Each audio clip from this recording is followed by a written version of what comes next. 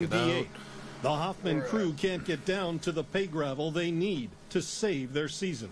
How come the dozer ain't running? Where'd Greg Loading go? into the game. Greg ran out of fuel. If he's done serious damage to the dozer, then he could have just screwed us. So I'm gonna go find out what's going on. My mind's not here. My mind is in Sandy, Oregon, with my family. The last few days I've been just wrestling with my two choices. One, stick it out, hope for the gold. Or two is to go back home and try to make something happen. Took my shit a while to spawn in, holy fuck. I don't feel good about my chances at home. Was there another patch? I'm starting to feel less hopeful about my chances here and providing for my family. I feel for Greg right now, you know? What'd you do? He's literally... His mine's not in it. He fucking broke the excavator. He ran Dude, you run that sediment through the system, man. You could have just straight screwed us. Dave left for a bit to go see his family. He left Greg in charge of the fucking At Quartz Creek in the Klondike, you don't run a diesel generator at a fucking Todd's gas oldest or a friend, diesel. Greg Remsburg, has run the D8 dozer out of diesel. He's put the whole Hoffman operation in jeopardy. Oh, it's Norm. Hang on a sec here. I just...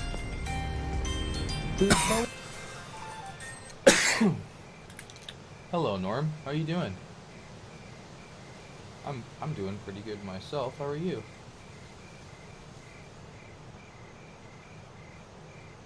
That's okay. Work's getting to you and you're just having long days maybe, or whatever it may be.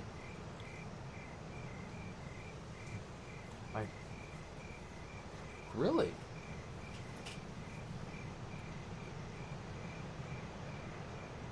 That's cool. What are you doing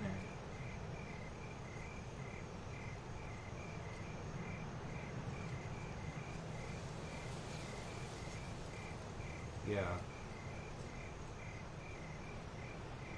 Oh.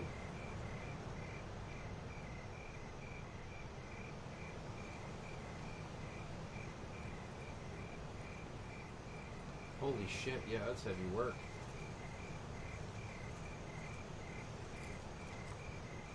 Yeah.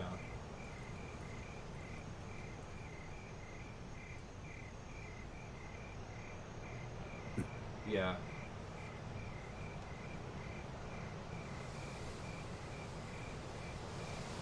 I can only imagine that it would be devastating to lose a boat, you know, to put their home on the water.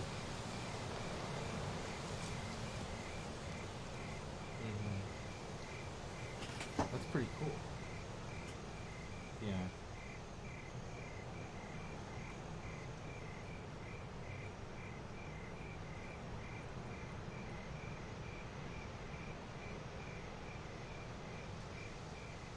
Yeah.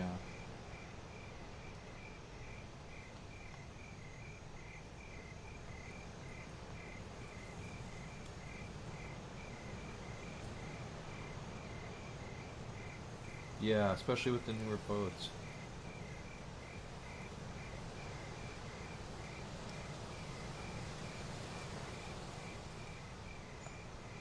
Plentiful.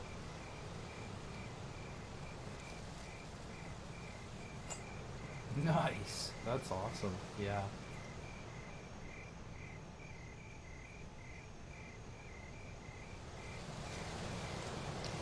Right on.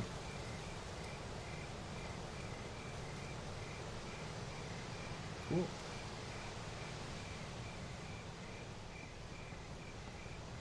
Perfect. That's fucking perfect. Nice.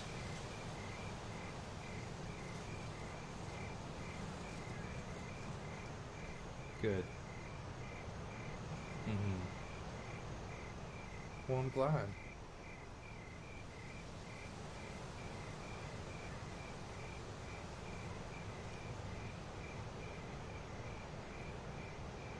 Heck yeah, I haven't been to any of the shows recently or the rehearsals recently, but I know they're doing good.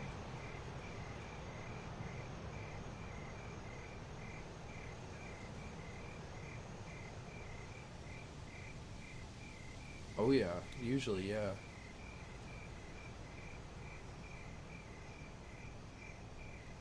Yeah, that would be wicked. Are you thinking of going?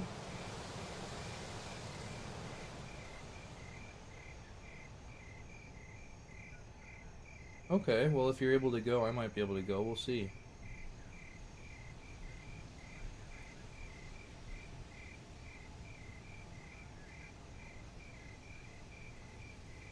Okay. So next Thursday.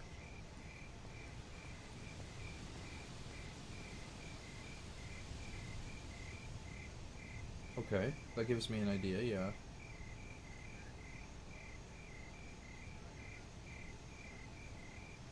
Yeah, it's nice now. I'm trying to find the sweet spot for the action, so I've been playing it and tweaking it, and so finding that sweet spot. But and as for the neck, it's looking a lot better. So yeah, yeah, I am, and I'm definitely interested in buying it off you. So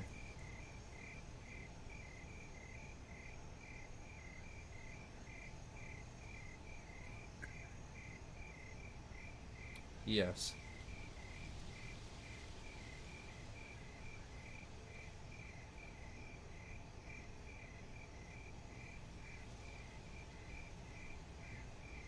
Mhm.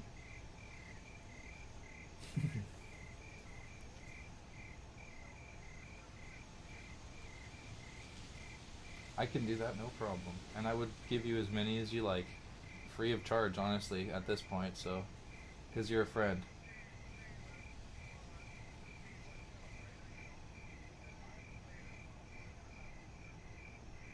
Okay.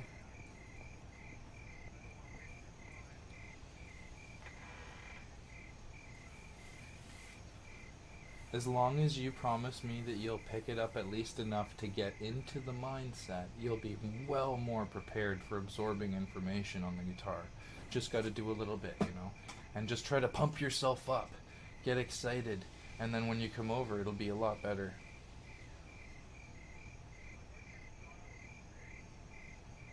Mm-hmm. Is it the attack? Or is it the precision type thing? Or is it the sound? Yeah.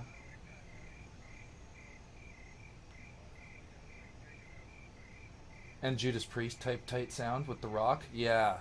Yeah.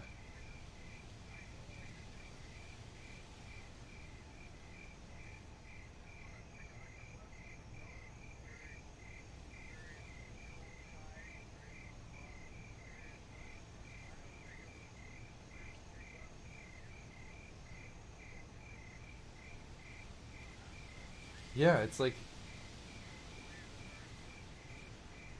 Hmm. I think it would benefit not only you, but me to be able to teach you. So, like I said, I look forward to the opportunity. So, honestly, it would be wonderful for us both. And, yeah, and I think that the next time I see you, I should be able to either transfer you the difference, but the rest I can do cash for the guitar. So,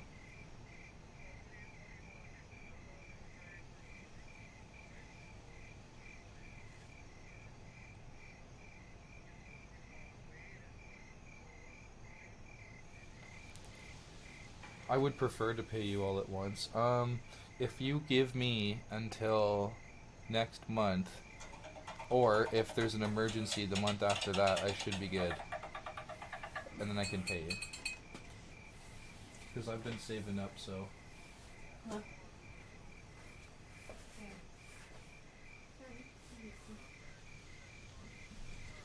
Mm-hmm.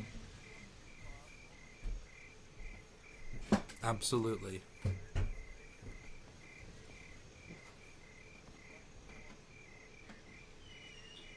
I appreciate that. Yep, you will. Gentlemen, Likewise, I honestly look forward to doing more with you in the future, whether it be lessons or whether we go to shows or something like that. That'd be cool. Yeah, let's do it. Oh, you did, eh? Sweet.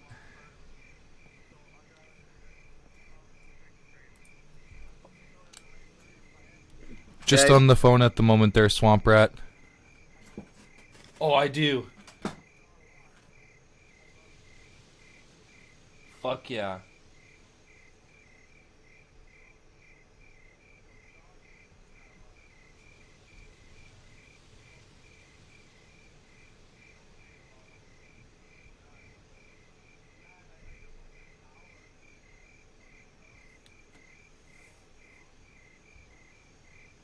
I honestly love that kind of feel. It's all about feeling when it comes to the music. So if you can put feel into it and your own style, that's what makes the music your own, you know? So honestly, I appreciate that you appreciate that, and that's cool. Because for me, that's a huge part of the music. It's like half of it right there, putting your heart into it, so...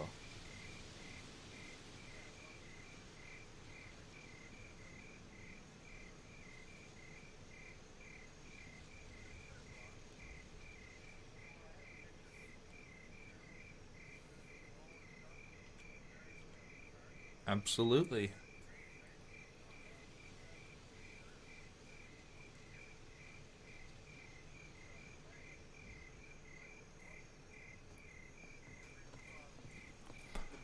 Honestly, Norm, next chance you get, let me know, and we'll get together, and we'll do some either rehearsing with ideas or whatever you'd prefer to learn. If it's a Judas Priest tune or whatever it may be, I'll start getting you up to par with how I play. If you want to play similar, if you want to have a similar attack on your picking style, I'll show you what I do.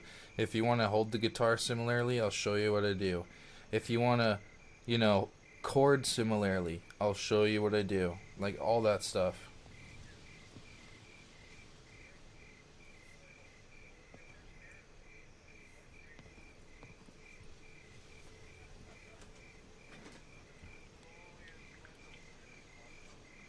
Yeah. If you don't use it, we lose it, you know?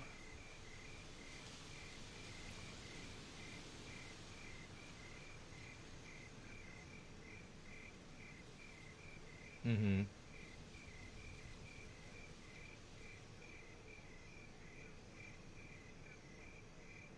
Oh, that's a good tune. Yeah. Yeah.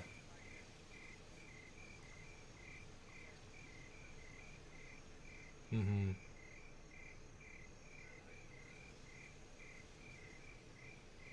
Were you busy with other stuff? Is that what did it?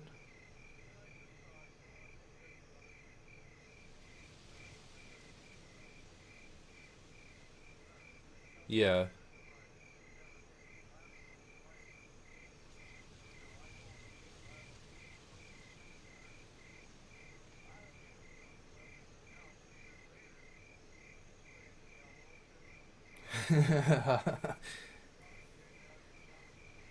Yeah. It's interesting how that works with some people. Like, for example, Randy Rhoads, with his guitar teacher, he completely surpassed him within, I think it was a couple months, 6 months. Yeah. His first guitar teacher, he learned everything in half a year or something. Yeah.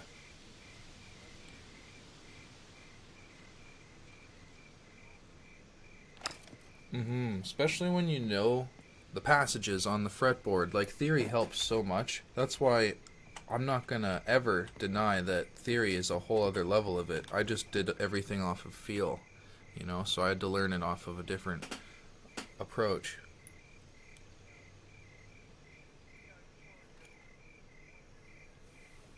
Just start picking it up whenever you feel like playing a couple chords, and then that way when you come by, you'll have at least got a feel for it, so...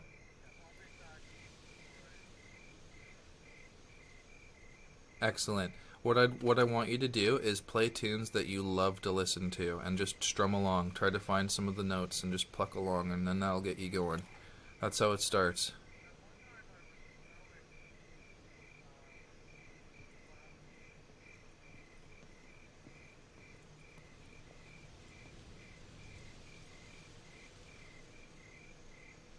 Which one is it?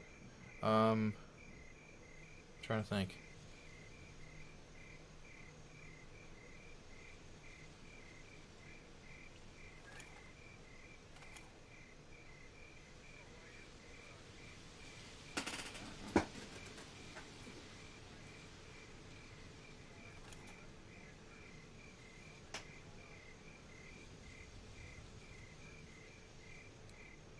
Yeah, it's understandable, Norm. You want to know what I recommend if you're having a hard time keeping a strum going? Stretch your hands before you do some playing. What I mean by that is, like, give them a good... Don't twist them too hard, but, like, stretch them. You know what I mean? Like, bend them, stretch the fingers. Then, find an anchor point where you can rest your arm on the guitar if you're not doing that. If you're not resting your arm on the guitar and using mainly just your wrist, you're gonna find you're wearing your whole body out more, because I honest to God use mainly just my wrist. I don't know if you noticed, but I rarely move my arm. Like, I only move my arm as much as necessary, you know, because that way you're saving energy. And if you can find a comfortable way to do that, we'll figure it out together if you can't, but I recommend working on that. Alright?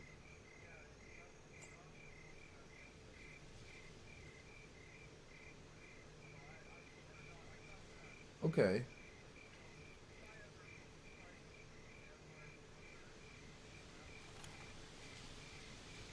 Mm-hmm.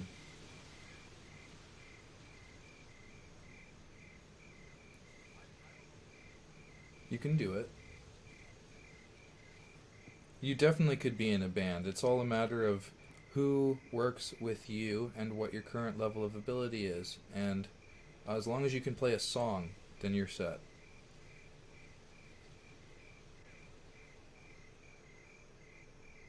Oh, yeah. Hopefully it's got any spice on it.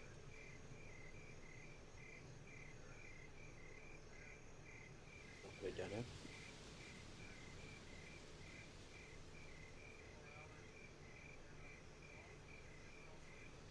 Yeah.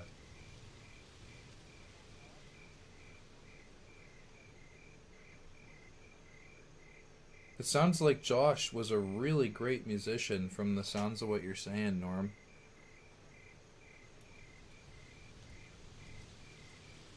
Yeah. What's his last name? Okay. D-O-H-A-N? Dowen? That's the one. Okay, I'll check it out. Okay. Let me, okay. It's a Steely Dan tune. Okay. He lives here, but this was filmed in Liverpool. Okay. He lived there for 3 or 4 years. Okay. Right? Yeah. And, anyways, he just hooked up with some guys there, and it's in a bar, and he plays the Josie and sings. I'm sure it's still on there. So. Let me see here. Josh Dowhan. Let me see. I see him. Is his profile? Did he make a video of him playing the guitar, playing a song called Misty? I don't know. He's probably got lots of videos. Okay. Does he have short, brown, black hair? Yeah. And he has a mustache that goes over his whole face? I might. Yeah, like a goatee. Yeah. I haven't seen him in a little while, so yeah. So there's a video where they do Steely Dan tune Josie. Josie, huh? Let me see here if I can find it. You know the song? I don't know, man. I think I've heard it. She's the pride of the neighborhood. Sounds familiar. I'm trying to find the song here on YouTube. If you find it, can you share that with me? Yep. Thank you, because I can't seem to find it. There's probably other ones of him there, though, right? I'm gonna look at the one where he played a song. Just called, go to his channel. He only has one video, and I saw the video already, and it's Misty. Huh. What if it's Here, I'm turning up the He volume. plays with this lady named Yolanda, I think. Okay. So they have a little gig. They do Josh and Yo, and she's a good singer. They complement each other pretty well, right? He's pretty cool. Like, he's rocking the jazz sound. Pardon me? He's pretty cool. He's rocking the jazz sound. Oh, you're listening to it? Yeah, not the one you were recommending because I couldn't find it, but he's playing something Your else. phone's breaking up, man. Sorry about that. Yeah. Yeah, I was listening to him play Misty. Okay. That was. I don't even know what Misty is. I think it's an original tune he was working on. Oh, okay. Yeah. Well, he's very talented. Like I said, I'd love to put you and him together in the same room, right? That would be cool. You guys could fucking really rock. Can you imagine he adds like a whole other depth level to the sound that I have? That'd be cool, you know, that'd be really neat. I remember him doing, what was he, one thing he used to work on,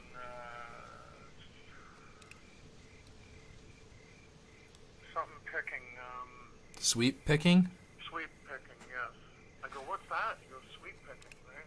So he could do all those things, right? Wow. Master, right? So, for a young kid, right? Yeah. You know, when I met him, he was 16, right? And then, like I said, Yeah. when I seen him at that bar in Keswick, he was only 17. You know, Yeah. and don't tell anybody how old I am. I thought he was supposed to be in here, but he's fucking blowing the roof off the place. Right? Yeah, he's not. You know, the thing is, he's very humble, right? That's what you need to be. Yeah. If they, you know, if somebody said, "Hey, man, I'm doing the lead," you know, you need to stay in the background. He would do that, right? He's a solid rhythm guy. He's a fucking dynamite lead guy. He's got it all, right? And I'm not trying to take anything away from you. I think. Oh, I don't think you're doing that. Yeah. I'm just explaining how, like, he amazed me, and I thought, fucking right, I'll take lessons from you. After Yeah. watching him, holy shit, you know, I never seen anybody play like that before, right? Isn't it? Live, right? Isn't it cool to see people just go into their own element when they play? Oh. Yeah. You know, he loves it. It's all about loving what you do. Yeah. That's where you get the best results. Anyway, I smoked a joint here. So Nice. rambling a little bit. I see you do the odd bong hit on fucking screen there. Yeah, I do. Bong hit. That's how I keep tuned up. It's good for the vibes, for the feeling. Yeah. Right on. Okay, well, I don't want to keep you too long. I just thought I'd touch base with you. Like I said, you know, you just get the money together, Okay. right? Keep the guitar, set it up and everything. Just keep it, get the money together. I'll give you a couple months, you know.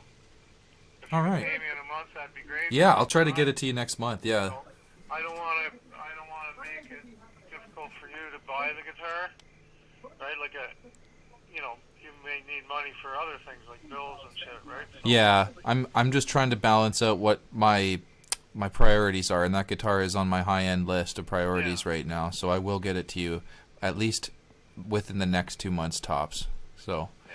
I can Like guarantee I'll that. work with you on that, right? Yeah. I want it to go to you. You enjoy it, and it needs a good fucking home. It needs to be played. I'm playing her. There's a lot of fucking songs in that guitar. You just gotta get them out, right? I've already came up with so many cool riffs because of the feel of the guitar. Like, I gotta show you some of the shit that I've come up with. Yeah. Right on. When you Have come you over. Played it with a strap yet? No. I need to get a strap for it. I haven't gone to the fucking guitar store to get a decent strap for it yet. I'm gonna do I know that. they're kind of difficult to play without the strap. It is.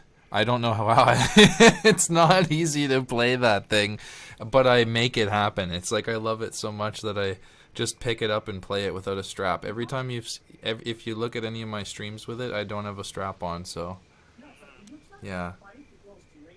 Right on. Well, it's a rock machine, so you can rock it. Oh yeah. I get lost with the machine, you know what I mean? It's fucking a beautiful piece of work, and I appreciate it, so. Yeah, like we said, it's not the highest end flying V, but it's flying V. It's a and Gibson. It really sounds well. How does it sound now with new strings? Like, Oh my god. sound changed? Yes, and it feels different too. Like, what a Yeah. fucking night and day difference. Yeah, it's insane. Right on. The action's so fucking nice too. Like, I'm trying to find that perfect spot. It's a tiny bit high still, but I might leave it. Yeah. Well, like I said, I give you a chance to explore it and see, you know, you might have said, hey, there's something I don't like about it or whatever. That's fine, right? But, you know, I'll give you the chance to explore it and play it. And, you know, it'll work out. It'll end up at your house forever. I'll always have this guitar. Trust me, I'm not ever planning on selling it because my goal with this one's to have it as my first flying V Yeah. and just hold on to her. Yeah. How do you like the neck? It's a slim taper. is It's what beautifully called. fast. I can say that it's fast. It feels nice. It's not too thin. You can still get a good chord at the low end But on the. see, up by the nut there, I just find that it's so bloody thin for my hand. What? Oh, you have bigger hands. Well, I guess you do, because like for my hands, they're at that healthy balance of being able to reach, but at the same time, my hands aren't too big. So I guess that's why I'm able to get away with it. I do find it's harder to do chords down there, but not too bad. Yeah. I like the baseball bat style neck. 59 Les Paul. Oh. Oh, okay. So you like the thin baseball bat style. I get it. Yeah. With the wide end. Yeah. At the bottom. But thin neck. Well, I don't know. Like I said, I had an SG and I sold it, and it had the nice neck on it. And, you know, Yeah. I should never have sold that guitar. But the Flying V has the tapered neck, and it just, I thought I'll never be able to play this thing. Just my hand doesn't really fit on it. And anyway. I love it. It works. Yeah. Good. Alrighty, I'll let you go. I'm gonna be busy for the next couple of weeks. If you need to call me or anything, call me. I will. I'm definitely going to keep in touch. Yeah. I'll be around here.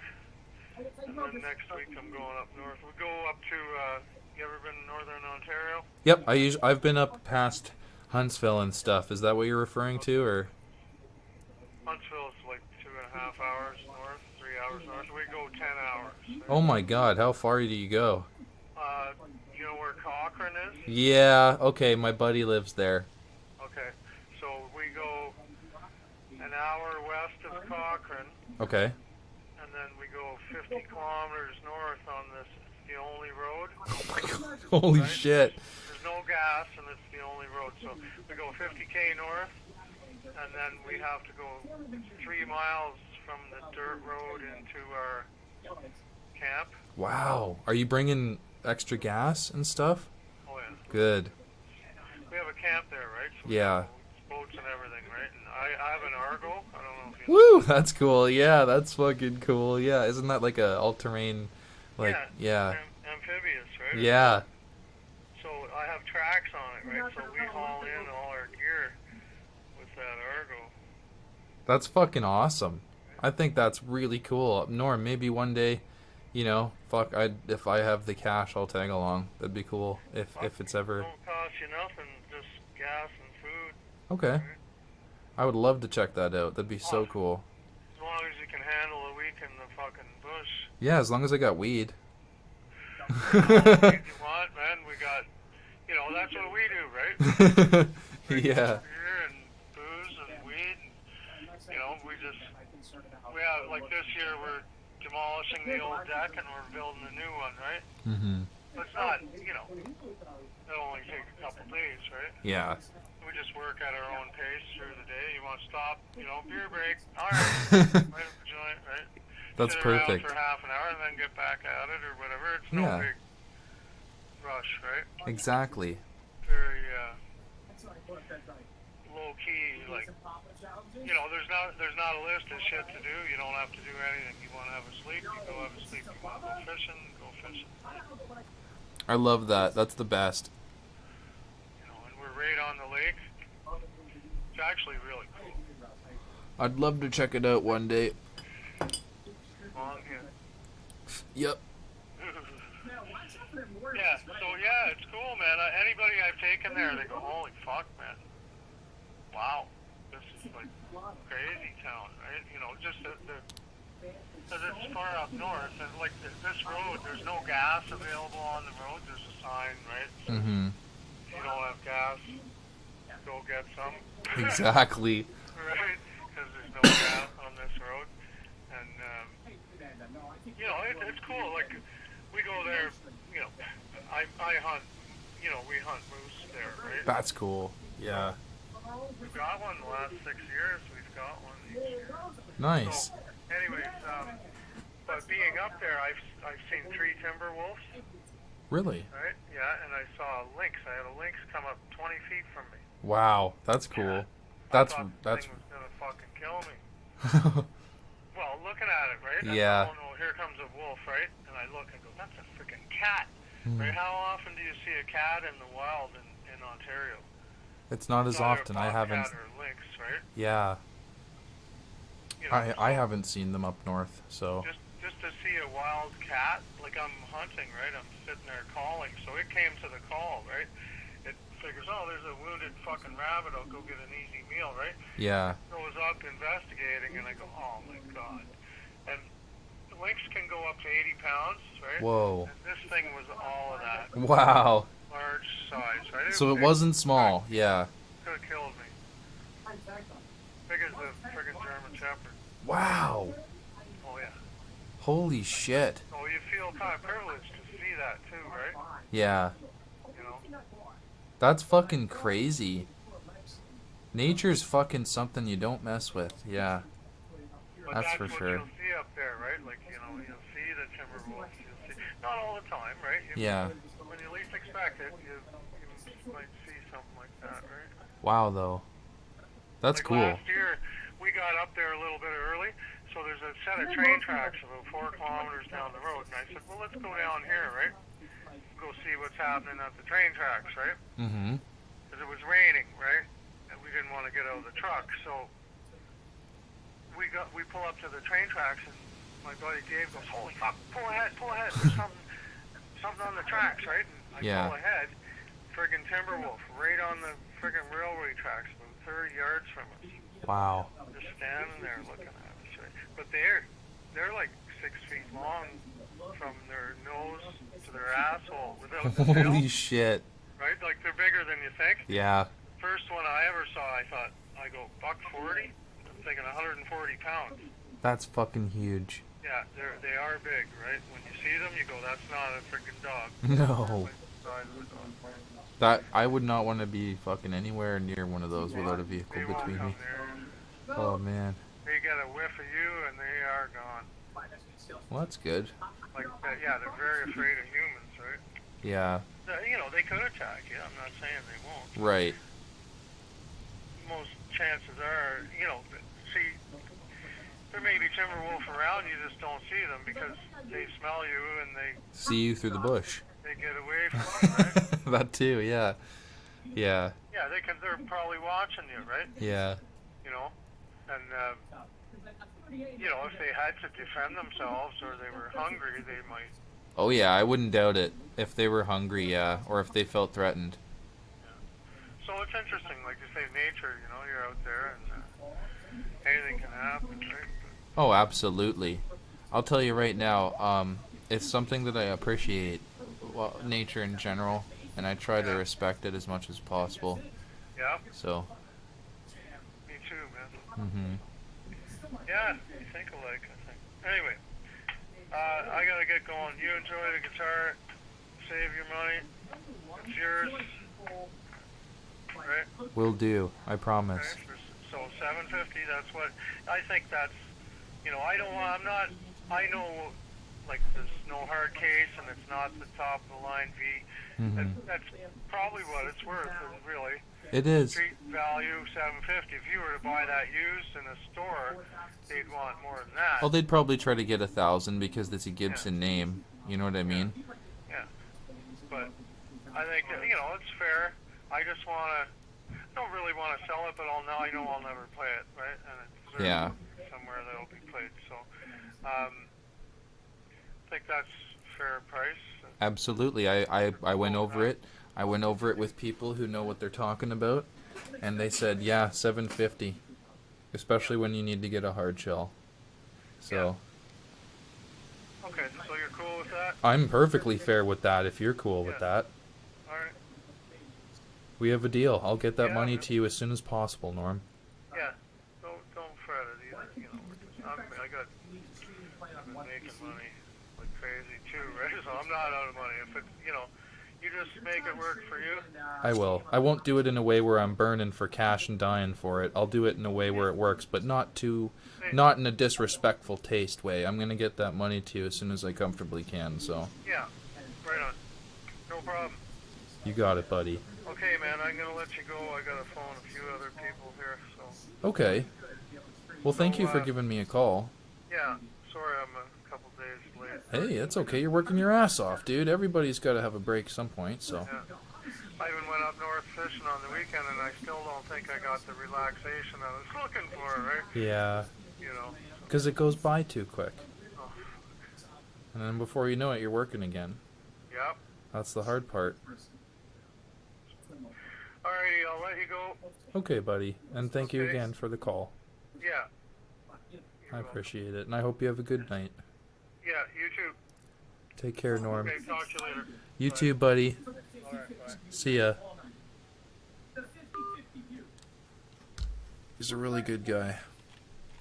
Swamp, I really appreciate the fucking support, bro. If you happen to still be there after that long phone call, I'm grateful for the support. And yeah, hopefully we can do this together as a team, eh, Brad? All of us. So he was just saying he'll be here until we go big. So he's watching the stream. Hey Phil, I heard you joined. Hey Phil? Phil?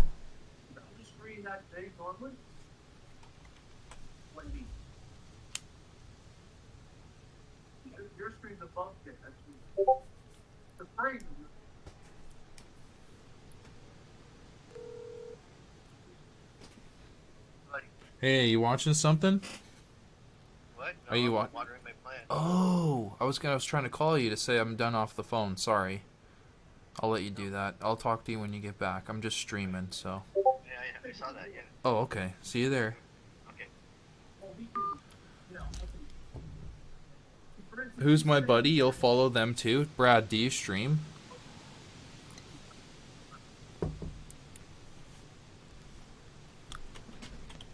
I can't hear you if you're talking, Brad. Sorry. Just checking.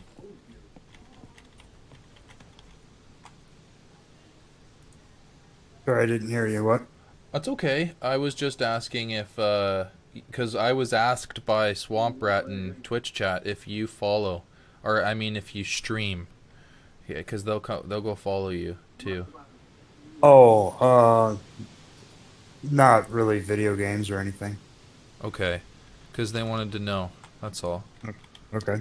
Yeah, they were gonna follow you. That's cool. I appreciate that.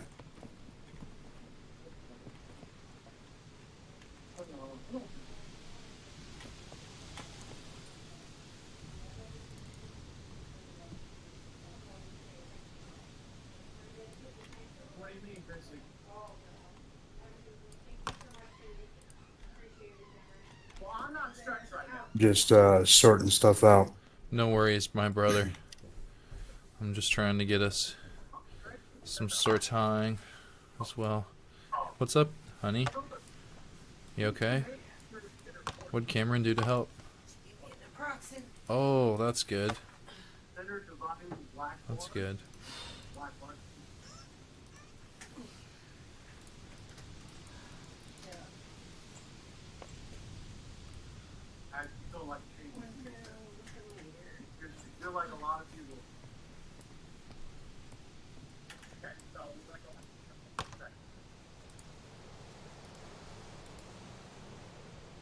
Alright, okay, so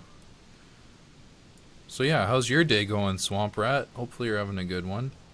Pardon the delay there in the stream from the phone call. I'm glad I got to talk to Norm though. That was good.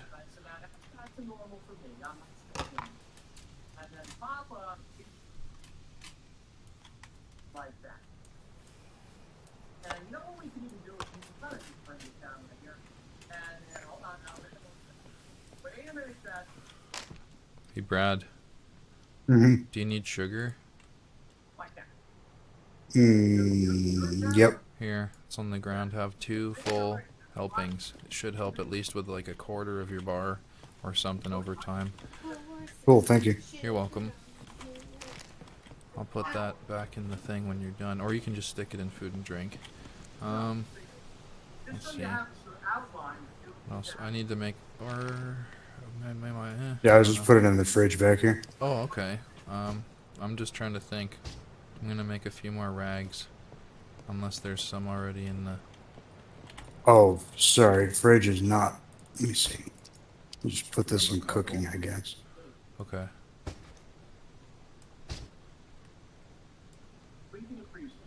Did you get a phone call, honey?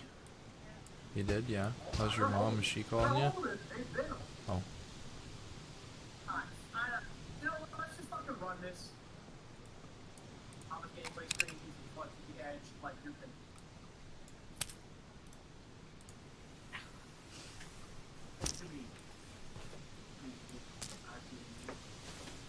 Moving gameplay to the left.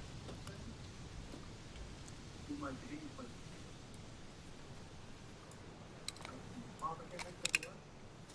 What up, Blake?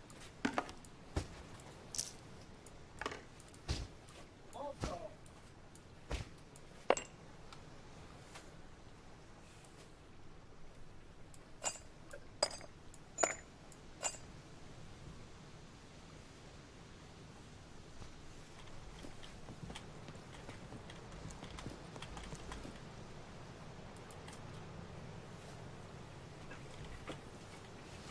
Very complex. My thing can't on my head. I don't know. I think I think a lot of people like the way it was right at the beginning. Whatever that.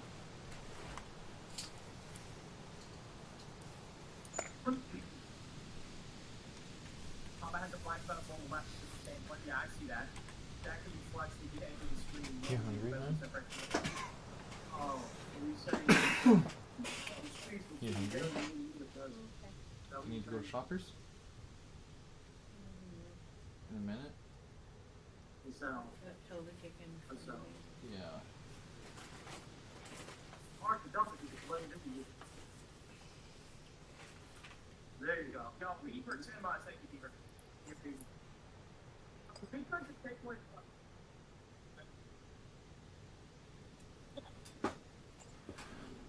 I'm gonna have to go to the store shortly for a little bit, but it won't be too long. And then when I come back, I'll be good to stream for a bit, I think.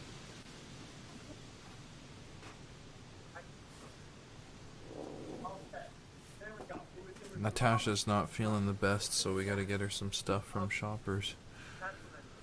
Okay. Her back's killing her.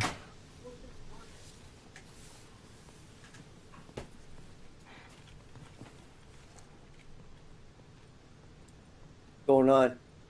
Not much. Sorry that I caught you when you were with the plants. I gotta leave actually in a little bit when Natasha's back pain meds kick in, but because Cameron gave her an naproxen because she's really hurting right now, so we gotta go to Shoppers shortly, and then I'll be back after. But I'll still be here for a little bit. How's your day been? Oh, busy. That's I good. got a bunch of the floor sanded. Nice. That's good. Yeah, no, I did quite a bit of work today. Good. I'm glad you're doing good and you got stuff I think done. Nana might be coming home Friday. Friday? Okay. Monday at the latest. Monday at the latest. Nice. Please back off, and you back off for her. She's doing really good. I'm happy. So here's the way Other I than the see it. whole I got getting two scared at the options. end thing, but Either I stick it out here and hope for that second cut. I'm glad she's alright. Put a Yeah, bunch me of too. gold in our pockets. Or I go home and I try to scratch something together. But you know, I don't even have a truck here. I know. I can't even afford to go down to the airport and buy a plane ticket out of here. Oh. And Want me to repair the but truck? I don't know. I'm just perplexed. My head is just Okay. ready to explode. I don't know. I know what's right, but I don't feel like I can do it. If you gotta go, dude, we'll get the money together and go. I'll talk to the guys and put some money together, and if you gotta go, you gotta go. You know? Really? Yeah, I will. All right, man. Appreciate it. We'll see what happens. I'm down, but that doesn't matter to me. I fight really good with my back against the wall, so just Nice. frickin' pour it on me. I don't care. I'm gonna get it done. Cool. With Greg quitting and Dave still in Oregon, Todd is down to 2 crew members, and his most important piece of equipment is not running. I feel it's a big loss to the team and personally because Greg's one of my closest friends. We're at the point where we're Wireless mouse running today out You did? of pay. at the thrift Dirt store for and, $7. Nice. Thing's He's not crazy. here, so be It's it. crazy fast. Not much we can Yeah. do about it. I gotta go. I gotta get over here. Got skulls on it Opening Oh, wow, 2 really? looks more and and demon more eyes. It's like Super Mouse. This is a wicked. I'll have to turn my camera on. Hold on. Okay.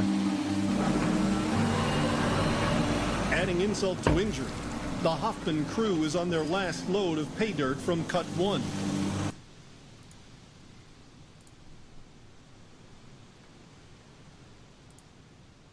Okay, ready? Yeah.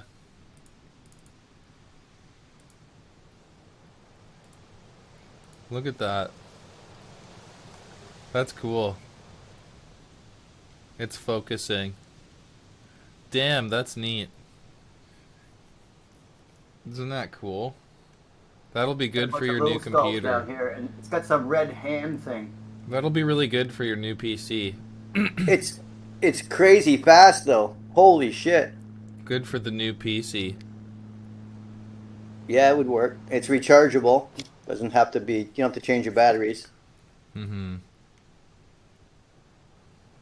Plugs in with a micro SD card, a micro SD plug, or whatever you call it, micro USB. That's pretty cool. Did you spark If it? I can't figure this frickin' game out, No. Yeah. I don't know what I'm gonna do. So, After the last yard of dirt runs Spark through the it wash up. plant, Thurber shuts down You the smell pump. smoke? Cut 1 is dead. Yeah, we're done. Todd ran the last of what material we had. So we'll take a look at what's in the boiler box and the riffles and kind of try to put together a plan to see what we do next. You can hear the geese flying. They're getting the heck out of here. Oh, it's got side buttons too. It's like a light switch here. Bam! We'll Wonder be what in they winter do. before we know it. They can easily, before August is over, have snow here. Oh, how am I going to do that? 100 miles south, 17-year-old Parker Schnabel is closing in on the Klondike. Before he goes back to school, he needs to smelt all the gold he's mined. This season has been the worst season as far as production goes Where's your seat? at the There we mine in go. a long time. That's a little better. Parker mined every available area of Big Nugget, but he only found 35 ounces of gold, worth around $55,000. Last week, he turned the mine back over to his grandpa. I'd want you to be Well, I'll take care of it. in charge and in control. I understand that. I gotta get back to work. Parker arrives on the outskirts of Dawson City to smelt his gold.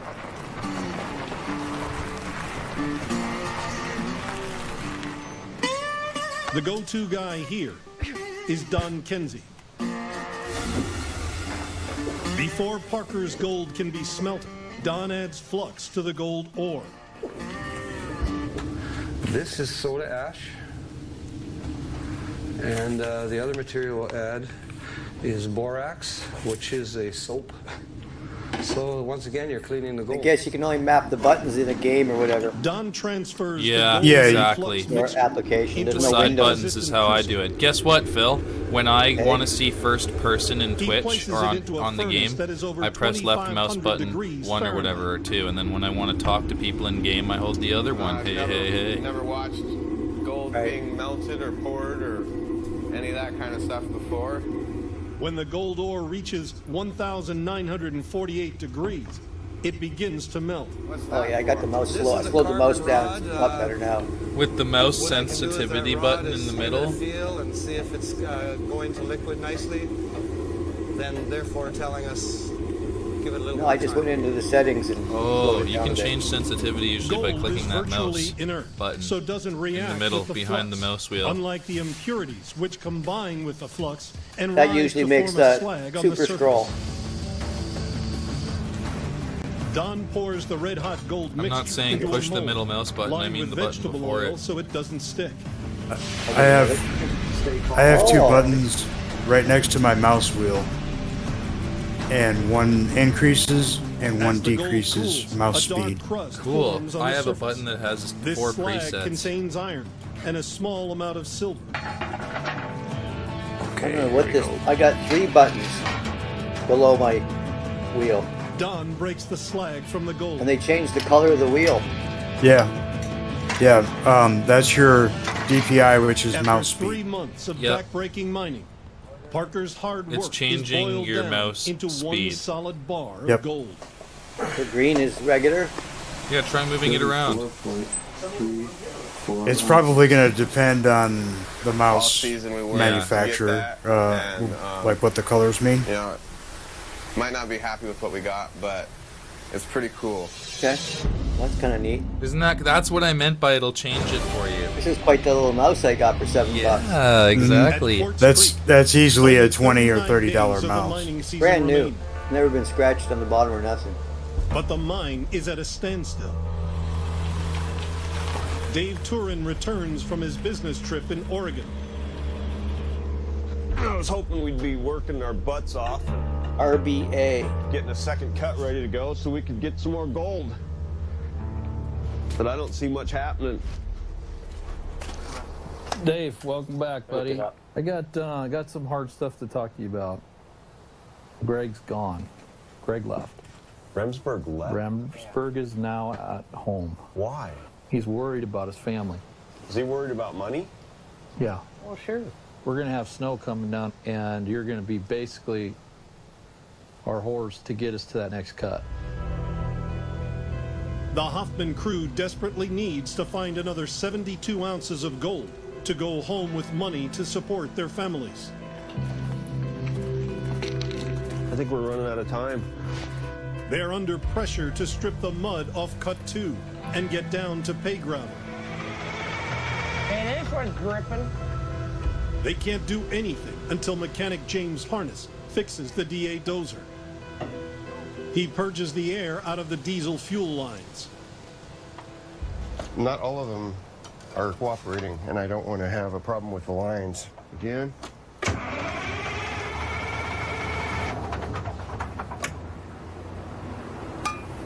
Again.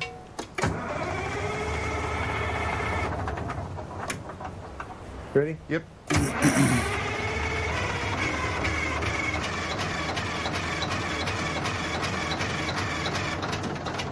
Oh. Almost. Okay.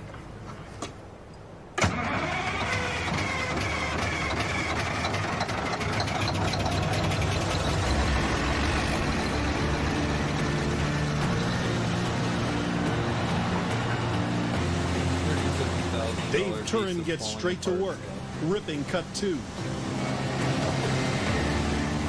Every blade I'm pushing gets me that much closer to sluicing out of cut number 2. It will take around a week to clear 2 feet of frozen mud.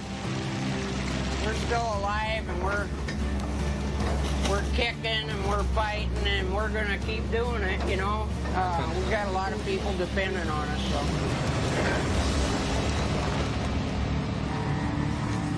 With no pay dirt to run through the wash plant, Thurber takes random test pans from around the claim.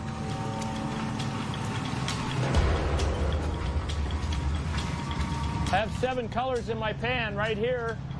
Handful of dirt. What Thurber has stumbled on in Cut 1 just may transform their whole season. Hey, John. Hey. I went up to to the first cut. Okay. And I panned and I found gold on the deck. Right there, where? On the deck, right in that bedrock. God, dude. Thurber's random discovery that there is gold actually in the bedrock of Cut 1 contradicts everything Todd has learned about gold mining. We have not gone deep enough in the first cut. Thurber's panning really coarse gold. No. You know, I thought we were done down there. Oh, gosh. I don't know what to do. Gold tends to sink through the gravel until it hits solid bedrock. This means the richest pay streaks are usually at the bottom of the pay gravel. This is where the Hoffmans stopped digging. What they didn't know is that water can seep into the bedrock's hairline cracks.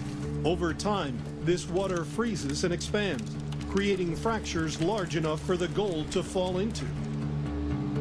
If the bedrock on Cut 1 is fractured and full of gold, the Hoffman season could go from bust to boom overnight. 40 miles north of Quartz Creek in Dawson City.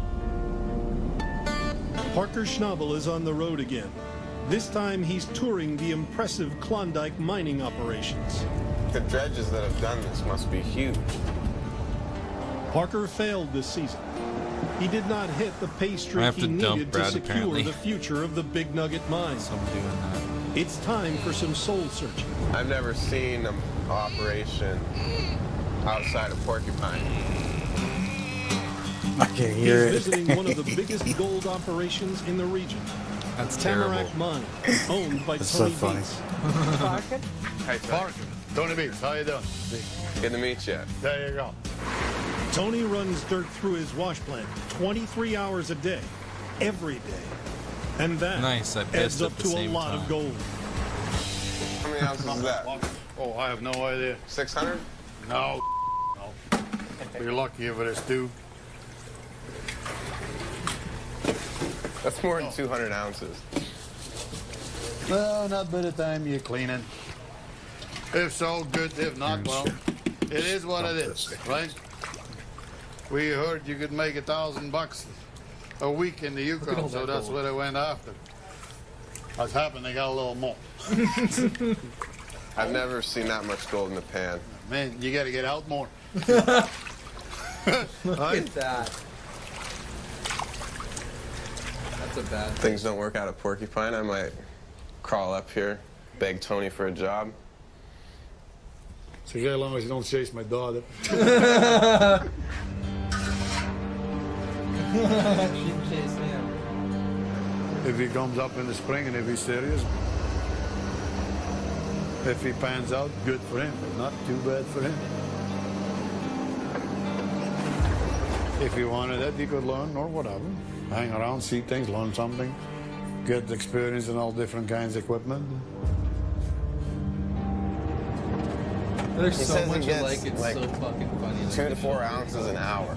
I'm digging in the wrong creek, man. If I want to play with the big boys, I got to get up here where the big boys play.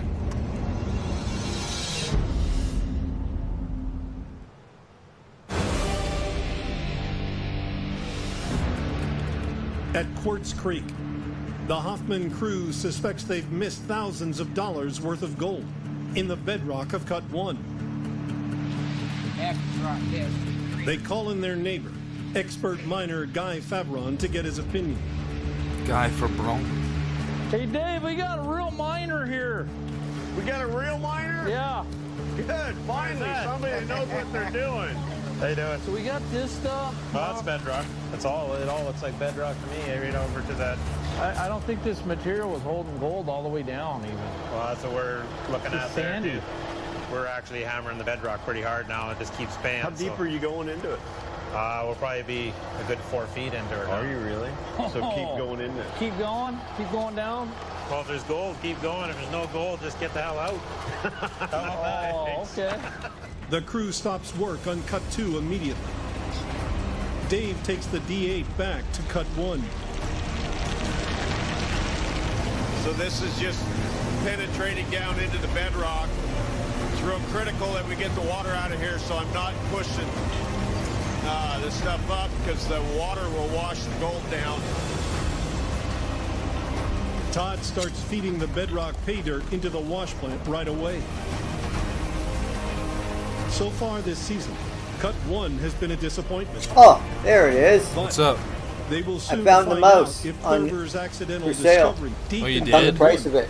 will make them all What is rich. it? Called a Bloody P85 RGB gaming mouse. A bloody? Bloody P85. Is it bloody? Well, it's. The prospect I guess of it's a horror-ish. season-saving cleanup has the crew Guess how more much it is? determined than ever. $100. I think that On there might be Amazon. more gold Canadian. left in the cut than what we got out. I'm kidding, it's probably... 246.51. What? What's wrong with the mouse? The Dakota wrong with boys it? are Yes, feeding their because why final would bucket someone get rid of pay that? dirt of the day into the wash plant. Wash and rock, baby. After 3 10-hour shifts, There's got to be something the up with it. D-Rocker has crunched through over 4,000 cubic yards of their best pay dirt yet. Or they just didn't know what it was Right. for. Don't change it for me.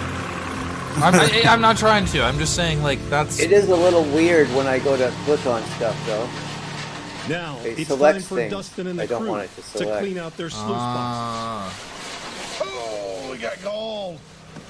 It's getting bigger. Yep, it's getting Like when you bigger. go to click off of Anytime something, you get it just larger plates, highlights it it. makes up for a lot of small ones.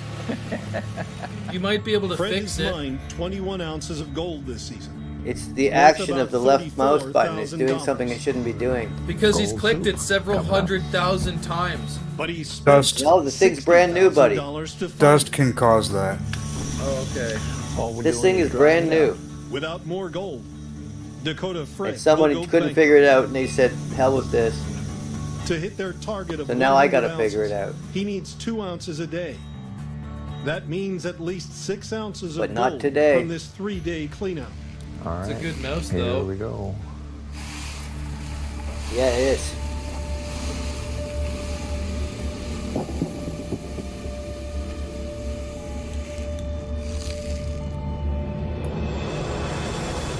Fred's face. Voila. 9.1. Plus. Refill.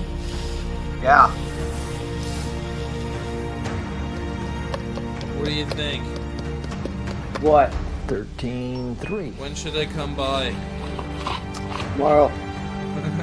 13 ounces, worth nearly $21,000, is twice what Fred was hoping for. Their season tally is now on course. 21.3. 21.3. 13.3.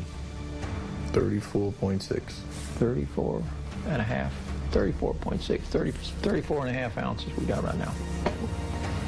Bella. 13 ounces every 3 days for the rest of the Holy season shit, yeah, would he give the walks Dakota boys hurt. over $250,000. Their luck may finally be changing. We find a little gold in between breakdowns. The world's largest gold coin is Australian. It weighs in at over 2,200 I'm gonna pounds. spark one up. Its nominal I'm value gonna spark is one $1 too, because I million. gotta leave shortly. when But the gold Natasha's it's pain made meds from kick in. is actually worth over $50 million.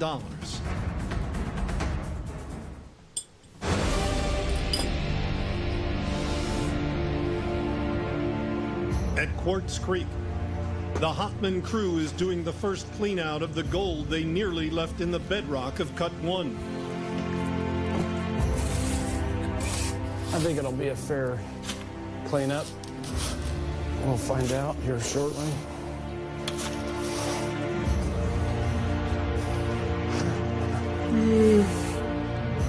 That's a good sign. Oh, yeah. Always want to be able to hear it. That's That's awesome. nice. Jack and Thurber rinse the miner's moss from the sluice boxes. Look at the gold there. See it? Yeah. Right here. Just Yeah. I think this this clean out looks better than last time. You know, it looks pretty cool. They run the gold concentrate through their duplex jig. The pulsating cylinder full of ball bearings separates the heavier gold and black sand from the lighter dirt. Shut it down. Tell me when to spark it, Phil. Any larger There you nuggets go ahead, are spark picked it. out of a Spark miniature it sluice box. up. Jack, Yes, sir. Okay. if the size of the pieces mean anything, it's getting better. Ready?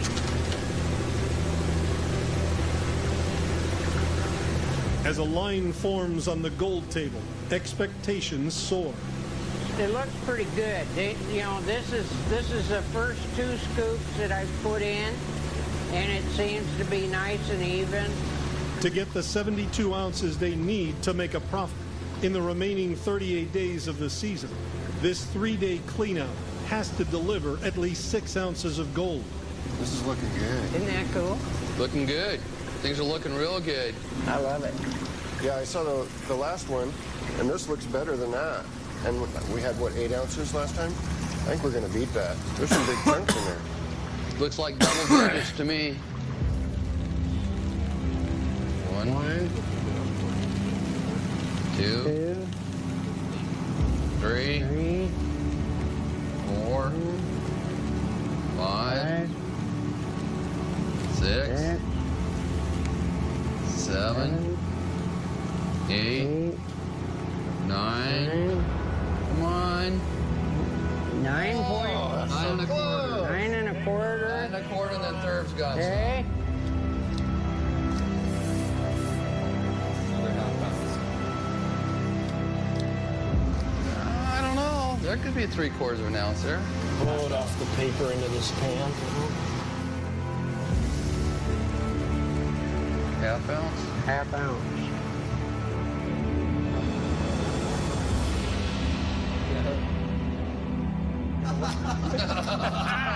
Now we're getting somewhere. The 9 3/4 ounces of bedrock gold that the Hoffman crew almost left behind has everyone encouraged. I'd like to have a bunch of these.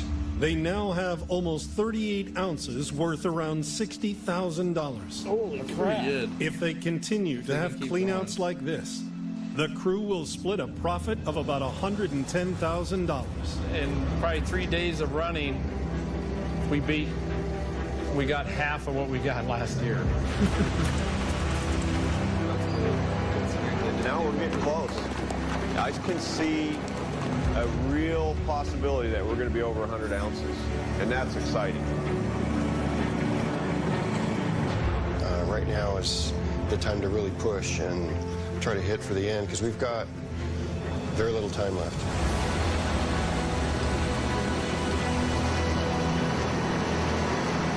I know that we could accomplish our 100-ounce goal by taking that next cut.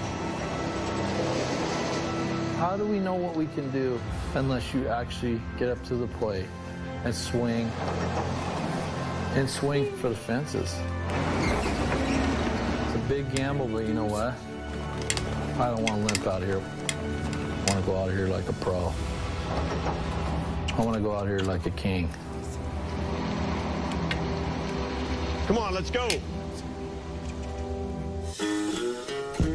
I'm Christo Doyle, executive producer of Gold Rush. This time on the Gold Rush After Show. Tony Beats, how you doing? So tell me about Tony Beats. I've met Tony Beats. He's an insane character. Holy crap, that hurt. No, come here. No. Yeah. No.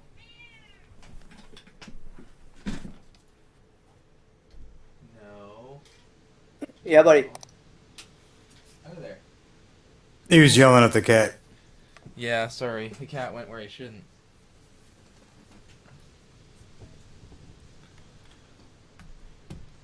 The cat's going where he shouldn't be. He's cute, though.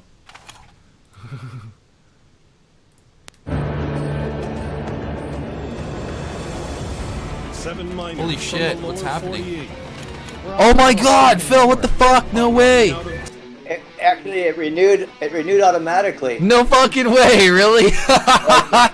I turned that off. I thought you did turn it off. I had just figured out how to do it. I turned it off.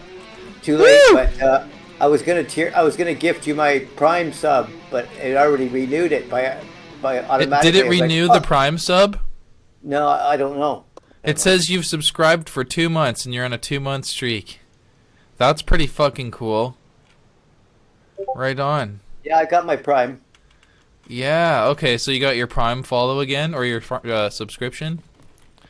That's fucking awesome, thank you. Cool. Right on.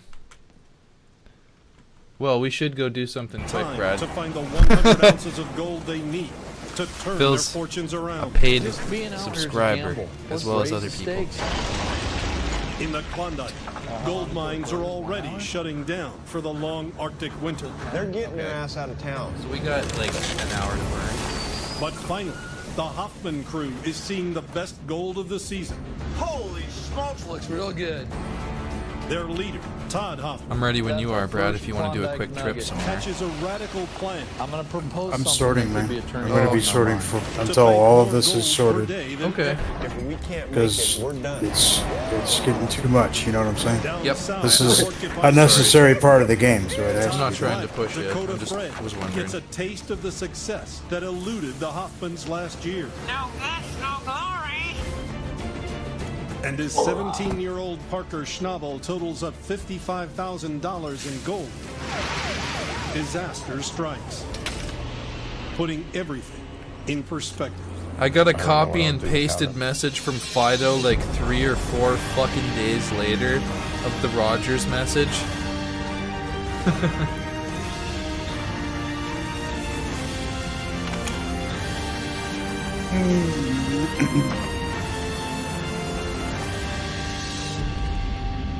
So Phil, did you see our new well? What? At Quartz Creek, Improvised well? the Hoffman crew has only weeks left to mine. Okay, Their no. goal, Check this out. 100 ounces of I'm Klondike looking at gold. something else right now. They've dug 40 ounces out of their first I'm not dig even site, saying it. I cut don't know one, why. but are running out of So pay dirt to yeah. process. Right now we're 6-7 feet below the gravels into the bedrock, and I just cannot believe gold would travel that far into the bedrock. Thurber pens the bottom of cut one to see if there's any gold left. No, whatever this pans out, at least we'll have an idea. Do we keep going or get cracking on cut number 2? Here we go. Oh, I see it now. Isn't that cool? We'll see. Not real good. We got this one little speck of gold. It's taken almost 4 months, Okay, maybe we're done. but cut one is finally out of gold. Where's the well? It's actually below the lid. 2 weeks ago, the crew started stripping ground You on a can't second open the cut. lid. But the pressure of getting down to the gold, with their season slipping away, I got a new gun pushed one crew member over the edge. and another new gun. ain't running. Where'd Greg go? I'm starting to feel less hopeful about my chances here. Greg Remsburg quit, leaving the claim to find work back home in Oregon. Now with cut 2 still days away from delivering any pay dirt, the crew is eager to feed whatever they can into their wash plant. Jack digs up the access ramp to cut 1. We might as well get as much gold out of this one as we can, so we can go to cut number 2. Todd and Jim run the old access ramp dirt through the wash plant. Would you like a car 98, Brad? Jim, last bucket. Yeah, we're gonna shut down. Take a look at these ripples. No, if I were you, I'd keep that to repair yours. Okay. What do you think, Jim? Don't see much gold. There's some gold in there. Holy smokes, look at that thing! Oh, Oh, look at there. That's what I've been looking for ever since last year. Dude, Ever since last look year, at he the size says. of that bad boy. I think that's just awesome. I mean, Fucking sweet. I think that's just the beginning. right there, that's our first Klondike nugget. They're nowhere It's a near. nice one. Guys, I hate to tell you this. I don't know if that's a Quartz Creek nugget. Think it might be Toronto? Yep, Really? I do. Toronto Creek runs into Quartz Creek on the south end of the Hoffman's claim. The nugget was pulled from the access ramp on the southern end of cut 1. But the crew has been prepping their second cut further from Toronto Creek. Todd and Jack scout out Toronto Creek. where Todd suspects there's better gold. Do you have a cupboard for They tools? discuss a possible change of Yeah, there's plan. one in the storage room. I'll start helping you with that shit worked its way and out to putting the mouth, all right here, tool-related somewhere shit in into this that. area. I know. All right, so Right now we're sitting on 40 ounces total. Half this cut. appreciate on it. Cut number 2. yeah, I figured I can focus there on could the be, tools. Who knows? 500 to 1,000 ounces right Stuff at the mouth like, here. Yeah, I know. for example, We got time for one more cut. You're going to have to make a decision. Saws. I'm willing to work whatever way it goes. crowbars, shovels, Toronto Creek just may be axes, richer ground than Cut 2, screwdrivers, but it'll take weeks to strip. car battery The crew is a cables, man down, and winter could freeze them Fishing out reel. before they even reach pay gravel. kind of shit. There's a fishing Back at the there's a wash fishing pad, the separate. crew Yeah, it's continues just to the clean left up of the tools. Okay, no reels. and takes the material from the old ramp to the gold room.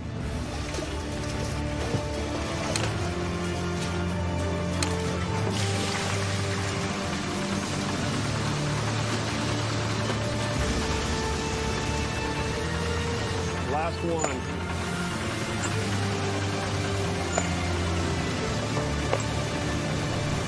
Nice little nuggets. They're clinkers. Seen some nice pieces. Look at that. There's a nice one. 4 nice chunks. Dude, that's a nugget. They go clink in the pan. Look at that. That was in like about 30 shovelfuls. That's as many nuggets as we've ever found.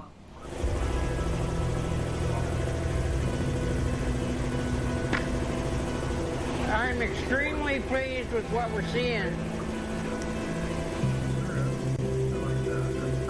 We didn't wind up with a lot of material put through, but it is really good stuff. It ain't gonna take long. Yeah. Not bad for not running much material. The music is ominous. It's like it's not going to be good. They're dicks. 5.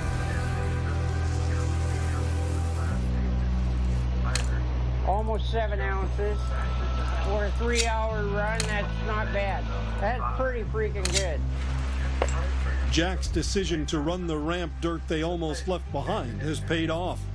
$11,000 in gold for just 3 hours of work. Do you have a rope chest, or But is now, that a tool? The Hoffmans have a season. It's over here in the crafting area. Okay. I'm going to propose something that could be a turning point in our mind. This section over here, okay? Cut number 3, let's call it. Coming. When you get 2 creeks with gold in them converging, you get a pocket of gold. Which one We're is talking. it? Does it say rope? It's in Possibly crafting. 500 Oh, to okay. 1,000 ounces on bedrock This is storage. where the 2 rivers converge. I want to storage knock room. it out of the park. I want to try to see what we can do in 3. But the question is this. We got time for one. Yeah, we only got time for one cut. Todd, that's a huge gamble going over there. Just being out here is a gamble, okay? We're out in the middle of frickin' nowhere. If we're going to go out, let's just raise the stakes. Take I it to the see it. next level. I know you're like me and Jack. You'd rather go out of here like a hero. Well, what about these guys? They need to get through the winter. If we get halfway through that and we can't make it, we're done. We walk away with and that's all we've got. Right.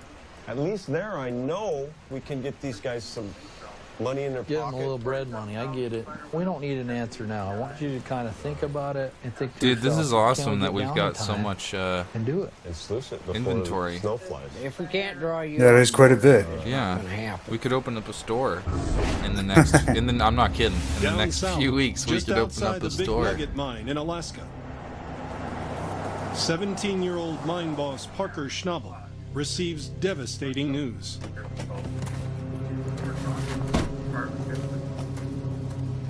I talked to my parents, and they told me that my grandpa's had a heart attack.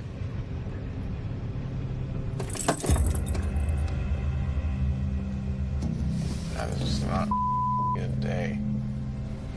You know, my grandpa's probably Yeah, you could. the most There's important there's person in the my life. trade channel in Discord.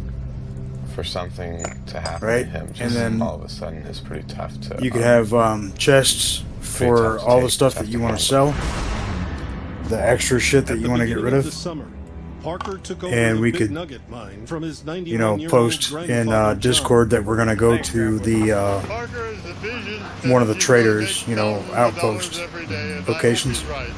Good call, and that's how we could do it. Or they could come meet at our place, and we could have like a little desk built with a chair to do business. Now we've got the 18. It doesn't have to be that silly. I don't want to attract people out here. Oh, okay. Because of the dirt bike track. Oh, yeah, okay. That's kind of a little gold mine that we can grift over and over and over. You know what I'm saying? I'll roll with you on that. Now, I didn't know you felt that way. I'll roll with you on that. No one knows. I know you don't want to have competition over there at this point. Well, we don't have competition, yeah, and there's no reason to draw any competition out here. You know what I'm saying? I was just thinking of a friendly shop over here, but I won't do it. Passes away. Location means everything. You know, obviously he's old. You know, I'll be able to handle it fine, but the truth is, I don't know what I'll do without him.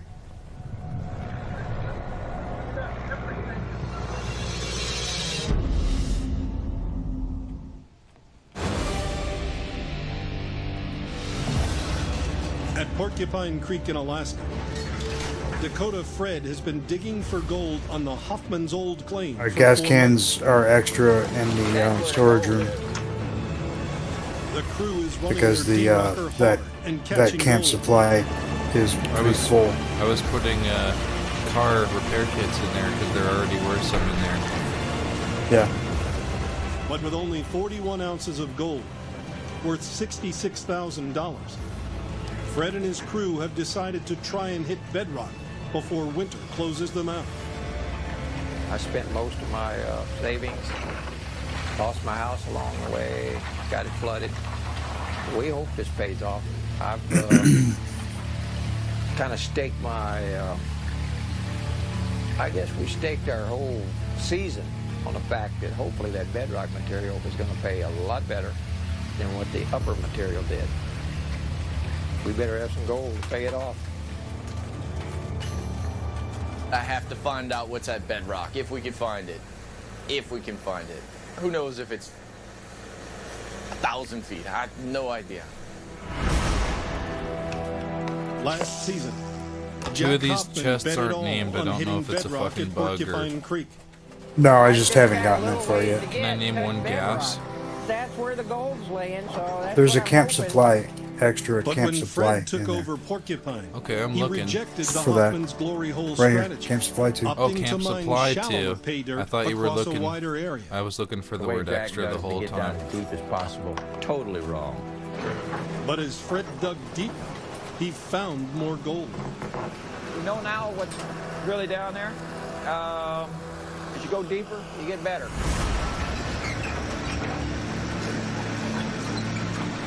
All right, we're gonna try this. Fred is now after the deepest gold he hopes is sitting on bedrock. To get at it, he has to inch the 270 excavator down a dangerous rocky bank. If I don't die first. 70 feet to the bottom of his pit. This is a dangerous maneuver here. Don't try this at home. And I have a sell to admin chest over here too for the zombie eyeballs and cigarettes. I'll start grabbing that shit as well before I get home.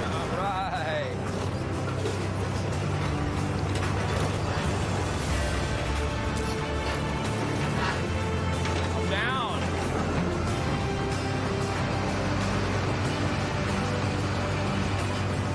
All right, let's see what you can do.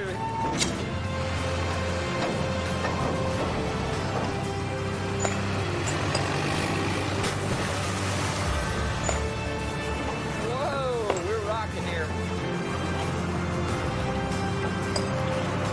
Hey, Randy.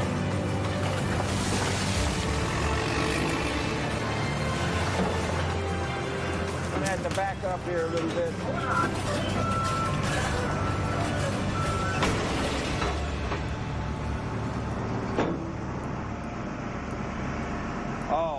Kitty cat. Dustin, come down here immediately. I need some help. We're in big trouble. Big trouble. What'd you do? Completely lost the track. What's the matter? I'll be right there. It's okay.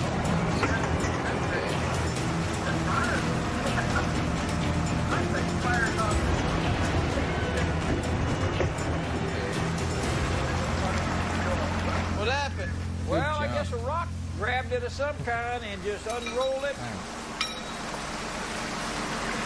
All right, so check the box up there to make sure you don't have a chain. I'm gonna get a chain and a shovel and a come along and a few other little things. But there may be an even bigger problem. Fred's 6-inch pump is barely keeping up with the groundwater pouring into the pit. We're right down here where the water could overtake this in about 4 hours. It's gonna be a race against the water level coming up. We've had a lot of rain and the river's high. If that pump quits, Which one is kiss the this excavator goodbye.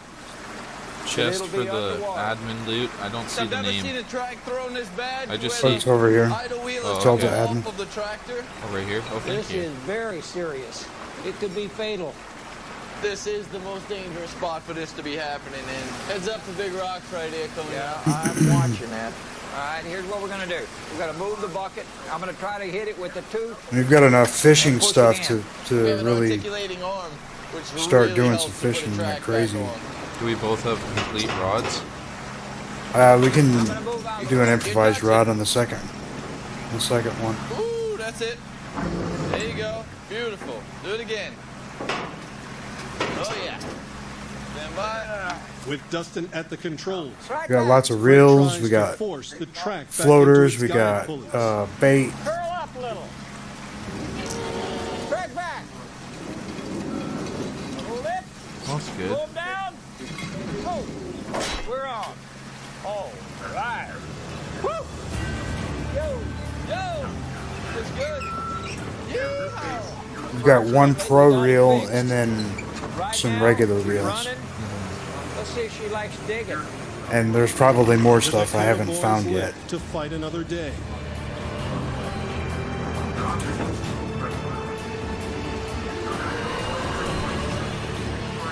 All right, big boy. Let's see what you can do here.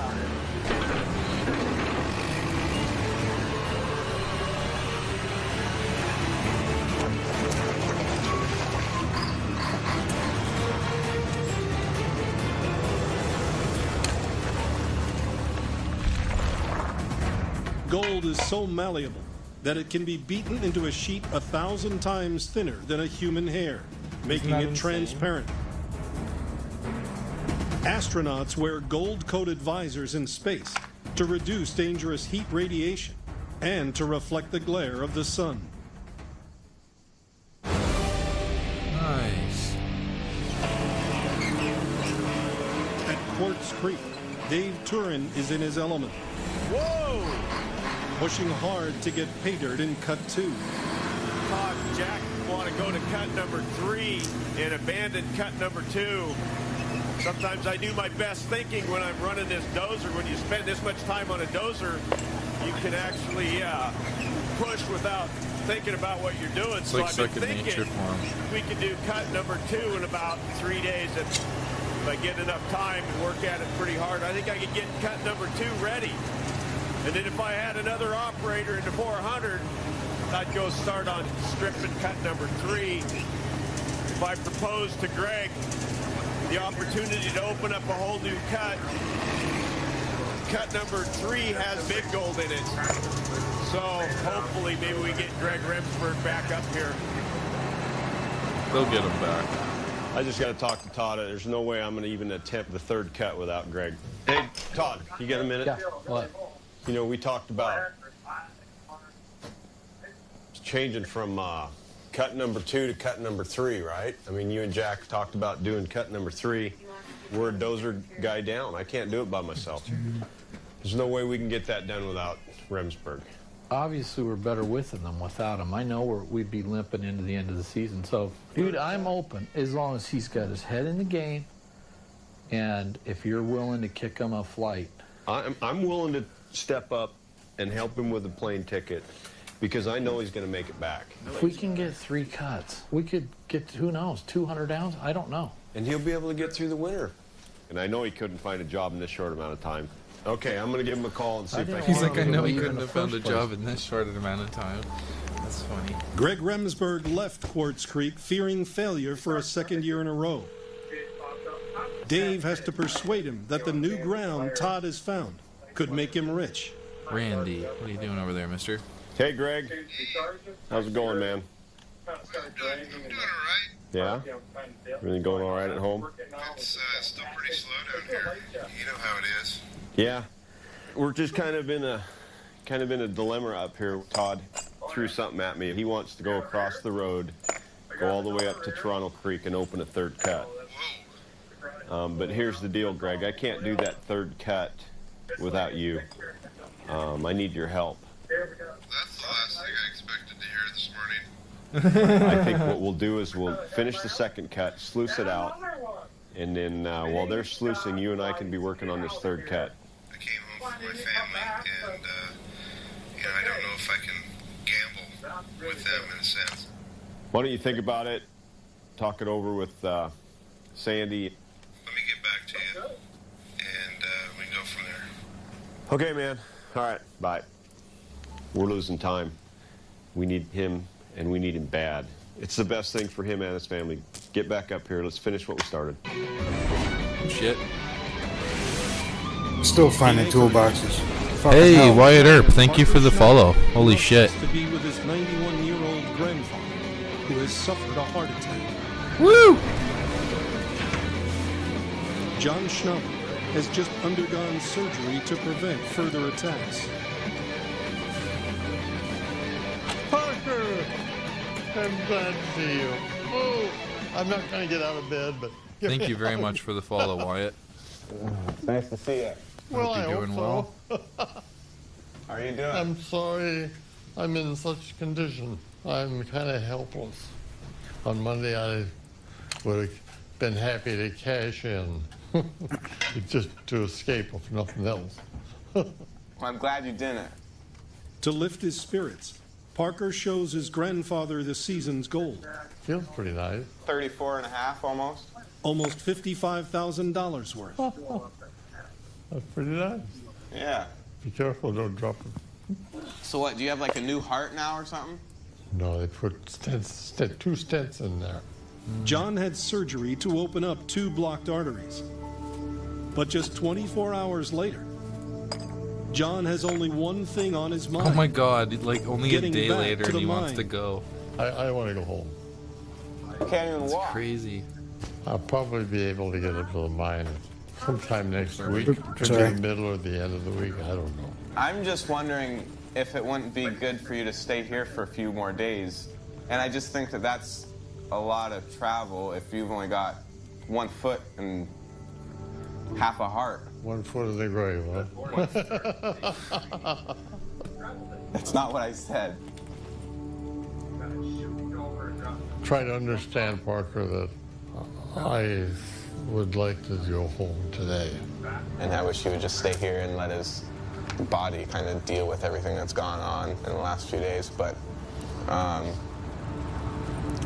think a big part of my grandpa's well-being is his mental health, and he's happiest in Haines, so let him go to Haines. John begins the 500-mile journey home. Oh. I feel like I'll make it. He's crazy. Holy shit.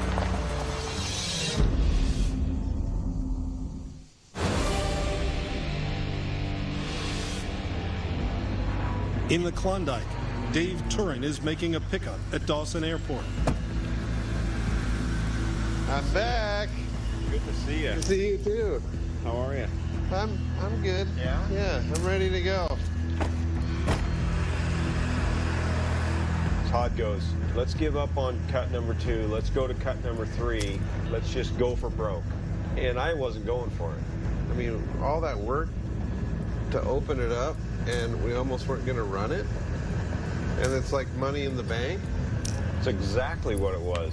So that's when we talked, bring you back, they start sluicing cut number 2, you and I go to work on cut number 3. But without you in the 400, I had no chance of doing cut number 3.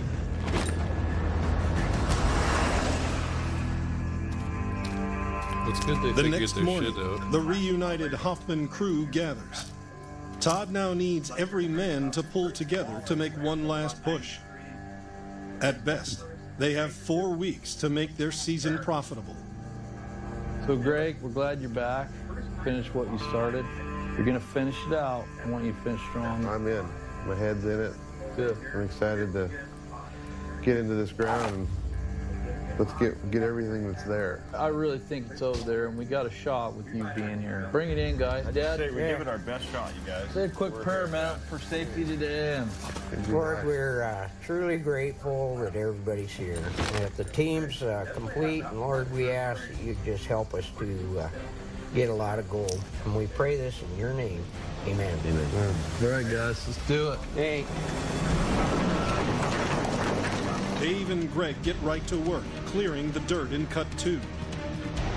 Once they hit pay ground, the crew will run it through the wash plant, allowing Dave and Greg to move over and start stripping cut 3. Nice to be back in here. We got a lot of muck to get out of here still, but I think we can get Brother her. Brad. Yeah, it's really nice having Greg back. Him and I think a lot alike, so it's really easy to communicate. We're going to get this cut number 2 done, and we're going to do this in about half the time. After 5 hours of teamwork, Greg reaches the first level of pay ground. We got good pay here in cut 2. It's already starting to show. Yeah, so first scoop. You know, I'm a plumpologist, not a geologist, but by golly, it looks like it's gold bearing to me. Yeah, man, we got the second cut. First couple loads of dirt here. Yeah, we're making progress. We're moving forward.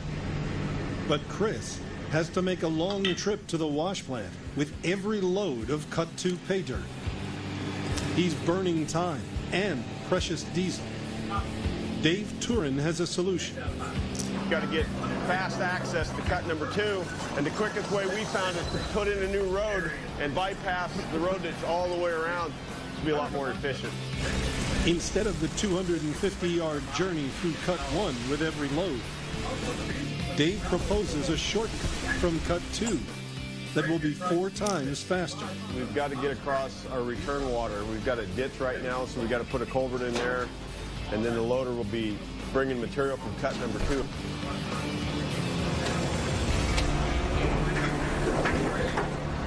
If we spend a little bit of time doing this right, and this will save us days later on, and that we need those days. We need every day we can get now.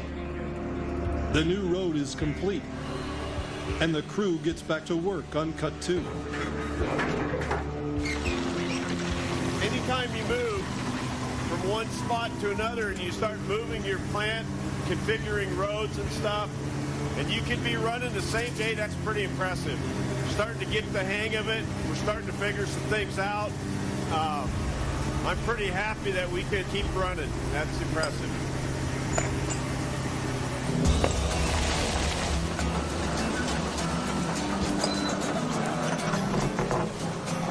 After running for 4 hours, the Hoffman crew shuts down to see if there's any gold in the cut 2 pay ground.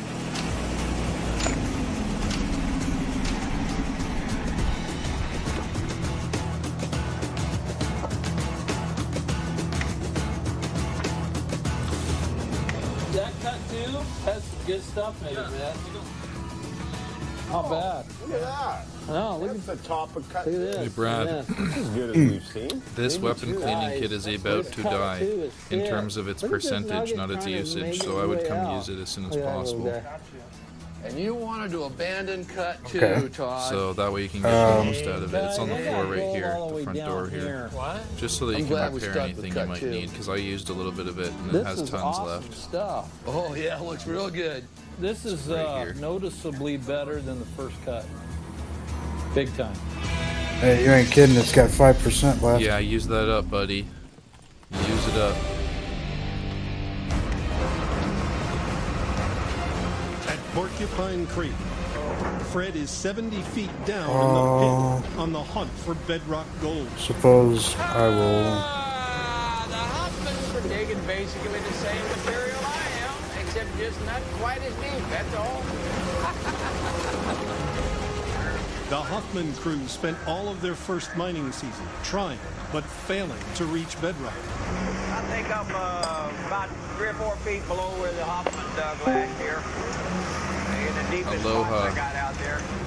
Fred seems to think he's close to or something that's similar to bedrock. If that's the case, this is going to yield 4 times what we've been working with before.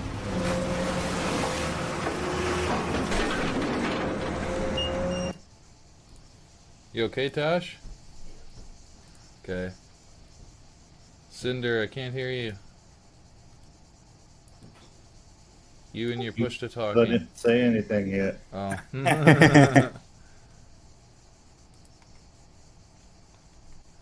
You're push to talking. I'm just kidding. Alright. So there's a tool chest. I put a thing in general you might be interested in, Ozzy. Really? Star Citizen Squadron 42 update. Yay! Is there anything new? See what it says? I have to look again. I'm large portion of the game is playable. No fucking way. Really? The single player? Yep. So we'll have the product by the end of the year. I doubt it, but yeah, I wouldn't get too hopeful on that one. Okay. Fuck. Why can't we have a finished game, okay? But yeah, when you got 20 minutes to spare, give it a watch. Okay, I gotta leave soon, but I will check it out. Well, I got one loaded, by the way. Okay, let me load one myself here. I got the vape. Spark it up. Spark it.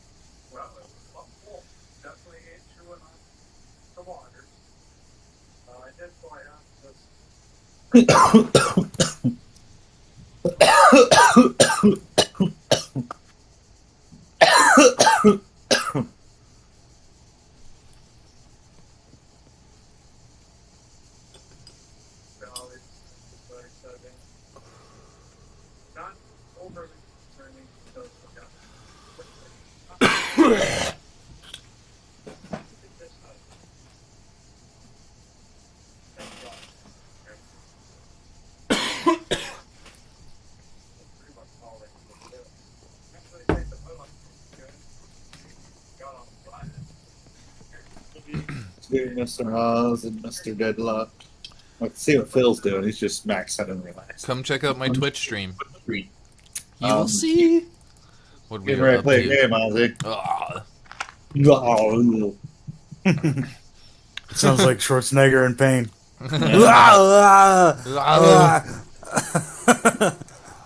Robert, you hit me. It's not a tumor. It's not a tumor. There, Carl. Who is your daddy and what does he do? Ah. Carl. Carl. Carl. In aisle 2.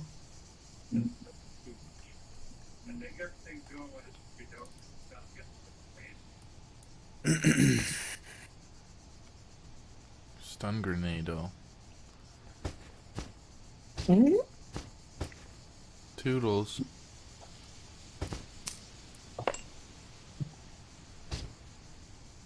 Stun grenading people, huh? What an asshole. Like, Yeah. Sure. Exactly.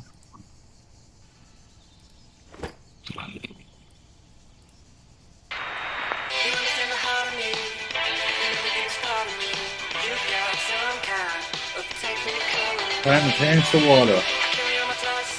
I shall return. Isn't that funny, Brad? Well, now we have tins while we're sorting.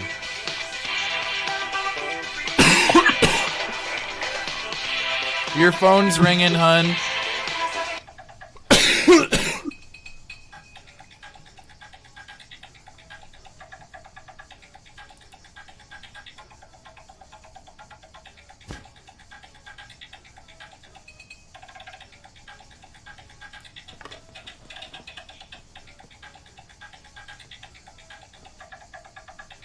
Hey, Tash.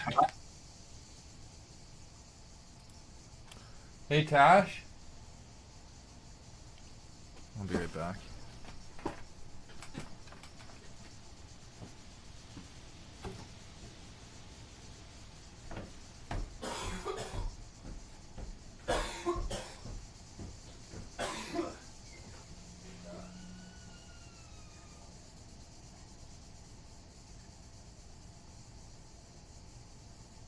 Keep in mind, that's not how it works. I'm going to take care of that. If there is one isn't, I guess. I don't know it. But sometimes it fights against it. The whole point of radiators is their juice is turning and flows through these pores and pins on and dissipates the heat, right? Sometimes you take the thermostat out, it flows through the thing. It doesn't dissipate or not, you just start circulating hotter and hotter. And that's like gas. I don't know what's in there. I know in the house I don't have gas in, but I got a hard thing. I got to get the room temperature above my big screen. Probably find that. Let's pop this out and see what we got. Wow, what is it? What do we have? What have we got? Out there, Seth. So, we might have to do the reverse search. It might be low light quickly. Now I gotta find a part. Not this layer, the color player. But today in here, there's a whole lot more. It's some patch stuff. But it's above the duct. There's some air shoots in there. So I'm not gonna take it out like that. Come on now.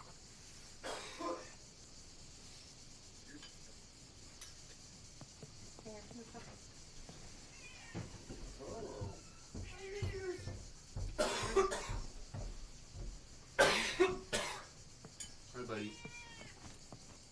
Is that true? Is that true too?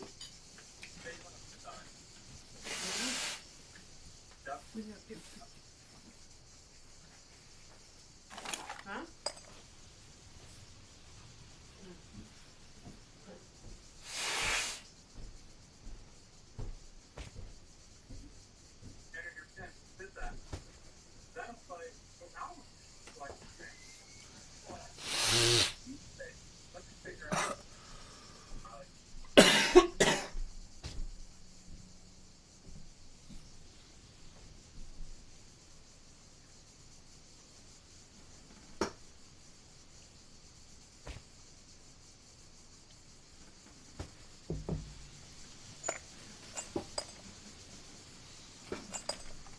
Okay.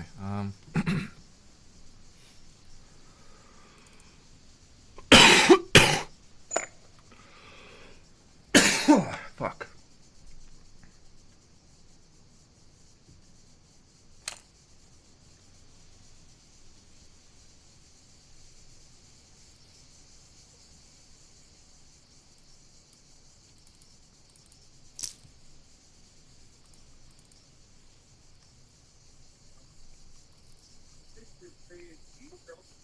Thermostat, wire wetter, split joint wire. That's nice, beautiful. Tell you what, sellers, things are out of whack and they might blast at the end of the day.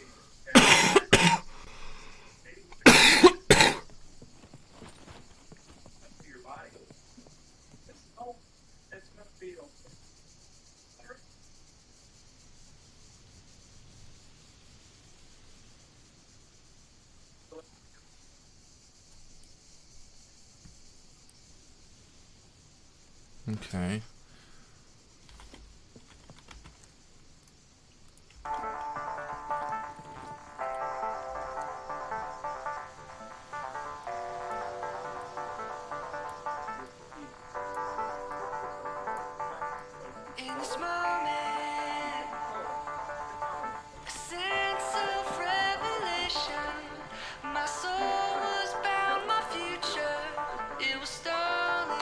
Okay.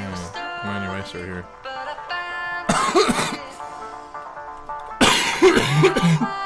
Just trying to put stuff away.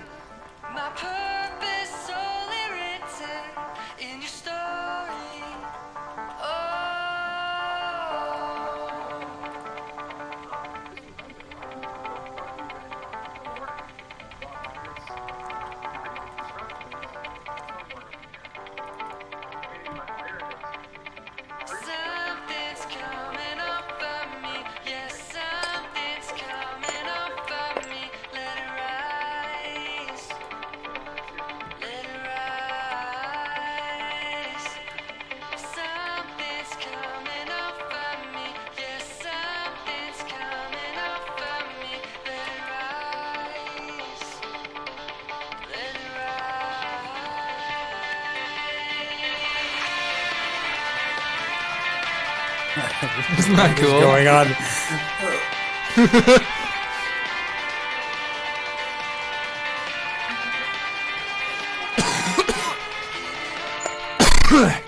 Perfect for sorting.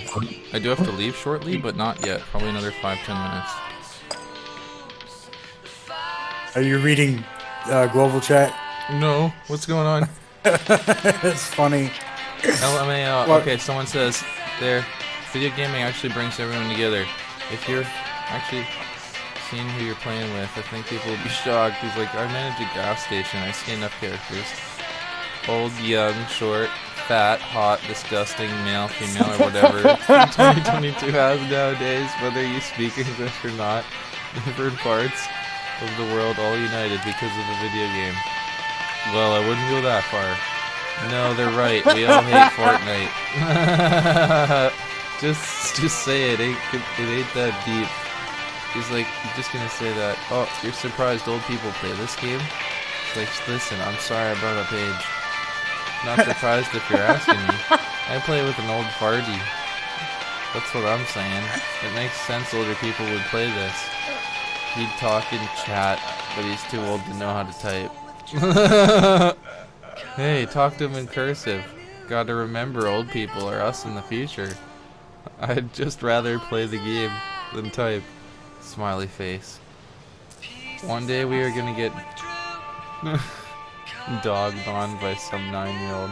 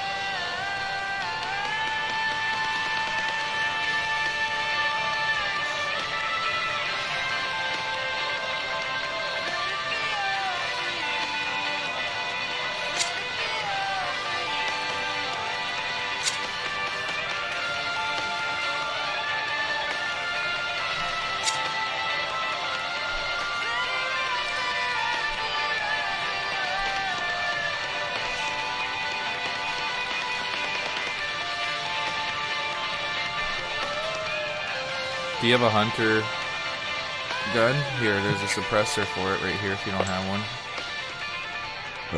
Excuse me. I gotta replace mine still, Oh, somehow. You do? Yeah. I thought I got one for you. Oh yeah, that's that's a carbon. The carbon one's the one I got for you. It still works on it. That's cool. Yeah. Yeah, I'd probably use it. Okay. I'll have to collect the rest of the stuff for it, though. That sucks that we lost our fucking setup. And our scopes. Our previous setup, yeah, our scopes and everything. Silencers and... Did you grab that silencer? Oh, I didn't know you threw it in Oh, the I think ground. I put it in the weapons chest, if I mistakenly picked it up. Let me double see. It's around There's here a- somewhere. Yeah. It's in the weapons ammo and tool chest near that RPK mag.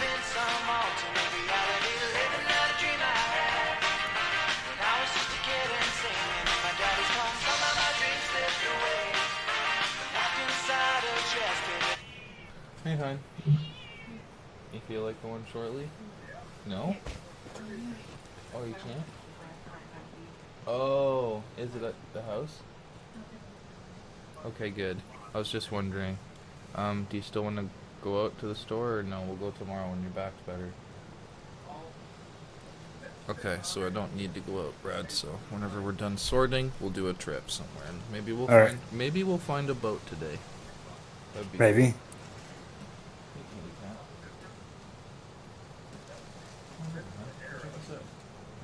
So we've got 11,420. Say that again, Brad. We have 11,420. Nice. That's good. Well done. And so that's far just with the together. money that I've found so far, so. Good work together, bro. We've done good together. We're doing good. I collect whatever I find. So. Fred hits something that won't budge. I'm on the bottom right there. Look at that. There's 59 bucks on the ground here. After almost 2 full seasons of mining, someone has finally hit bedrock at Porcupine. We have got success here. We got gold. Hey, Brad, can you buy an airplane? A sea airplane? Jack was here, he'd be jealous. I don't think those are functional yet. Those merchants. Like me. It's good to know. Or wait a minute. I don't know if there's airplane merchants intended. You know what I mean? I know that there's vehicle merchants and there's boat merchants that are intended, but I don't know if the boat merchants have been implemented yet. Okay. As far as airplane, I don't know at all if they plan on that. To have an ounce every yard of dirt instead of an ounce every 100 yards of dirt. I would think that they would, but I don't know for sure. This stuff holds a lot of gold in it. Boy, it would be nice if there was a lot of gold in there. There's also a airport for the server. Yeah. 40 miles There's a south, safe in zone Ames, Alaska, someplace John where Schnabel you can arrives back from Anchorage just days after his heart attack. you can land and store your plane. Welcome home, Dad. Come on. What do you think, huh? Sure glad you are. That's cool. Hi, Dad. What a week, huh? Good to see you. It would be kind of a pain in the butt to use it though, because you would have to, You look great. you know, Go there. you'd have to drive there and then you'd have to, You'd want to live near it. yeah, it would be a pain in the butt to use, like logistically speaking, you know. Unless you lived there. It would suck to not live there and have to go so far. What you need to psych yourself up for is to let us take care of you, okay? Just let us do it. It's a thrill, Dad. Well, I hope you don't have too many plans. We're happy to have you, man. 65 bucks on the ground. Well, I can get in, no problem. I'm gonna get in. He said he's gonna get in.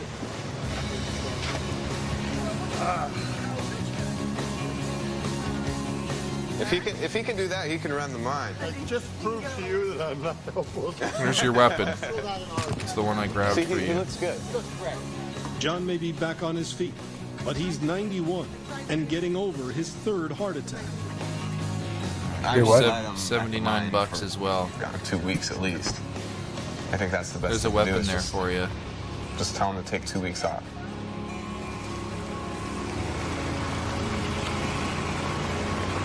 All right, plan. 72 bucks. Back up in the Klondike. The Carbon Hunter. The Oh, I think Hoffman your voice crew is cut running out pay dirt big from their time. second cut. You Now like Todd's roboted ready to and put his ambitious banded. plan into action. So the second Okay. cut, that's the sure thing. Oh, you got the gun? Okay, but cool. I want to go ahead and take that other cut here because that big nugget we There's got came out of 72 that bucks on Toronto the ground creek. there for So you, too. I really think that there's more gold down at the base of Toronto than there is up there. We're ready to go.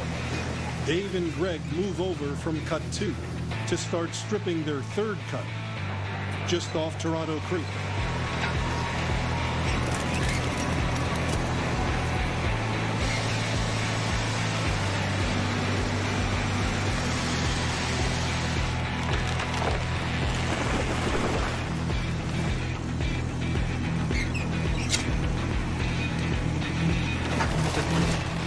Almost immediately, Dave is reminded just how hard it is to get down to Klondike Gold. Oh, man, it's right back to the same goo. Mud in one spot, permafrost in another. Nasty stuff. Well, here we are back in the mud again. What we're trying to do is strip at pretty much the wrong time. Yeah, that's what happens when you start to cut real late. You got permafrost that melts, turns to mud, so it makes it really difficult. That's ice. See how I can't get any traction.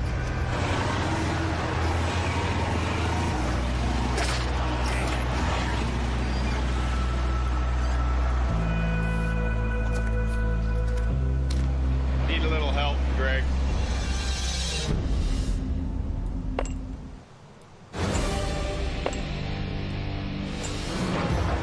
At Quartz Creek, Greg Remsburg and Dave Turin are opening a third cut. But the D8 is stuck. Greg comes over to pull the 84,000-pound D8 out of the mud. Try to lift you a little bit? No, it's just you're hung up on that ring, so go that way and curl up a little bit. Okay.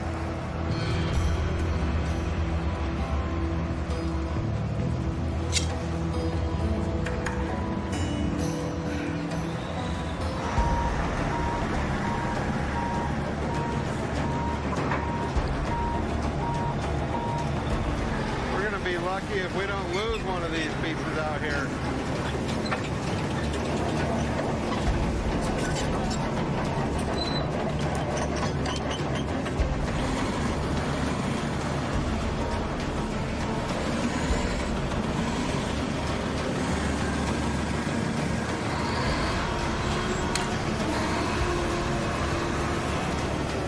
Dave is in deeper than he thought. I'm gonna need another pull, Greg.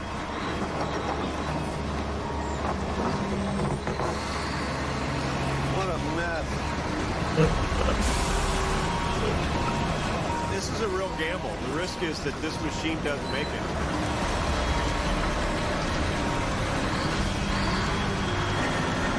Without this machine, we're done. We might as well just go home and call it a winner.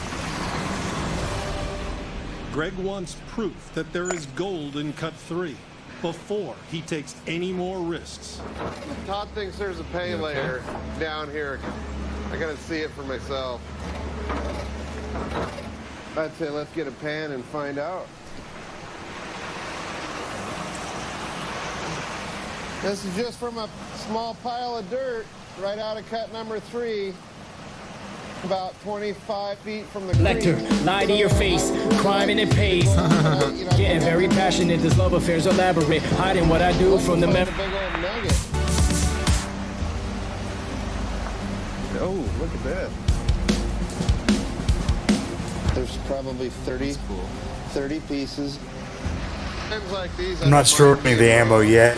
We're gonna need to because we've got like separate. You know, have rows for 9mm and rows for not very deep. What you got? 45 ammo and 7.62 and all that shit. What the? There's more money on the floor here. That's not supposed to be That's all he needed to hear. I told you. Just needed to I like hear money. himself say it. Where's it? I told you Got so. it. I'm telling you. I like it's money in there. too, That's as good especially as when it any helps pan we've everybody. ever seen. That's a lot of pieces of gold. 435 that you've dropped on the floor since I gave you that tally. So here, let's see what that equates to. At Porcupine Creek, Fred has been digging bedrock pay dirt for 2 days. Dustin has been running it through the wash plant. I'll be back in a few. Yeah, buddy. He shuts down to find out what the bedrock material holds. What's the plan, Fred? Gonna do a full clean out. And then? Concentrate it and pan it out. The Dakota boys clean the sluice boxes. Certainly hope we get a little bit better return today than we normally get, but right now we're getting ready to go over and do a cleanup, see if we can hit that magic 50 ounces. 50 ounces is Fred's break-even point. With breakdowns, flooding, and an MSHA closure, the Dakota boys have only run their machines for 80 days. There's gold in there. I can see it. At an average cost of $1,000 a day, they'll see a profit once they pass $80,000, or 50 ounces of gold. Any gold in that? Sure, pretty gold.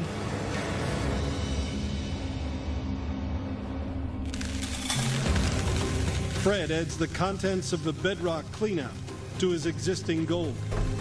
I've not weighed all this gold ever. I've weighed it separately occasionally, but I don't know if this is going to work or not. But since May, we've been trying to get to 50 ounces. If we can get 50 ounces, we'll break even. There's 10.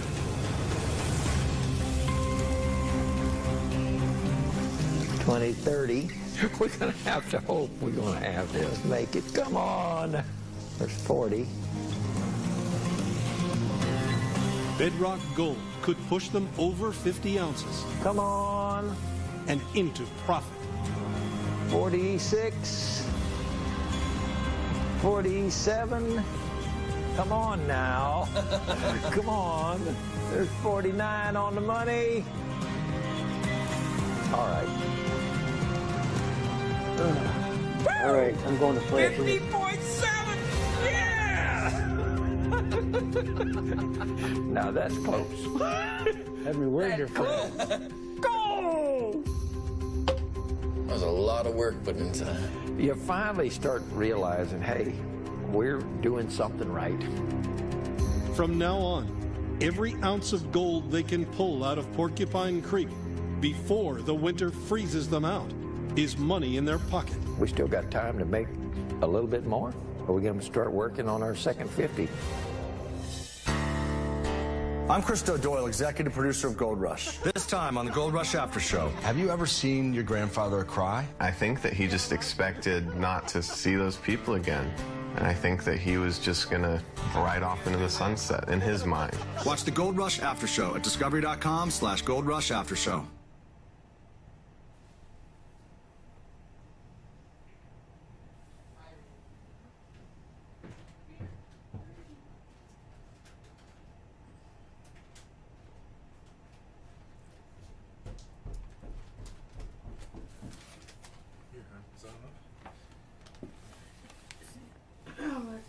I made sure it wasn't cold too. So you don't like cold stuff. You're welcome. What happened? What did we miss? You got 50 ounces. Oh wow, who? For Oh wow. That's pretty good. he broke even. Well, I'm glad to hear that, even though he's a dick. 7 down-on-their-luck miners hunt Klondike gold on the edge of the Arctic Circle. This just ain't a gamble anymore. This is now a necessity. But winter is closing in fast. I'm mad. And the miners are only halfway to their 100-ounce gold. We're out of time, we're out of money, and we're out of season. Now, with just 2 weeks left in their second season, the Hoffman crew risks life and limb to run all day and all night. No, no, no! And the battle-weary miners finally hit a pay streak that could change everything. Down at Porcupine Creek, Dakota Fred is on his best gold yet. Prime real estate here. But 70 feet down is no place to get an excavator stuck. Don't try this at home. And at Big Nugget, the future of the mine lies in 17-year-old Parker's hands once again. There's nothing at Smith Creek. I don't know what will happen to Big Nugget Mine.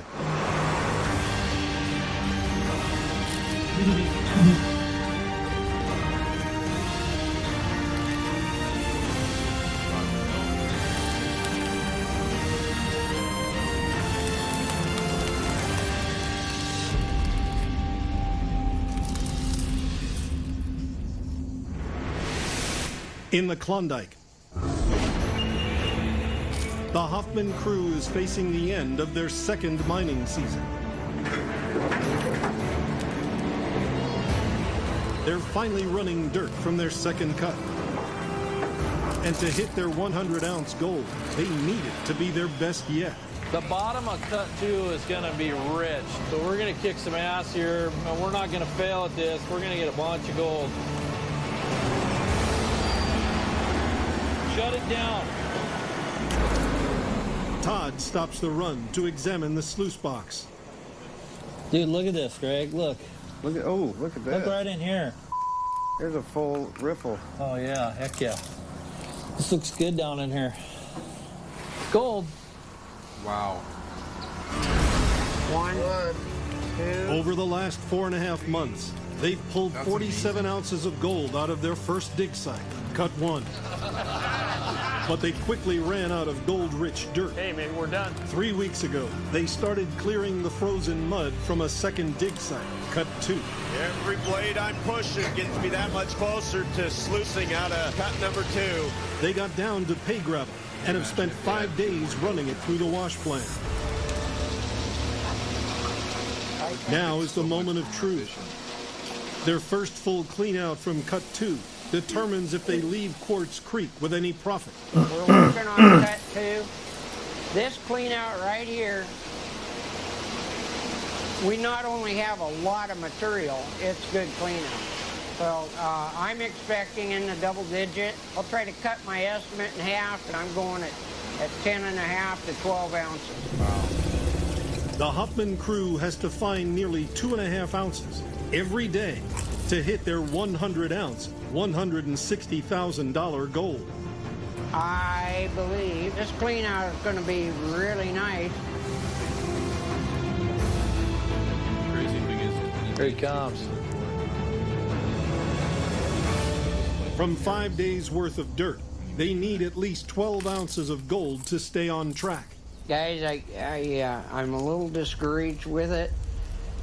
Basically, what it turned out to be is 7.34 ounces. Ooh. I'm really disappointed at 7.5 ounces. Thought for sure we'd have at least 10. They need to increase their haul by at least an ounce a day to go home with any money in their pockets. Well, guys, we have almost quadrupled what we did last year, but still, I don't know. We got to get to 100 before we get out of here. Till the weather pushes us. Let's do it smart. What's it going to take? Well, I think what we're going to have to do, Todd, is we're going to have to commit to go run it. That machine should not shut down if we're going to continue to run this. We just got to keep her going, and they're going to break it. And get the good pay. I don't know if we can pull it off, but if we can, I'd love to just go for it. Okay, who's in? Okay. All right. All right. I'm back. To hit 100 ounces, Let's go. the crew has to go from running 8 hours a day to running 16 hours a day. Fire it up.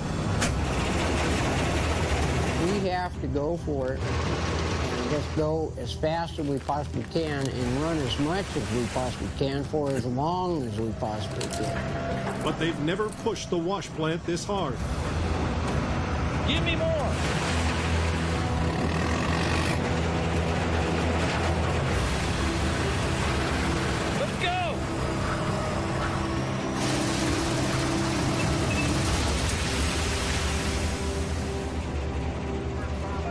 Oh, no water. No water, Thurb. Shut it down. Damn it.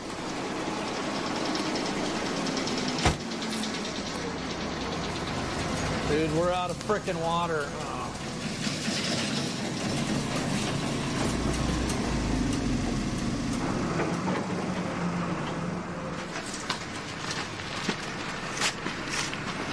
Look at that. We don't even have any storage. There isn't any. It's just not. It's just all mud. Wow. Our water system is not working now. We're too muddy. Running longer and harder drains the holding pond faster. Without clean water, the wash plant can't run dirt. It doesn't have time to recycle it. And we've got the gold-bearing dirt sitting there waiting. Everything's ready to Our go. water system is It's it takes frustrating. too long We to have refill gold the at our fucking fingertips. pond. It's just we can't get it. Down in southeast Alaska, Dakota Fred is digging deeper than anyone ever has at Porcupine Creek.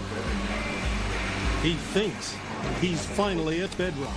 We're about 8 feet below where the Hoffmans reached last year.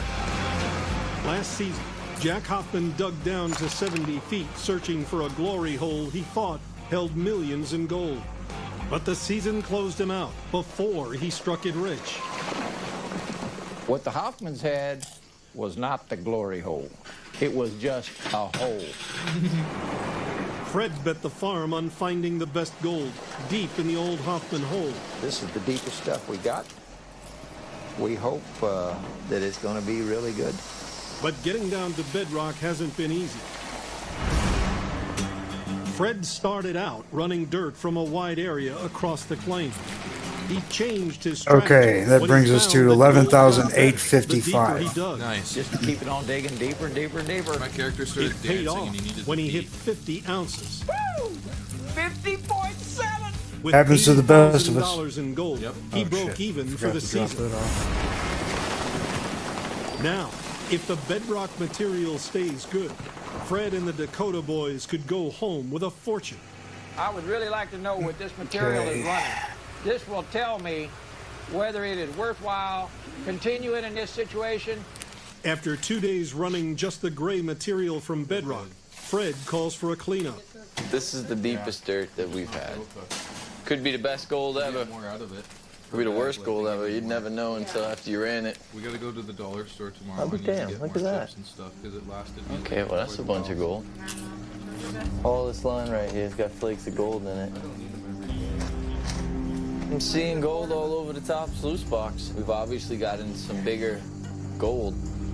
That's what I like to hear. Yeah, that's what I like to hear.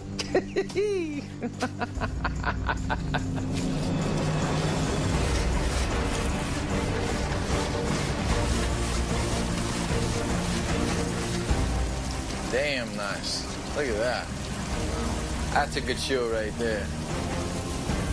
My guess, 5 ounces. How much? 5. 5? Yeah. That's it. You eat brass knuckles? Flakes here and there. You are so full of I won't. I'll give you a pile. I'm just of gonna right drop here. them up Look at that. and let them I've never been despawn. able to do this before. I can scoop them up right now. There's a number of gold up here. Look at this. This is insane. 9 ounces. Might be a little bit in here too.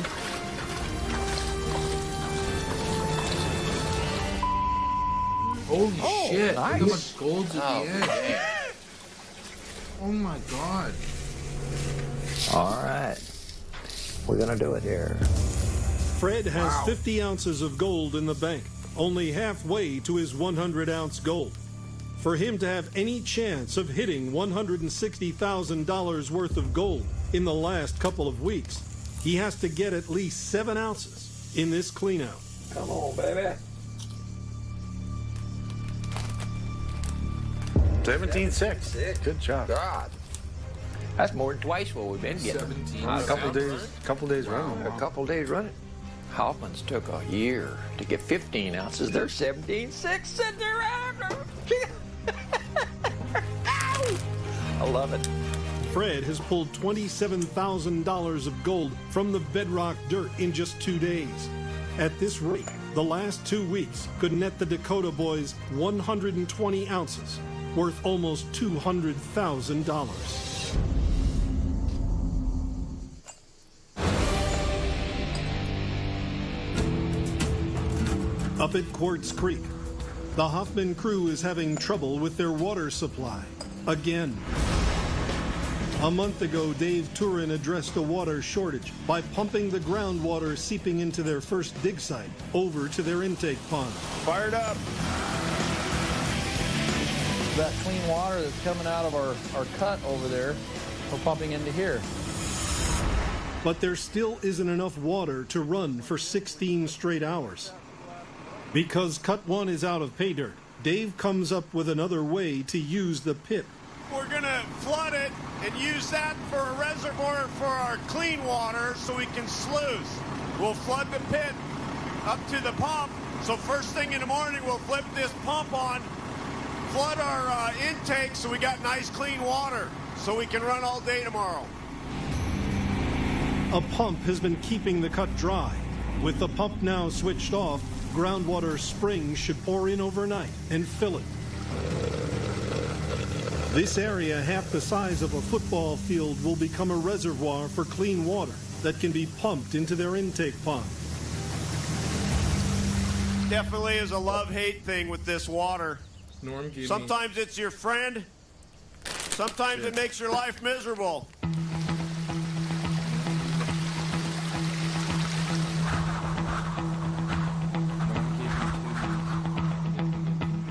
By the next morning, Dave's plan delivers a reserve.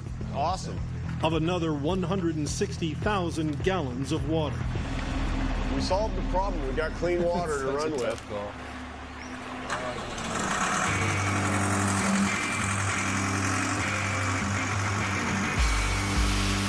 It should be enough to allow the miners to run dirt from Cut 2 uninterrupted.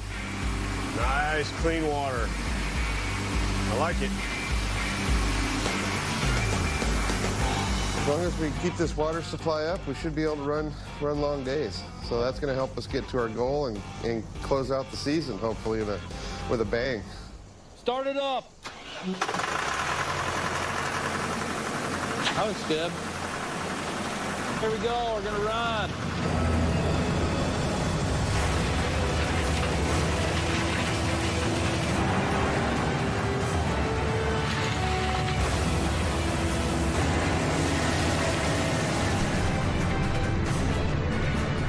Actually going to be done with Cut 2, huh?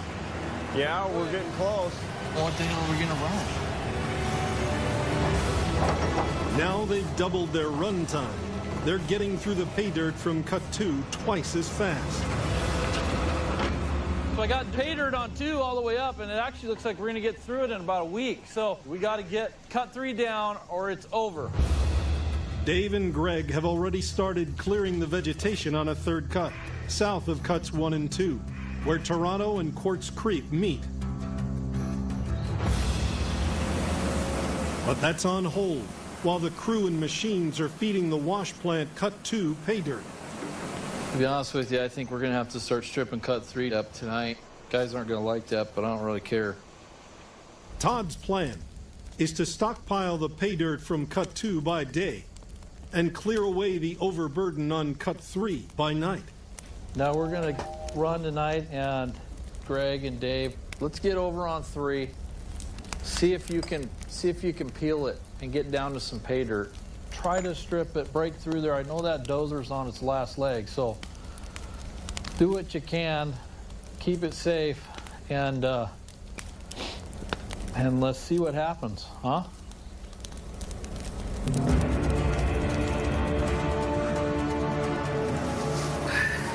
Come on, let's go.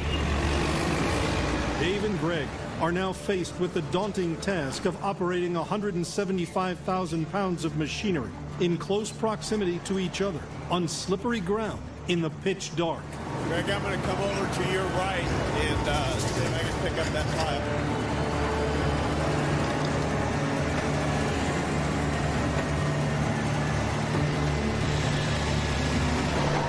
What the frick? Greg! I'm stuck in the mud. Give me one sec here. Okay, I need to. I said that, so. Do you think that sounds fair?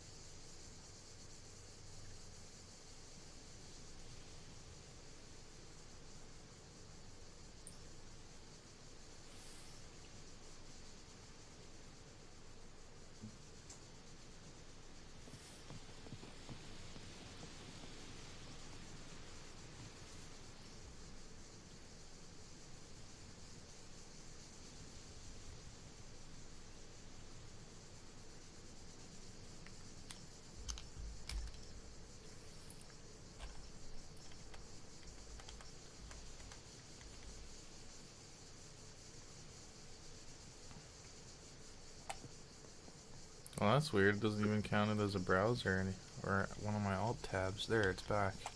That was fucking weird. 10 forward. That soft muck that just acts like quicksand, and guys have lost entire machines. Having a really hard time seeing. Easy. Easy. Stop! Stop! Stop!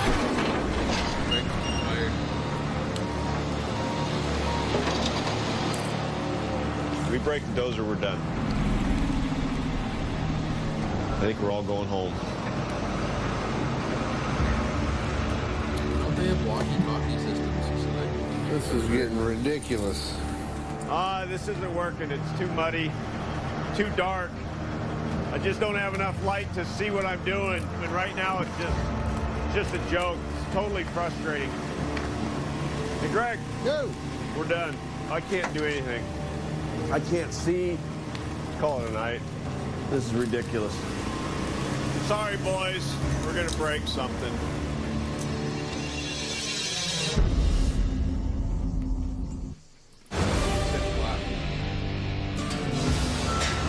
At Porcupine Creek, Dakota Fred is digging in the best material he's ever seen. The rich gray dirt from the bottom of their pit netted him an astonishing 17 ounces worth $27,000 in just 2 days of running, more than the Hoffmans got in their entire first season. Fred, I've got the water running just right, but I can't stop for very long, so try to keep up. But the 80-foot hole is now so steep, the bottom has narrowed to a small ledge. Should find something cool.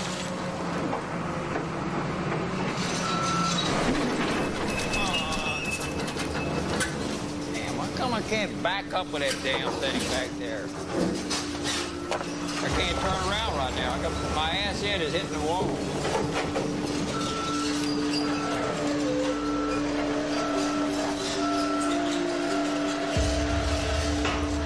Stuck in a hole. He's gonna get that thing stuck. What a crazy bastard. There goes the track. Looks like you can back up your left track. Left track here will not back up. It's having a little problem with turning it around because it's a little tight. It's boxing in on him. The deeper he goes, the closer the walls get. And he just doesn't have the room to turn his machine all the way around. In his race to get as much of the gray material as possible, Fred has boxed himself in. Over the season, as he dug deeper and deeper into the steep-sided hole, his operating platform became smaller and smaller, leaving him no room to turn. If he tries to dig out the side, he risks collapsing the 80-foot walls on himself and the 270. He did the same thing Jack did. And he made fun of him for it, too. I would never do that with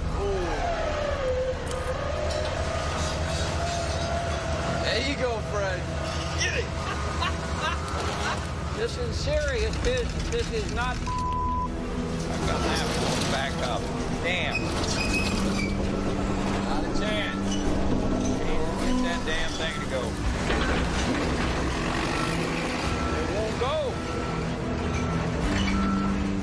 Just set down, pull up a little bit.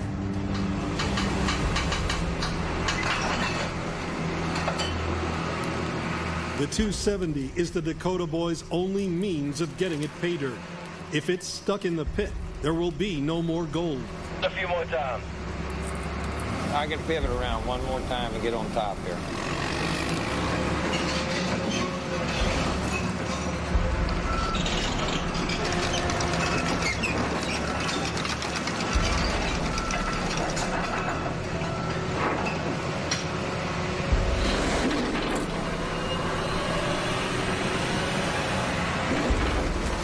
Fred has no choice but to try and pull himself to safety.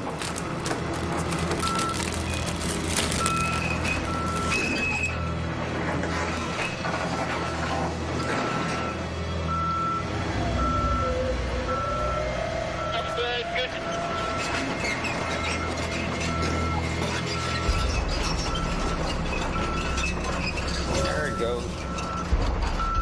The pit they've dug is too steep for him to work in any longer. We're going to have to abandon the real deep material. We're not going to go back to the bottom of the hole. It's just too boxed in now. So it took us 4 months, but the hole's done.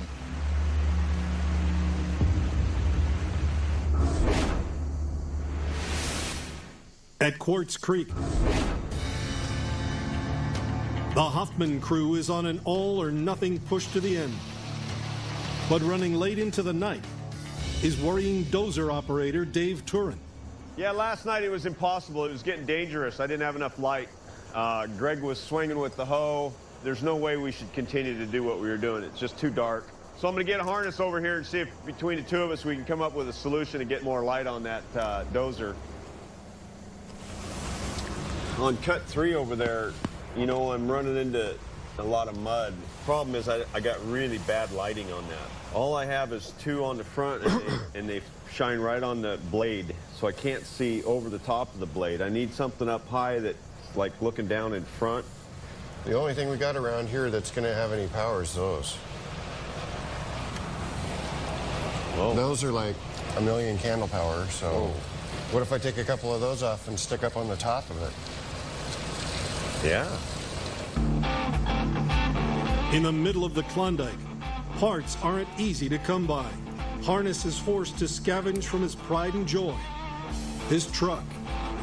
If they can't see, they can't work, so it affects all of us, and it's a danger factor, too. I mean, I don't want to see somebody get hurt.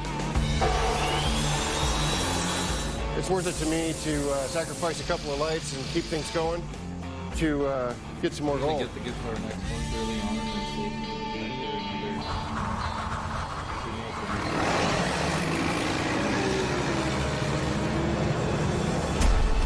The beast lives.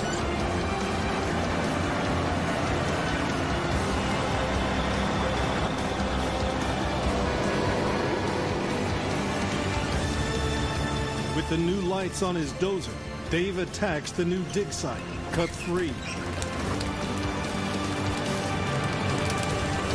I haven't got stuck. It's a lot better night than the last night that we were out here trying to strip in the dark and in mud. I got it stuck 3 times. I haven't even been stuck yet, so it's a good day.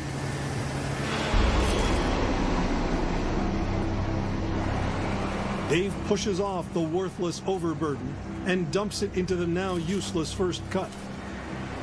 But even with the new lights, it's hard to see the edge of the 30-foot pit.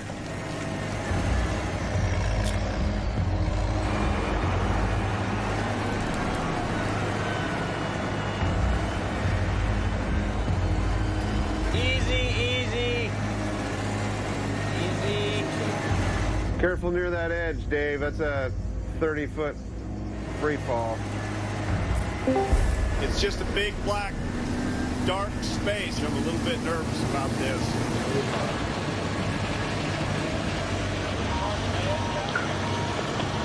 Okay, stop right there. Stop. Shane, did it rain enough for my plants, or should I go feed them?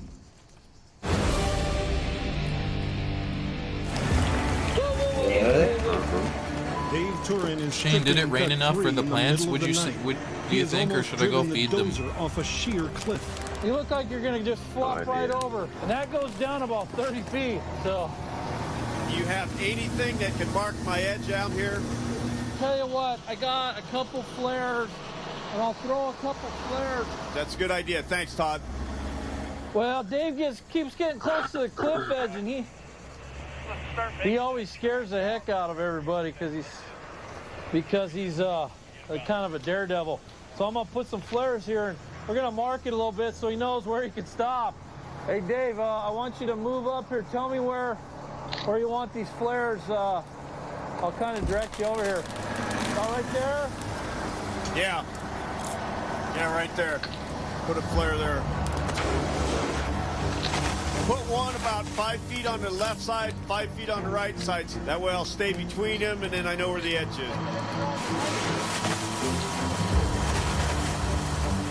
There you go, Dave. I don't know what he's looking after, my dozer or me. It is a little bit scary right here, though. I don't want to lose Dave, but I definitely don't want to lose the dozer.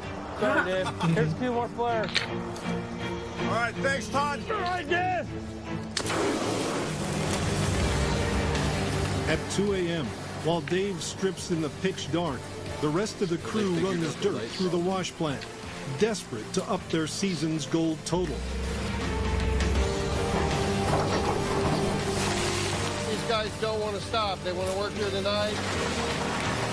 They're putting more through here than has ever been put through it, faster than it's ever happened.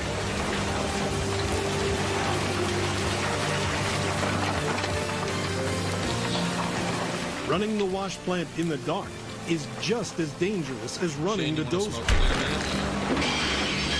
Oh shit, he threw a rock that was too fucking big in there. Got a big rock.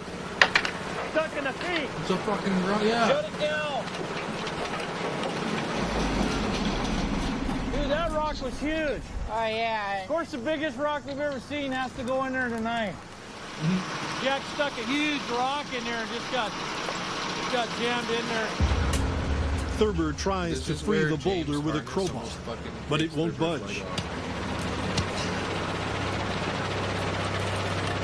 Running the conveyor for a second could jerk the rock free. James! Real short, just... But it's a dangerous maneuver.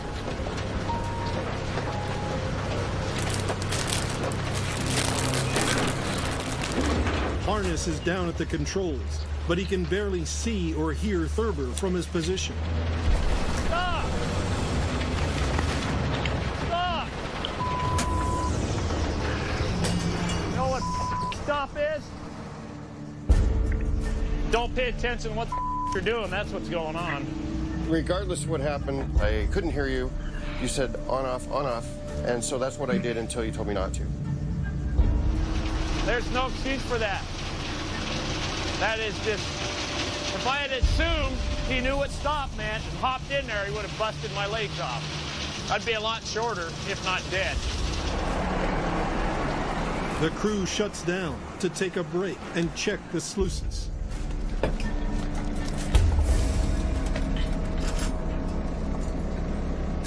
Would you look at that?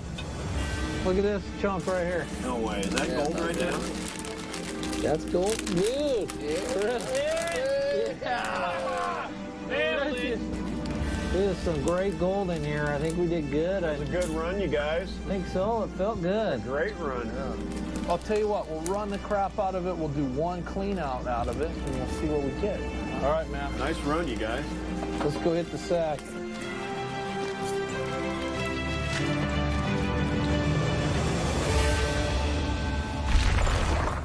In 2010, 33 Chilean gold miners were trapped underground for 69 days, 19 days longer than anyone else in history. Wow. The miners were stuck under 2,000 feet of rock.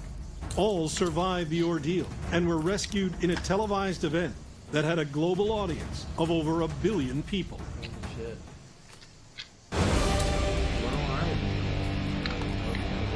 In Alaska, Parker Schnabel has just finished another day of high school and is heading to his other full-time Shame I'm job, getting my vape running pen the ready. Big Nugget mine. I think that this There, is buddy? a big challenge to juggle school and the mine is going to be pretty tough.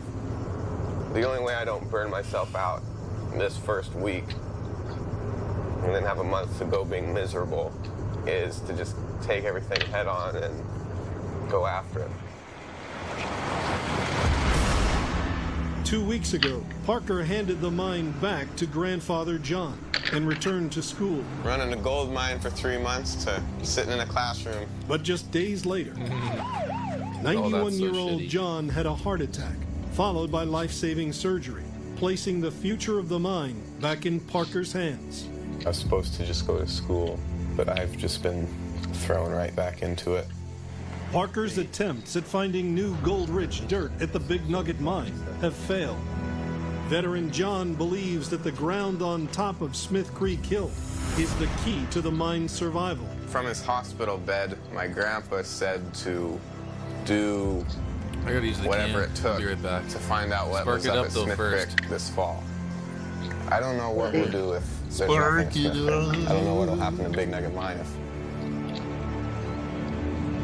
we don't find anything. To save the mine, Parker and his team have to shift thousands of tons of worthless dirt and rocks in the hope of hitting a gold-rich pay streak. The plan is to kind of slope this down off the hill, right? So what we'll do is knock this hill out, take that slope, at this slope, all the way on down to the bank. I think it'll work just fine.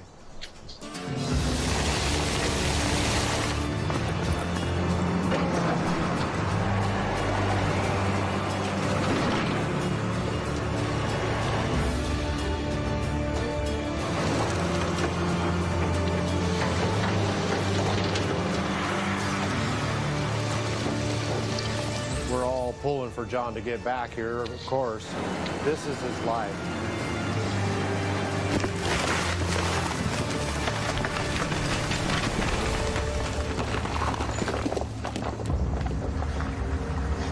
At the end of the day, John Schnabel makes a surprise visit, his first since his heart attack. I'm glad you could come up here. Me too.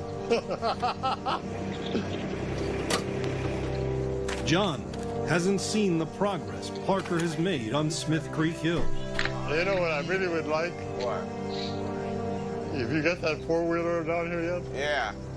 Take me up, I want to see Smith Creek.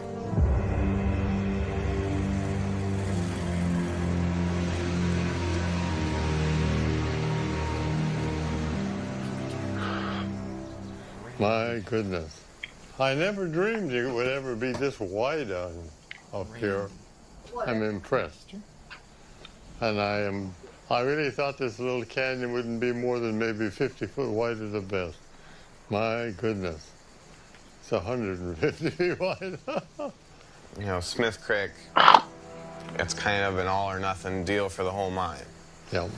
I mean, it might be something that's just not worth it. I think you're close to finding out what you got here.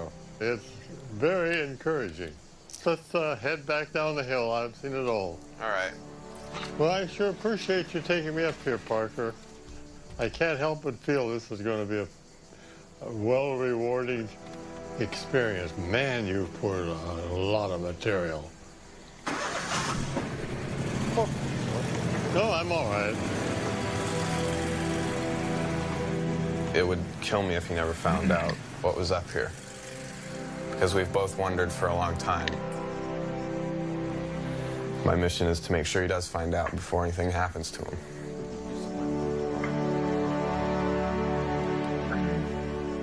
No.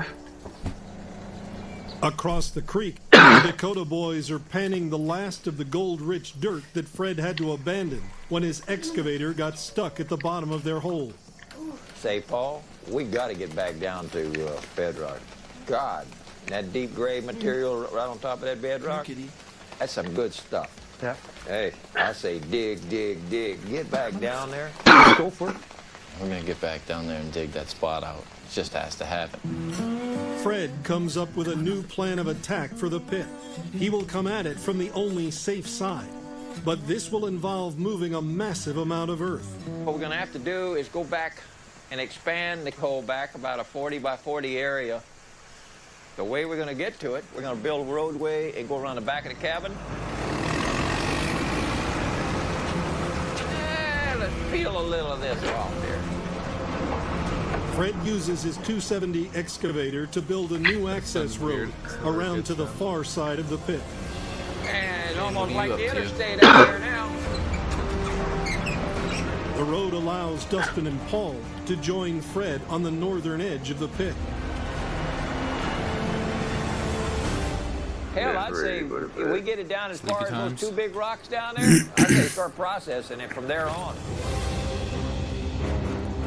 From this side of the hole, Fred plans to strip away layers of dirt to open up the pit. Do any of the improvised rails work with the safer road the Hunter back down 85? to the gold-rich pay dirt at the bottom? I don't know. Fred and his crew have to move an incredible 20,000 yards of dirt, enough to fill more than 100 swimming pools. It's on my mind right now. Getting this dirt out of here and getting down to the bottom of this hole. Just keep digging down. Down is the answer. Dig, baby, dig. Shane, it sounded like you went underwater and your radio cut out. Don't try this at home.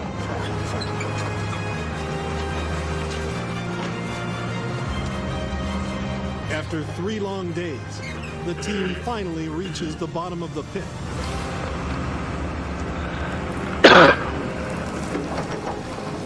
Right at the end of the teeth, right there is where the gray material starts, right there. Success! Love it. Once again, Fred is digging the gold-rich gray pay dirt that gave them an epic 17-ounce cleanup worth $27,000. Dustin wastes no time getting the bedrock dirt over to the D-Rock.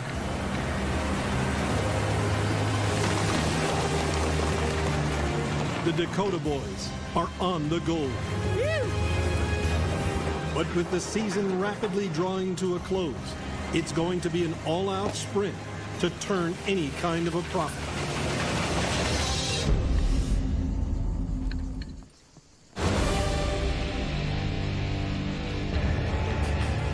In the Klondike, the Hoffman crew has been running 16-hour days in a race to the finish line.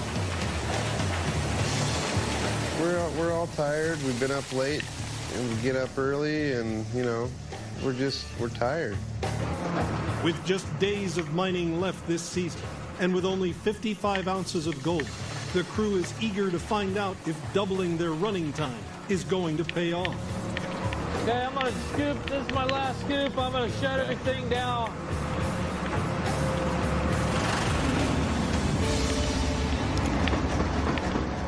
That's it. We're cleaning up. You can shut all this off. Okay, how we doing up top above the riffle? Every second the wash plant is shut down, the crew loses gold. Todd wants to be back up and running as soon as possible. You gotta do this side, and then whoop. There, now I can get the last one.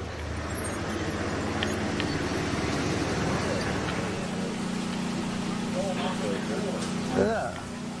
Nice one. Look at these. I got a few little nuggets here and there. Yeah, those are good. Take it. We'll take those. They're all good, man. There's one. There's 2. As night falls, Jack works alone to extract every last speck of gold from the cleanout.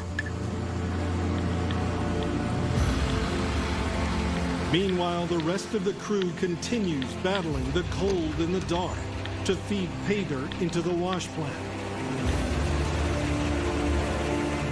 Hey, Todd and the rest of you guys, I'm going to meet you by the fire. I have a final tally here for you. Okay, we'll shut her down and we'll be over there in a minute. Okay. All right, Jack, I'll be right there. Chris. It's a good reason to call him. Why else would he? And the music. I don't have super high hopes on this cleanout because of all the stopping and starting and the water issues, but I'm guessing 5 ounces. 7? 3. I was hoping to see at least 10. What do you think, Dave? I think we'll get 8 ounces. How are we doing tonight. on sorting, Brad? Looking really good now? There's got to be 4 or 5 in there. Well, we'll find out. Where's Jack?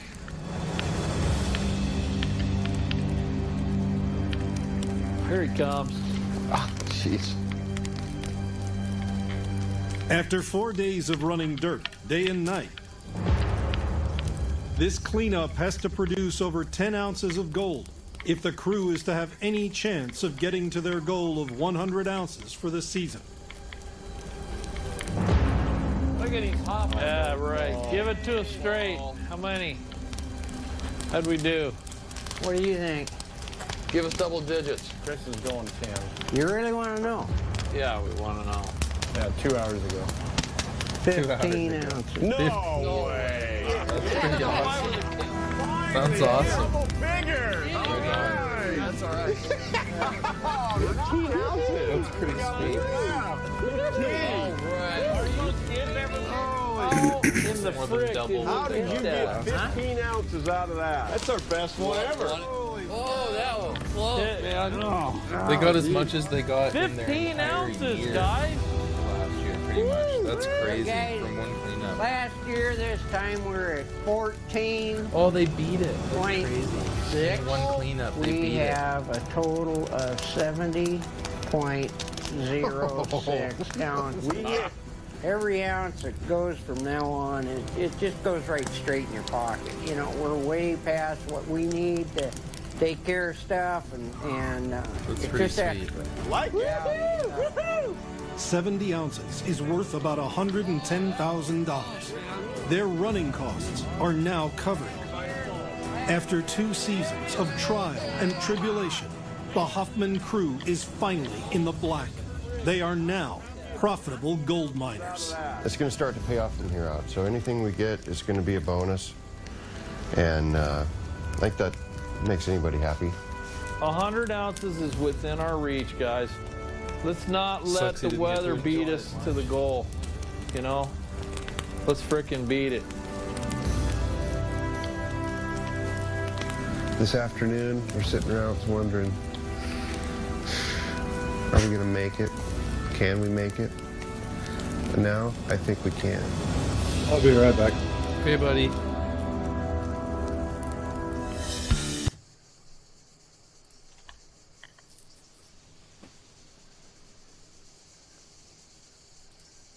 We're gonna do it this year. All or nothing. Double down.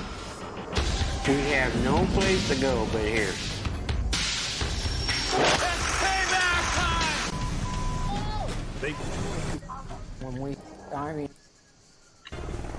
They travel into the but instead of giving up, crew will last into a better way out of hard times. After sinking $250,000 into a 70-foot glory hole, they were finally getting gold at Porcupine Creek. All the When we time. get the bedrock, I think we're going to get about 6 million. That's just a guess. But the cruel Alaskan winter shut them down, and they left with only $20,000 in gold. I Over mean, and it's over. just unbelievable how close we were.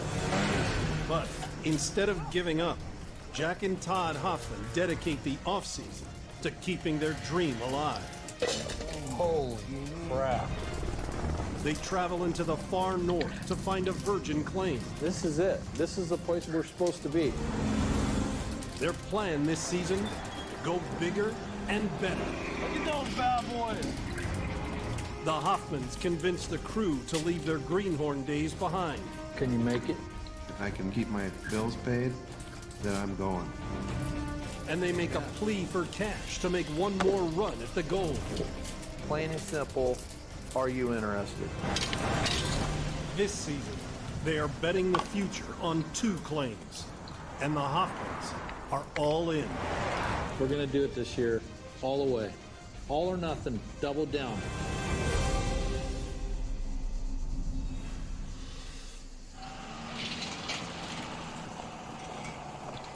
Three months after returning from a disappointing mining season in Alaska, Jack Hoffman is still convinced that Porcupine Creek will make them rich. But his son Todd is not so sure. So, I know you want to go back to in the game, Porcupine. that's what you heard. That I want to go also maybe expand a little bit and see if we can go up north. Okay? Oh, is it a bugged out episode? Take a peek, or Oh, they're showing you the behind the I don't scenes mind of going this and looking, season. but I want to I stay think that here. might have been the That's last fine. episode. You know, I just, God dang. Without even telling us, we're or right that's the there. only We're ones on they have. top of it. but it's worth a look. So, Yeah, you're cool. I'm more than willing to look. You're cool with that if we go?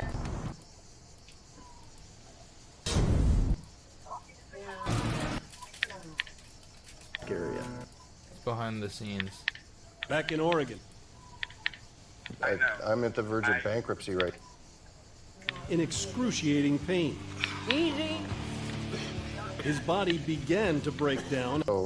We have a spot on the schedule. He's getting just free for you. surgery. So if you're ready tomorrow, if you're ready next week, if you're ready 2 weeks from now, okay? All right. Have the opening. Thank you, man. I appreciate it very much. They reached out to him. You're welcome. The company. Oh my God.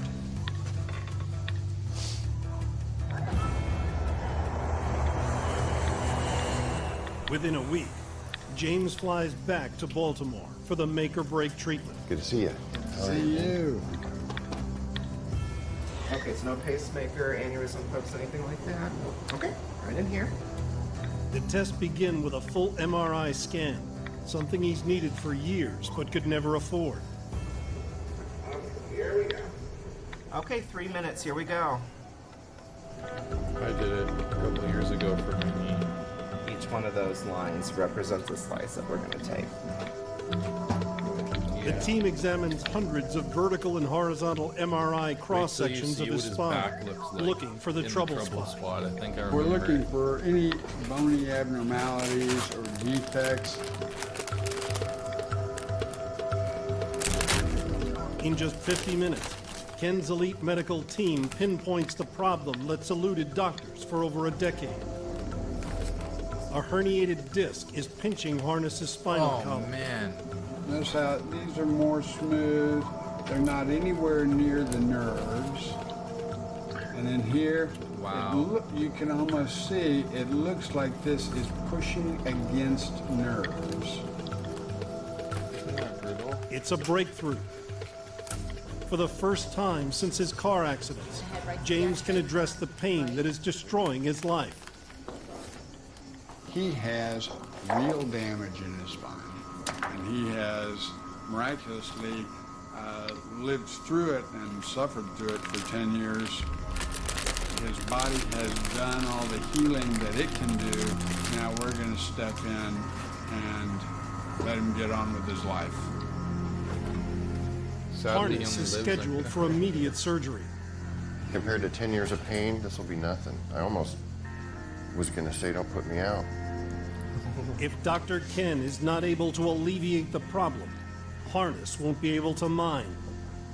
The future of Harness's mining season hangs in the balance.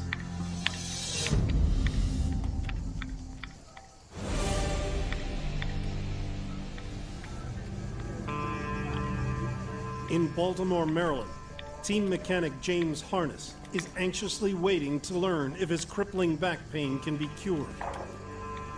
We can quiet the nerves, and we can quiet him for about a year at a time, allow him to lead a fairly normal life during that time, then he comes in for a tune-up. Ready? I'm ready.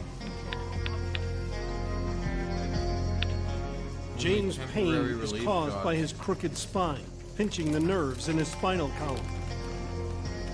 Using a 6-inch needle, doctors inject That's brutal. steroids into the medial nerve right next to his spine. Wow. I don't expect to be 100%, but if I can prove that it works, I don't mind doing this once every year if it gives me a normal life. This should block the pain, but as with any spinal procedure, if it goes wrong, there is the risk of serious seizure and even paralysis. The injections take less than an hour.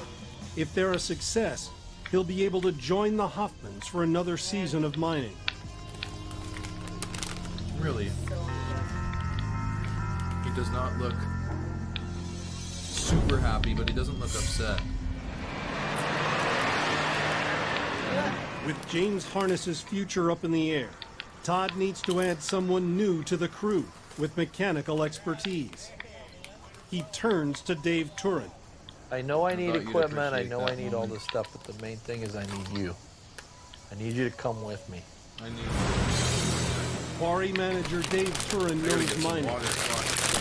He's an expert engineer, understands explosives, and has been driving loaders since he was 6. Last season, he answered Todd's cry for help. Put an angle iron on here. And came up to Porcupine to teach the guys how to mine. And that looked great. Dave's family owns one of Oregon's most successful quarrying and construction outfits. And he's the vice president. Hey guys. Hi, Dave.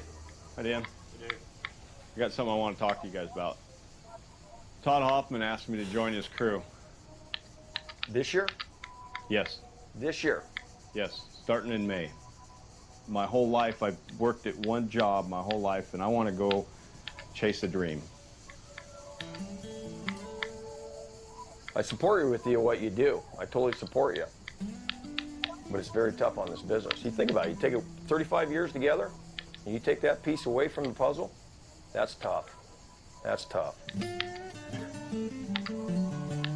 Ultimately, it's up to the boss, Dave's dad. What about you, Dad? What do you think? Well, I know you're adventuresome, and I guess we're going to have to let you do it. Dave gets the go-ahead, but reluctantly. His brother insists he keeps a hand in the family business. I don't think one of them caught my excitement and caught my dream and caught my vision. And I don't know how my brothers weren't real happy with me.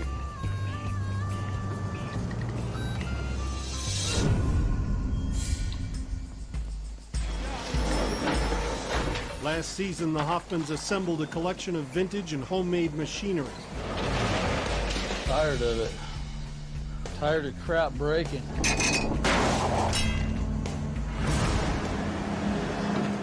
Just 3 weeks before the Hoffmans need to head north, they call in on a heavy machinery auction. Todd has his eyes on a D9 bulldozer. I know it looks old, but it's a good one. 2,000 miles away, up in Klondike, the mining season has already started. Here, it's not just the mines that are massive, so are the machines. With 474 gross horsepower and an operating weight of 49 tons, the D9 is the dozer of choice for this harsh environment. Its iron ripper tears through the frozen earth, known as permafrost, to get at the gold-rich pay dirt underneath.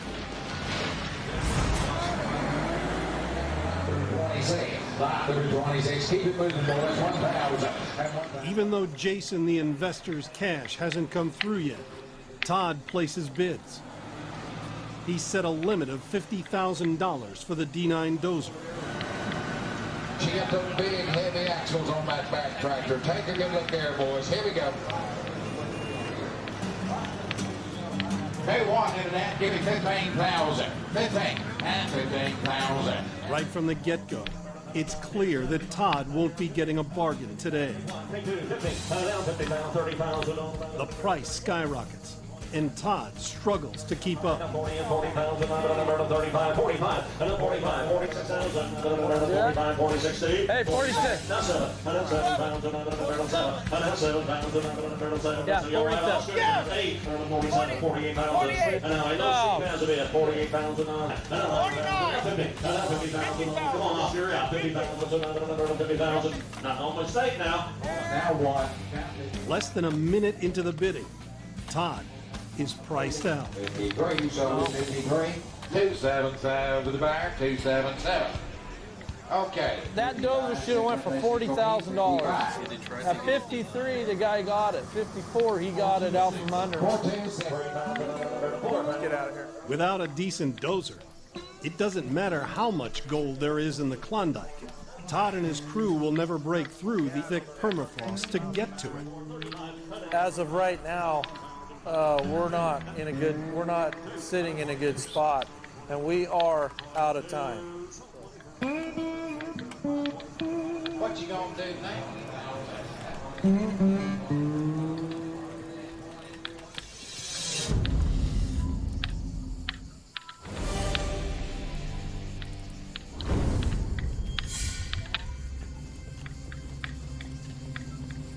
Hey, Jason. Weeks after the meeting with investor Jason Odyssey, the deal's still not done.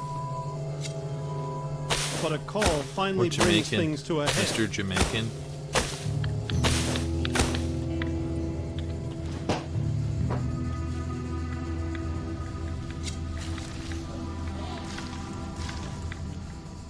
In a nutshell, we just lost our money. Hey, Brad. Without an investor, he'll have to fund both mines himself. With no one left to turn to, Todd goes to his family for advice. Hello? Hey, can we have a little chat? Yeah, come in. Okay, well, what's up? I got some bad news. Okay. The deal that I've been working on with Jason is not going to work. It's not his fault. It's not my fault. We just couldn't make it work. Just plain and simple. And Are you telling me you're going to quit? Is that what you're saying? well, I'm not saying I'm going to quit, but I'm not going to bury us, any deeper than where I'm at. Well, let me tell you something. This kind of happened to us back in the 80s when we went gold mining before. Dad got gold, you remember, but he didn't get enough. Our operation was too small. But, we just kept going forward and things worked out in the end. We didn't want to do this, but what if we sold off Welcome a back, little Cinder. part of the airport? What do you think about that? Can you hear Deadlock? I was trying to talk to him. I don't know if he's bugging out or if he just can't. It's a big step talk in our right now. family. It is big. I just don't think we're supposed to stop I might need to rejoin the channel if he's talking and I can't hear him. We can find a way to do it. I really do. Well, I can't hear anything either if he's talking, but I'm not looking either. Okay. Maybe he's just being quiet. With his mother's words ringing in his ears, Todd reluctantly agrees to sell part of the airport to keep going. But the stakes just got higher. Not everything I do works out, but you know what? Once in a while, something will break through, and it's got to be this. Todd's determination proves contagious. Back in shape and without the crippling pain of last year, James Harness signs up for another season of mining.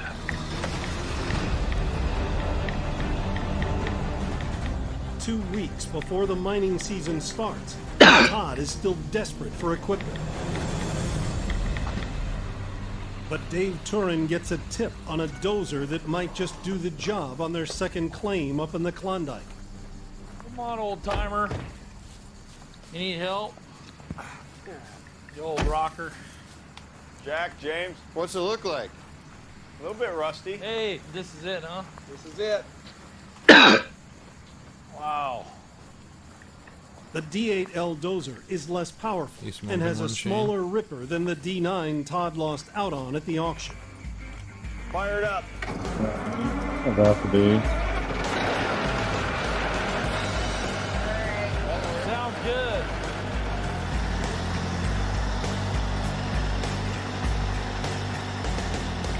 Don't get behind the track. This is D8. We're looking for a D9G or H. We need the weight and the horsepower to break that I just ice. need someone You to think tell this me when to ripper light it. will make it through that permafrost? Absolutely. Ripping is about staying in contact with the ground. And that's what I'm saying with the bogey suspension versus the D9G or D9H. When you mean bogey, you mean that the track actually moves, it stays. These track rollers will tilt like this. Okay? So when you're ripping and you go over a rock, much Right. like the little animal, the caterpillar, Yep. it will stay in contact with that ground. Well, I know you got reservations, Dave, but I think we ought to do it. All right, man, we'll take it. Very good. The deal's done. It's a smaller Todd pays dozer. $37,000 for the dozer and picks up an excavator for another $45,000. Todd's hot streak Unpacked. continues with a call from Jim Thurber. He's heard the rest of the crew has committed, and he She's a doesn't want to kid. miss out. Like, definitely, in 100%. I mean, I'll work hard for you. Dream's still there. I'm going.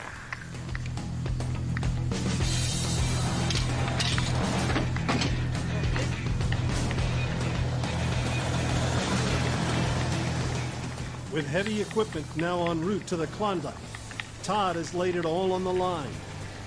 He's secured a promising second claim, signed up old and new crews, and purchased bigger and better equipment.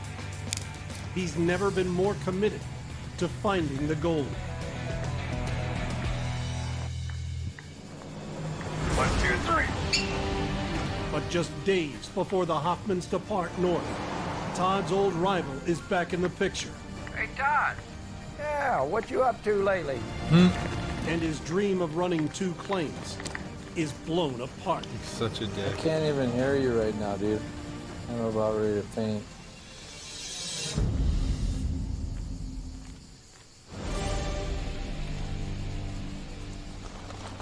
In just 4 days' time, the Hoffmans will be leaving for their new claim in the Klondike.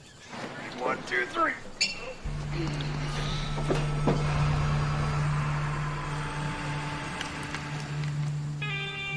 But 2,000 miles north, Dakota Fred is one big step ahead. He's already in Alaska, just 20 miles from Porcupine Creek. Hey, Todd. Yeah, what you up to lately? Fred, what are you doing? Look, when you gonna be up here in Porcupine, man? I need to talk to you about some stuff up here. Well, to be honest with you, I'd just rather you just shoot it at me now, get it out on the table. What's going on? No, I think, Todd, we're gonna have to just talk face to face. Man to man. We gotta He's take such care a of this dick. thing He made them do in that. person, right here in Porcupine. He's such a dick. Well, just shoot it at me. You don't want to just...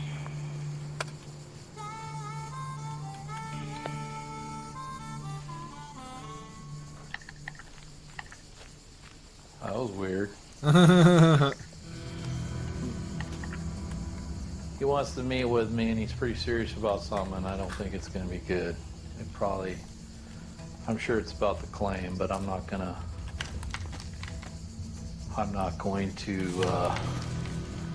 tell the guys about it. I guess we'll just see him when he gets there. I don't know.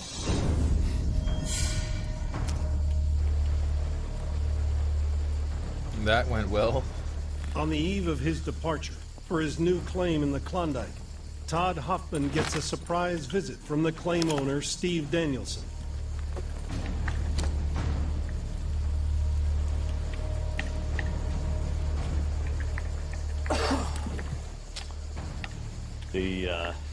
water license that we've been working on for the Ready Bullion property. It's not happening this season. Ooh.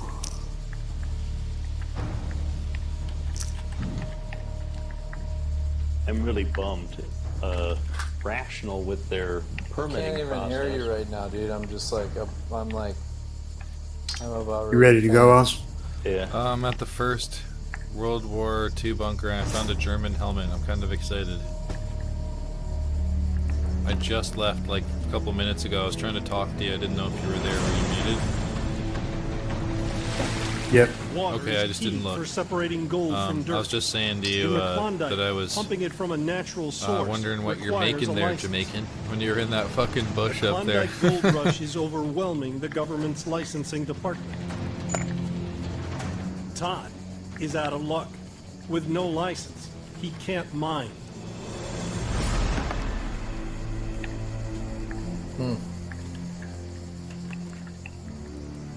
I don't know what I'm going to do without a water license, so I really don't want to talk about it right now, so just shut Here, I'm the heading camera back. off if you could. I just checked the whole thing. Todd now has over $100,000 worth of machinery heading north to a claim he can't mine. His dream of running 2 claims has fallen apart just 24 hours before departure. He has to break the bad news to his crew. Guys, third. Okay, I'm gonna smoke a bong with you when I'm laying down in a sec here. I just gotta use my stamina to head back. Or do you want to pick me up, Brad? I'm not going to beat I'm around headed the that bush. direction. Okay, I got I'm going to the something road. to tell you, and it's not good news. Okay? Klondike Steve came over the other day, and basically we did not get our water rights for Dawson. As of right now, I do not have a spot to go to in Dawson. So, as of right now, we're back at Jack's Glory Hole in Porcupine. That's what they were told. Can you imagine being told that? During the first Klondike it Gold up. Rush of 1897, miners hauled all their food and equipment themselves as the treacherous terrain was too steep for horses. Guarding the passes with machine guns, the Canadian Mounties refused entry to anyone without a ton of supplies, enough to last a year.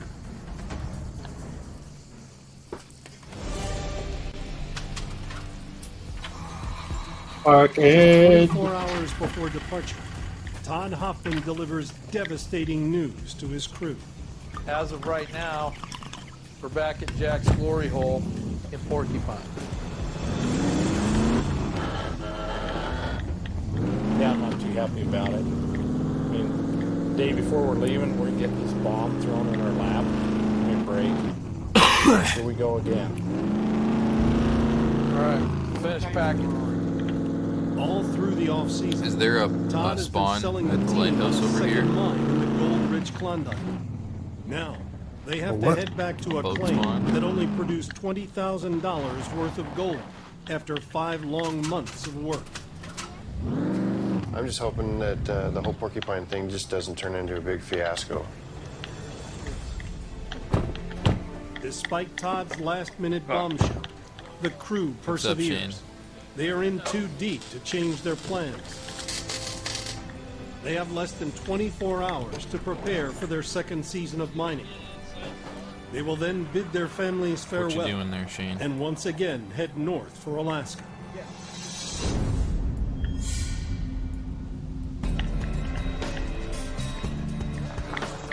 D-Day. After 6 months of blood, sweat, and tears, Todd, Jack, and the crew are finally set to head north to Porcupine. Good. For a second straight gold season, they are risking it all to strike it rich. The crew and their families gather at the Hoffmans in Sandy, Oregon for final farewells.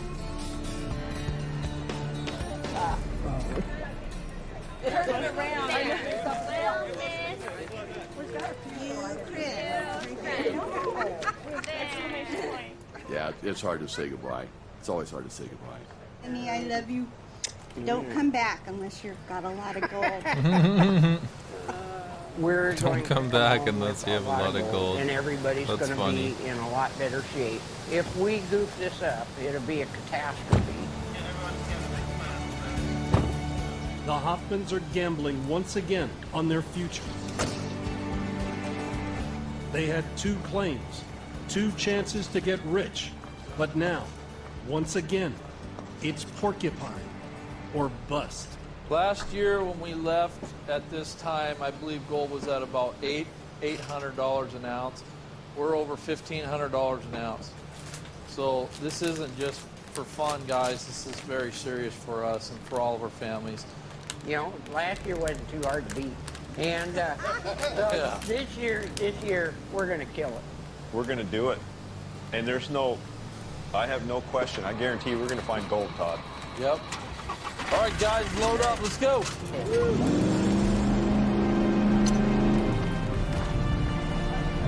We are ready to rock and roll. I got one rookie season under my belt, and I think this year we're going to take it to a whole nother level. Rock and roll, man. We're going to work our way, man. We're baby stepping, man. We're baby stepping. Come on, Blue. George, you go.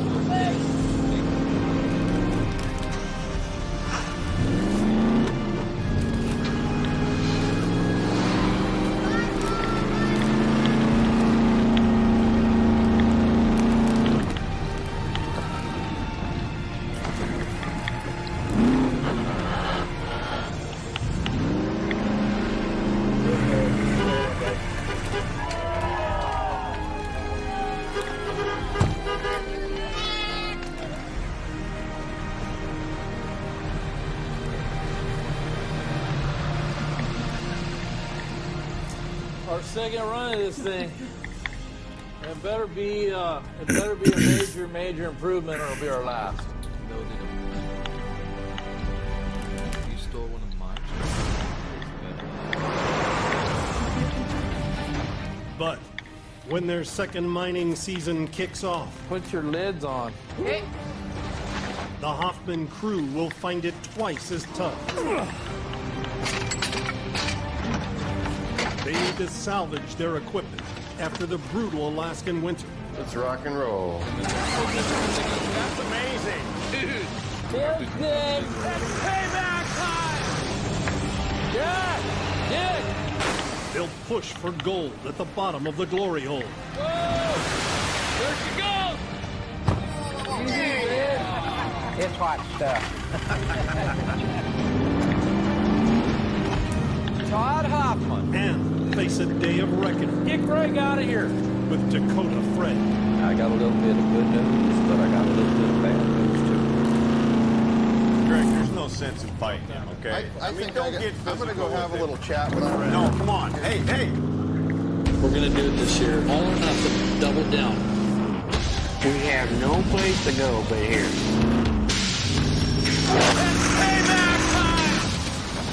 Gold Rush, Fridays at 9, only on Discovery.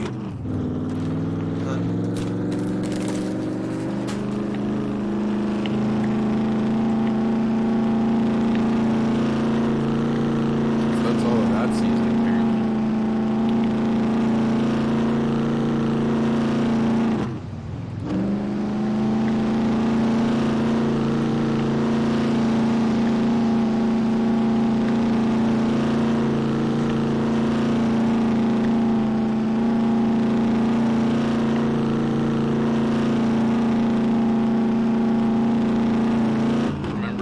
They go to Brazil. I saw the first episode. Oh shit, Brad, did we just smoke something?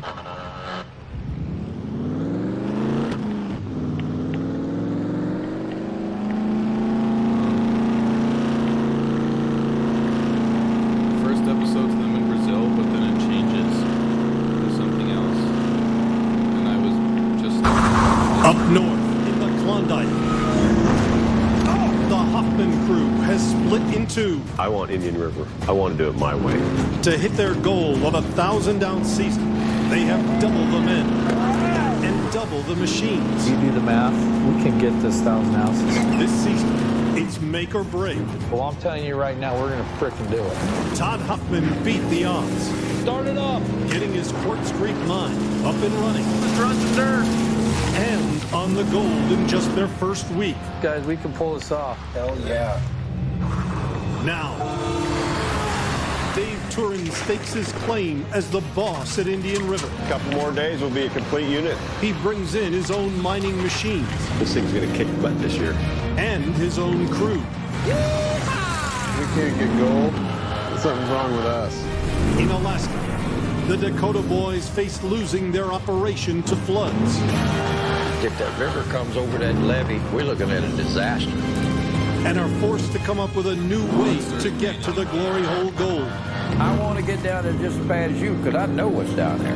And over at Big Nugget, John Schnabel stops Parker in his tracks. It's damn tough to see someone die because of your judgment.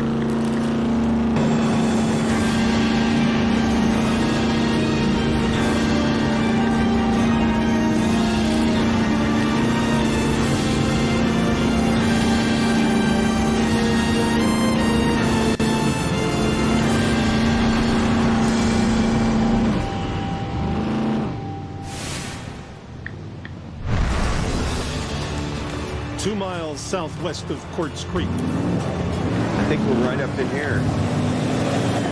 Dave Turin and Todd Hoffman are inspecting their new claim, Indian River. Dave Turin will run their second gold mining operation to deliver half this season's gold. You know what? We're standing on it. Standing on the corner? Yep. GPS shows me right here. Dave's ground covers 8 claims in the prime Indian River Valley, where neighboring miners have recovered 1,000 ounces from a single cut. We've got this huge area. It's virgin ground. We have it from this way. Okay. 1.5 miles, Todd. Wow. Everything towards the river has been mined. It's a great sign. This whole river valley has gold in it. That's huge. That's awesome. We're going to pull so much gold out of here so quickly that you're going to just be rolling in money. Dude, I hope you're right, man. Running 2 claims, that's probably about $4 grand a day. We're looking at $600,000, I'm guessing, in fuel. We better have a good season, Dave, or I'm going to be screwed. To get 1,000 ounces of gold, worth $1.6 million this season, Todd leased a second claim from Greg McNeil. It's a deal. Fed up with the mistakes of the past, Dave insisted he run the new claim. Let me do it my way, my team, my equipment. What do you think about that? But before becoming his own boss, he had to help Todd get a jump start on Quartz Creek. When am I released to Indian River? Now, Dave can finally start working his own ground. Here's the first thing. We need to drill holes. Figure out if there's good gold in there. What's that? Go look. That's a drill hole. It is a drill hole. Oh my gosh, look at that. There's drill holes all the way up that, Todd. Must go 1,000, 1,500 feet. Somebody was exploring. The question is who the frick's been drilling on our claim? And there's probably, I don't know, $20,000, $30,000 worth of drilling. I know, it doesn't make sense. But this GPS doesn't lie. You sure? The map doesn't lie. I know, okay. We are on our claim. Whoever frickin' drilled this is going to be pretty upset because he's got a lot of money wrapped up into it. I'm going to call Greg because I'm pissed off. Let's go find out what the frick's going on here. This is weird. Claim owner Greg McNeil assured Dave and Todd that this was virgin ground. Hey, Greg. Hey, Todd, what's going on, man? We found somebody had already drilled some holes, like a big, long line of holes. Did you know anything about that at all? No, as far as I know, there shouldn't be any line of holes where you guys are going to be mining. Huh. I'll be up as soon as I can, and we'll go down there together and see what's going on. Okay. See you, Greg. All right, bye-bye.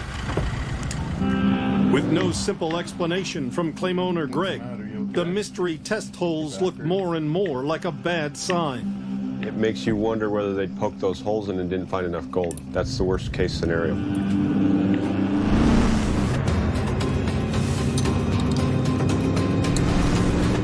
Down south, just outside Haines, Alaska, 92-year-old miner John Schnabel checks out progress at the Big Nugget mine.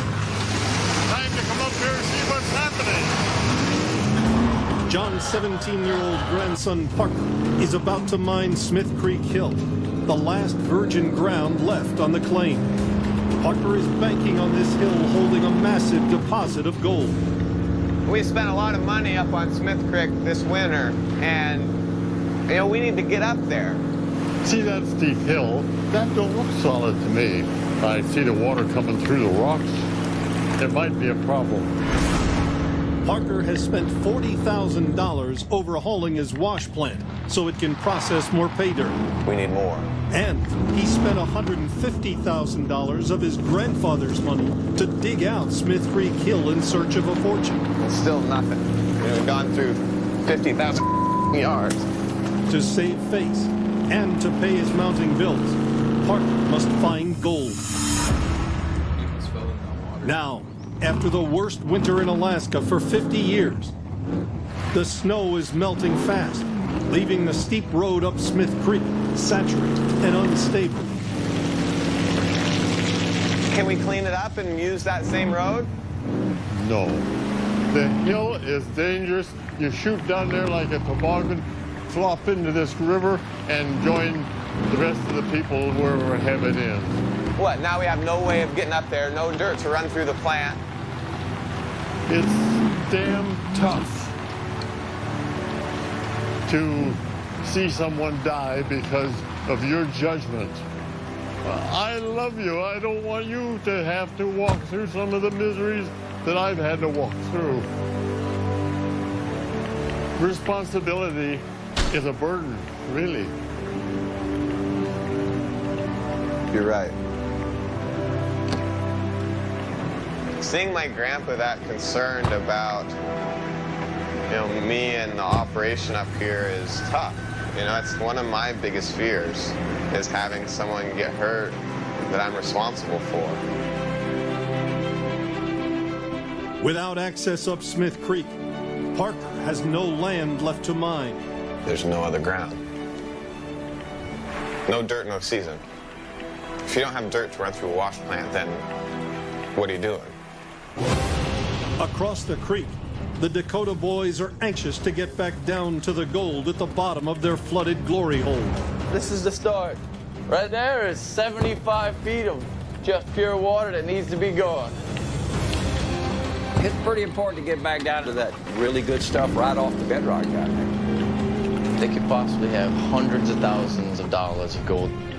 Last year, we think we scratched the surface of it. At the end of last season, Fred and Dustin hit bedrock at the bottom of the glory hole. I hope there's gold just dripping off that stuff, so don't spill a drop of it. In just 2 days, they found $30,000 in gold. Wow. But their pump failed, shutting them down for the season. This year, Fred and Dustin have upgraded. They now have a 10-inch pump capable of pumping out 3,000 gallons per minute. We're going to set up the pump, and we're going to start pumping the hole out. Last year, we didn't have the right equipment to get this whole pump down to nothing. This year, we do. Fire in the hole. Beautiful. Yeah, man. Let's get it going. Let it down. Up and down. Oh, crap. Oh, man. Well, then, not gonna hurt. More. She's fueled up, ready to go, basically. That's a lot of hard work. What's that? Well, sounds like a helicopter. I've never seen them run around like that. It's not like it coming over here. Fred, it sounds like they landed. No? Nah. Hey, Fred, they landed. It's probably some government agency or something. MShaw, or whoever the hell. I don't see no badges hanging off from it. How you doing? Good, how you doing? I work for the U.S. Geological Survey. I'm a hydrologist, and I've been checking the snowpack around southeast Alaska. Have you taken a look how much snow's back there? Oh, I haven't. Well, it's a record snowpack this year. The water's been Holy building shit, up. Brad. I don't know if you've It's seen upside down. what this is capable of doing. I've been mining out here Holy for quite shit. a while now, and I'm a little bit skeptical about it. I think you That's really need to see crazy. this. What happened? Over the last century, miners at Porcupine you Creek hear me, have Cinder? been devastated by floods at least 3 times. With as much snow as you got up here, Yeah, I can hear you. Okay. and as check late it. as it's been to run off, this might be the biggest flood ever to come down here. Boy, when it comes, it's going to be big. Boy, that is a lot of snow. Oh yeah, it's just getting more. Mile after mile after mile of it here.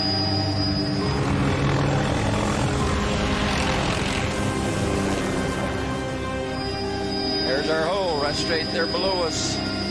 We got a levee down there. Yeah, this is what I'm worried about. You see this thing chews away your levee, and this stream itself will just fill up your whole hole. Pick up all your excavators, equipment, wash them down into the river. Wow.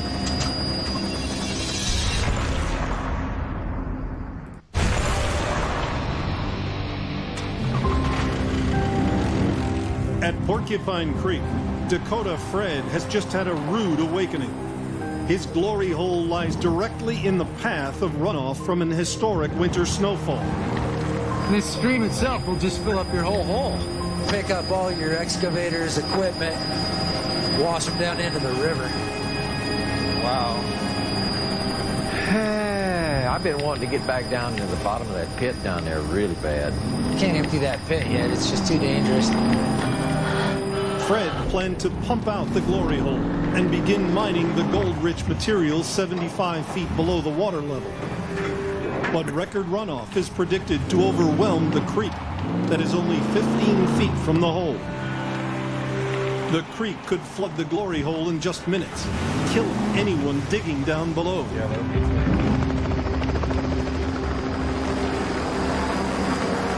If we catch some really warm days out here, 4 or 5 days, that creek would just jump up 2 or 3 feet in an instant. There's no way I'd be climbing that excavator down at the bottom of that hole.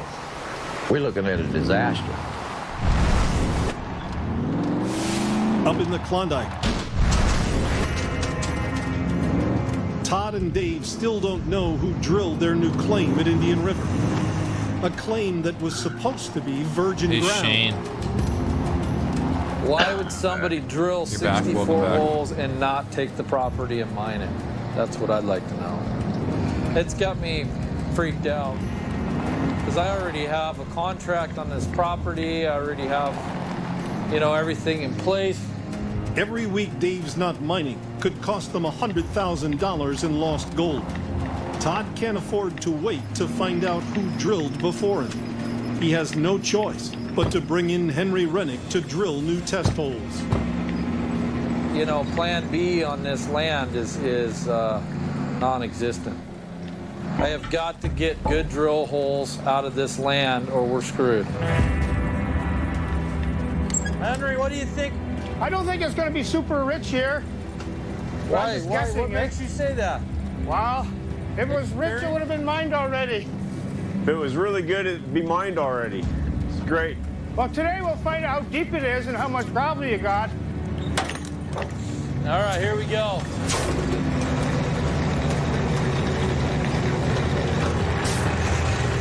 There's a lot riding on these holes, Todd. In the Klondike, gold-bearing pay gravel sits under frozen black muck. The more muck, the more difficult and expensive it is to get to the gold. Dave needs good pay gravel within 15 feet of the surface.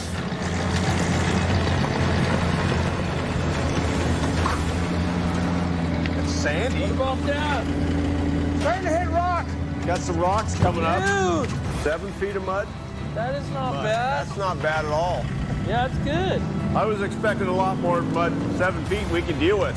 We were dealing with 8 or 10 at court, so that's good. Dude, there better be gold in this gravel. That's our whole season right there. Could be wrapped up in that one bucket. Henry, let's go wash these out, huh? Henry sets up to test the samples from Indian River. Dave needs to get half the Hoffman's 1,000-ounce gold out of this new plane.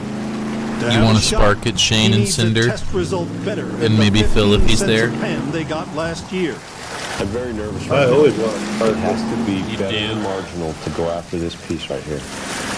I have a huge lease, a lot of money invested, and it all comes down to, you know, right now, is there gold?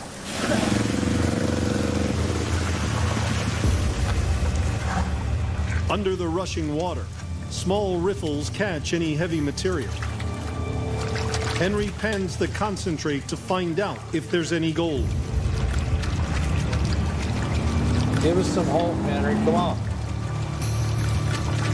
Come on, Henry. Spark it up.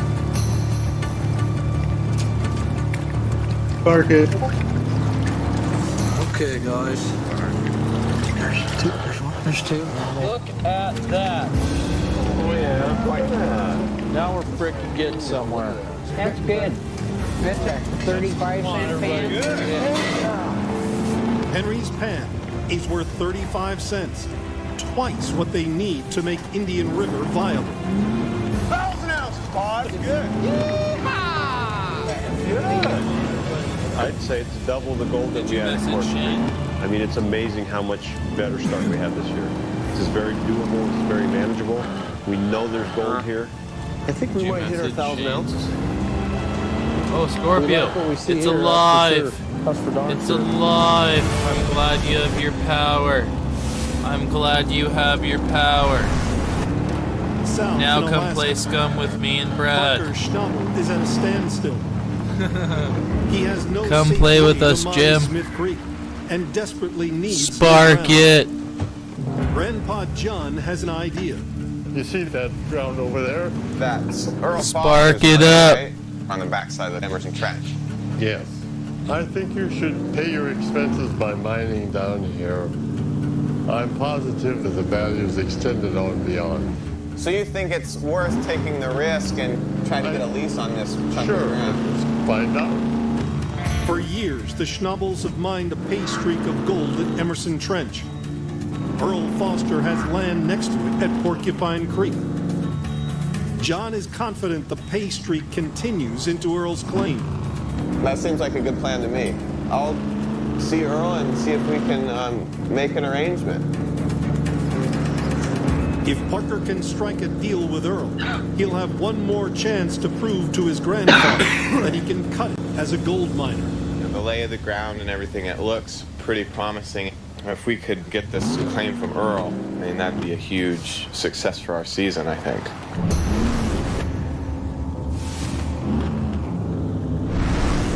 In Dawson City, Dave Turin's massive new wash plant arrives after a 3,000-mile trip north.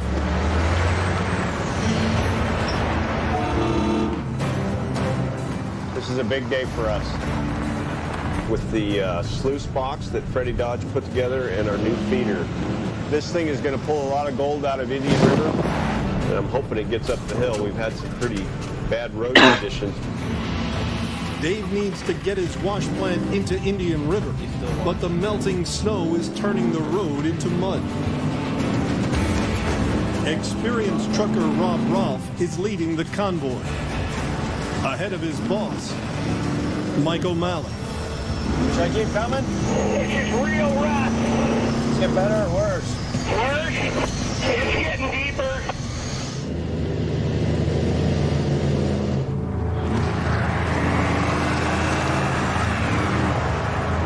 We're stuck.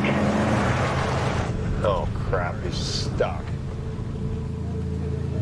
Oh. I don't know what we're going to do now. I'm going to have to take a look.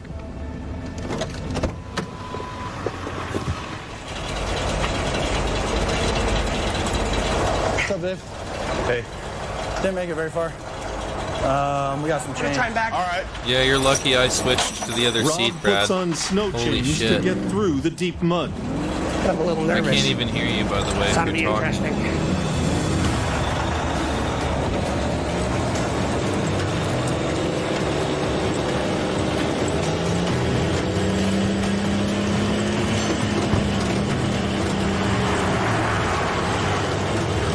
Go back where you started and try again. You're gonna have to use a little wheel spin.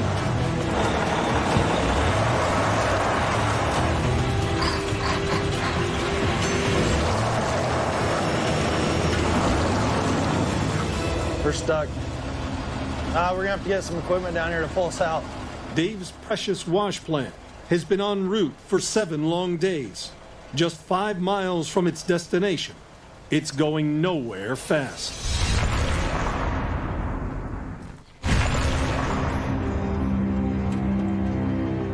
The Hoffman crew is in the Klondike earlier than last year. They're poised for a big gold mining season. But Dave is facing his first real setback. His giant new wash plant is stuck in the mud on the road to his Indian River claim. You got a strap? I'm going to try to get my pickup around front of him, and maybe, I don't think it's going to work, but we might try pulling with his pickup. Whatever we got to do. You got a good hook point? Yeah.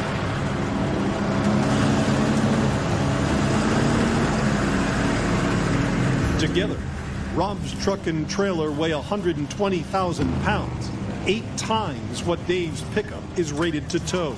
Ready?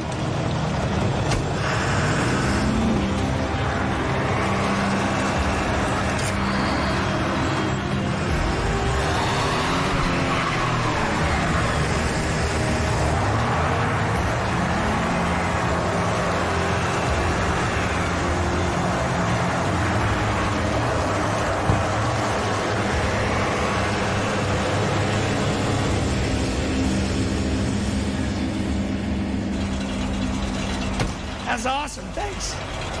Hopefully there's no more.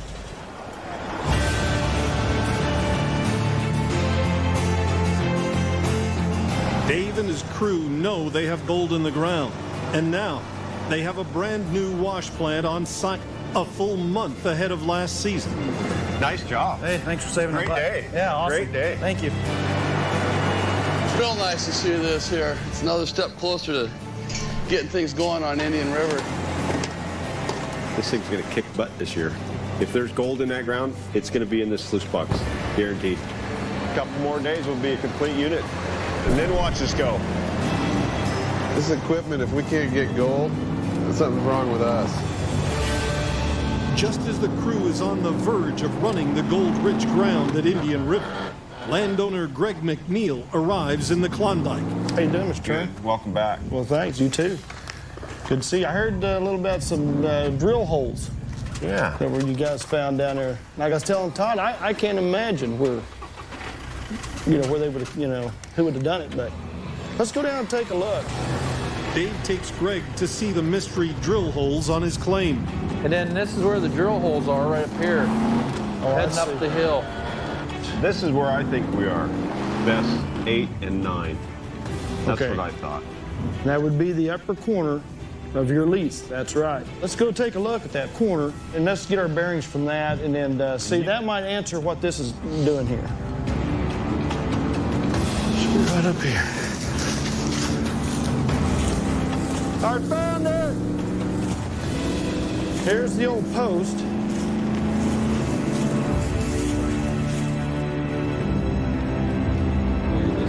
Oh, man. These guys aren't going to be happy about this.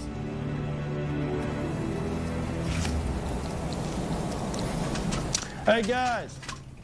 I found the post. I don't think you're going to be happy. What's up? It isn't right. What isn't right? Where we're at. We're way off. Really? Well, Dave looked at the corner and he GPS'd it. Well, I'm sorry. We're about 4 claims away from the corner. So show me where we're at. No way, Greg. I wish I was kidding. We're right here. We're at the corner of best 11 and 12. That's like 1,500 feet off. That's right. Dave and Todd thought they drilled best 8 at one end of their 8 Indian River claims. But it turns out they were actually drilling best 12, about a quarter of a mile from the ground they leased. Wish I had better news. I thought you GPS'd. I did. I think I entered the wrong coordinates. Oh, dude. I can't believe we did this. I got ahead of myself. I thought we were done looking like idiots, but nope. We're still got a little bit of that to go on our journey to become miners. With Dave running the show, the Hoffman crew has spent thousands drilling and trucking in gear, all on the wrong claim. The season hasn't even started. I'm $10,000 in the freaking hole. You know, and that pisses me off. That's Dave's fault. I'd be pissed too. It's his money. Costing money to drill. My mistake. I had a bad coordinate or bad reading on my GPS. Everybody makes a mistake. Dave has no time to dwell on his mistake. Greg McNeil takes him on a mission to find the right claim markers. We're gonna get really wet. It's a hike, isn't it? I found it! You found the corner? Yes, sir. Right here. So best one. So this is the corner. This post marks the southwest corner of Dave's claim. Best one. Yep. That's the Goes corner. like up right that here. way. See, it was right not far from the water, remember? Yeah. Now we know our boundaries. So you've got about a mile and a half this way and about 2,000 feet that way. You got a lot of ground. A lot of ground, Greg. Yeah. Man, that looks good. Golly, it's level. This ought to drill out pretty darn good. This is actually probably a pretty good piece of ground. We're in the valley floor. There's so many ponds, there's so many cuts. This is definitely the big leagues. The problem was an Down at the over-tightened Big clamp Nugget anchoring mine. the cable to the switch box and cut through the insulation Parker and shorted Schnabel to the awaits bottom the of the arrival box. of landowner Earl Wow. Foster. To salvage his season, Parker has to strike a deal with Earl for some key new ground. That's The claim of dangerous. Earl's is Holy really one shit, of our buddy. only hopes left. We just don't have any ground to dig. Without getting a pretty favorable deal with Earl, Big Nugget's going to be in pretty serious trouble. 2 years ago, Earl Foster leased land to the Hoffmans for a 20% share of their gold. No problem. We're going for it, man. Parker can't afford a 20% cut. And so we can't afford to give much of a royalty back. Anything hear you if over you're talking, bro. 10 to 12% would be about just chilling. really out of the question because it's just that's the profit margin on that kind of ground. There's a boat down there. That's pretty sweet. Is it fixed and all to go, or does it Earl has need been some doing maintenance? land deals for over 50 years. You won't This find any is vehicles in good Parker's condition. first. Mr. Foster? Good to see you. You too. It's been a while. Thanks for agreeing to meet me on such short notice. No problem. You know, we've never had to lease ground before. Okay. Let's talk about it. What kind of agreement were you thinking of? Well, we need to talk about the term. 1 year at a time would probably be best. Yeah, I think so. Okay, and as far as a royalty goes? They're charging 15 and 20% here in Alaska. It's too much. We can't do it at 20. In the 1970s, Earl Foster installed over 25 radio towers in the mountains of Alaska. In his spare time, he prospected for gold and staked claims. He now has 5 gold claims on 350 acres, including the one Parker wants to lease. At the Big Nugget mine, Parker Schnabel needs to strike a deal with Earl Foster for a claim that borders his mine. And he needs it for only a 10% cut of the gold. They're charging 15 and 20% here in Alaska now. Yeah, no, I realize that there's a lot of people interested. You know that We've got the equipment and we've got the manpower to do this dig, and we're starting right away. If we can make it 10%, then we've got a deal, and you'll start getting money right away. Since I've known you since you were 9 years old, I think we'd probably go with 10% if that's satisfactory. Well, thank you. Yeah. We've got a deal, huh? Thanks. Well, I wish you the best of luck, and I'll get some paperwork down to you, and we'll get this done. All right. It's problem solved. And this has kind of breathed a new life into our season. I really needed that deal with Earl, and it happened. And we got ground. North at Indian River in the Klondike. After a costly setback, Dave is finally on the right ground. Now, he needs to drill it to make sure it's worth digging. We found our corner post. I want to bring Henry out here, so I got to cut him a road.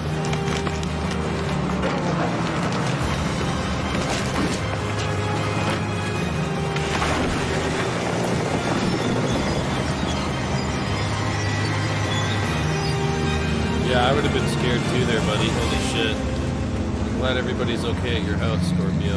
This is the spot. Come play the game. If you have it.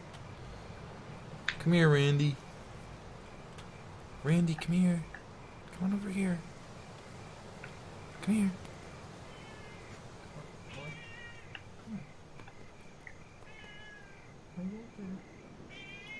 What's the matter? What's the matter, buddy?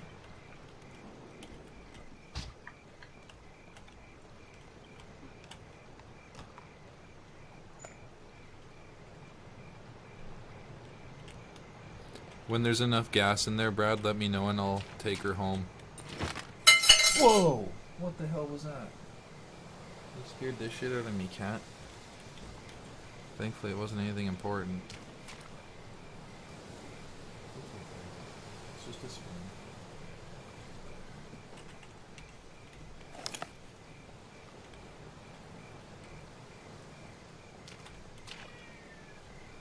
It's okay, mister. What's going on then on the couch?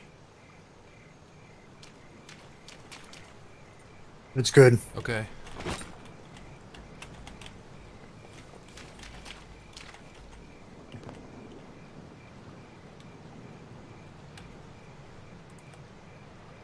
Okay, man. I'll get her home.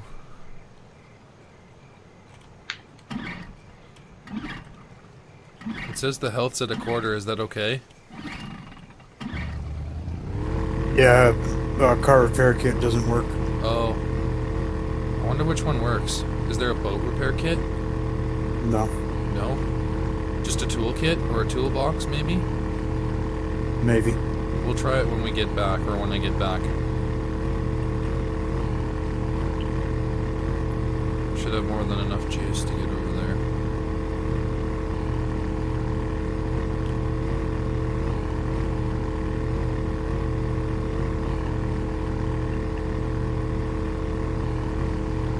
Hey, Cinder. Yes. How are you doing tonight? What? How are you doing tonight?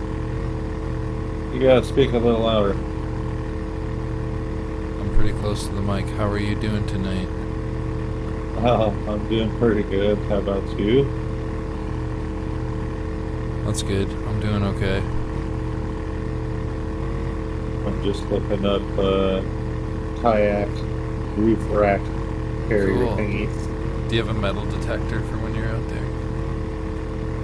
No, I don't have a metal detector.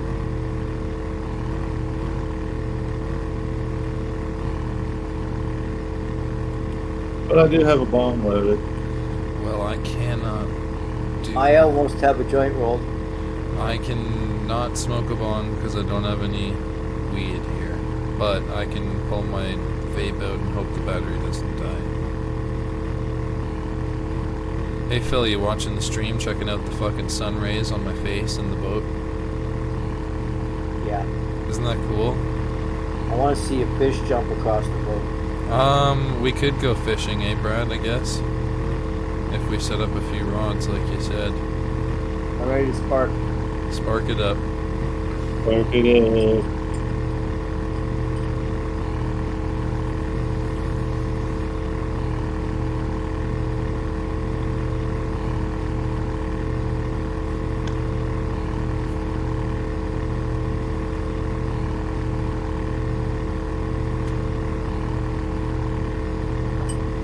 Randy, yo.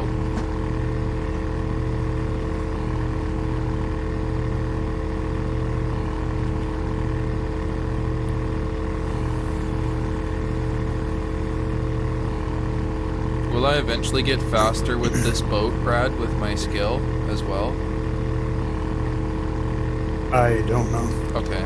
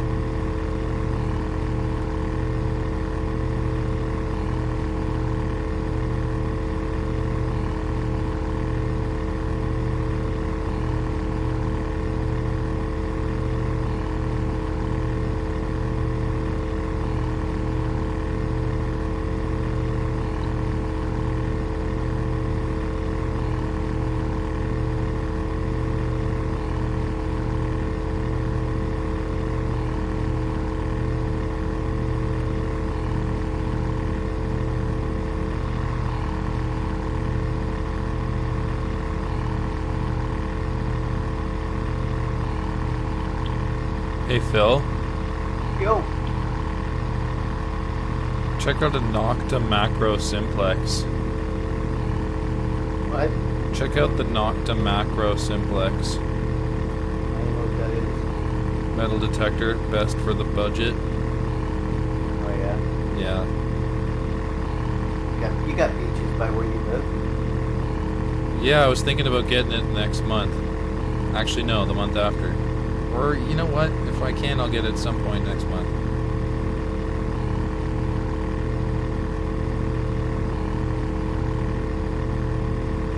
I shared links in general chat if you want to check it out. Saw a gold panning kit there too.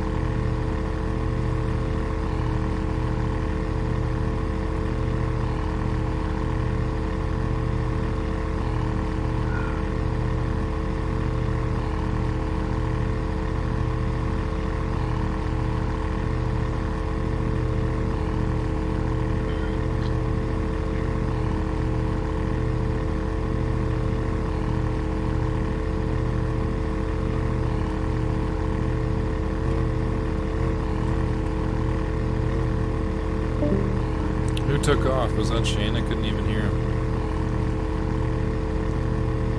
I didn't hear. Who was that? Shane. Of course it was. I'm gonna call him and say, you bastard. Well, he wasn't saying anything anyway.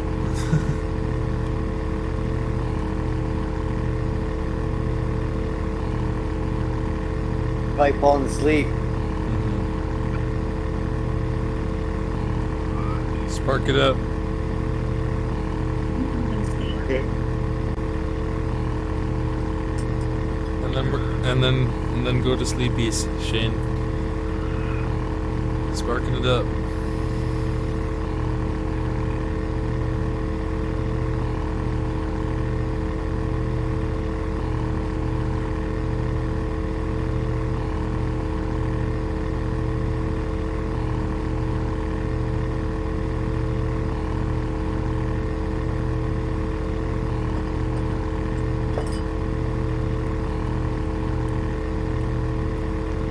Hope you have a good night, bro.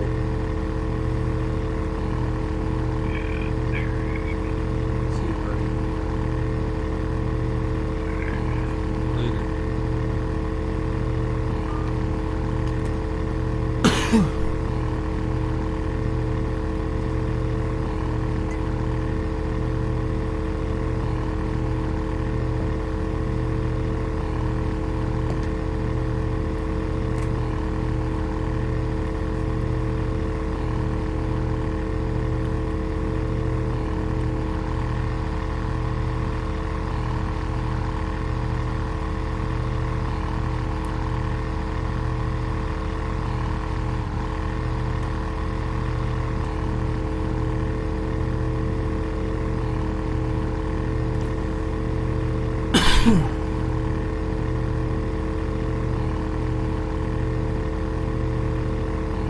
yeah?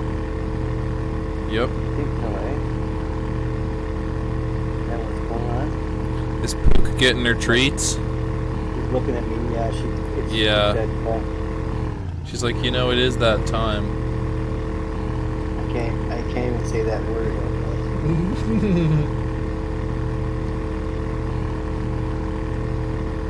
Will she start meowing? Oh yeah, she will.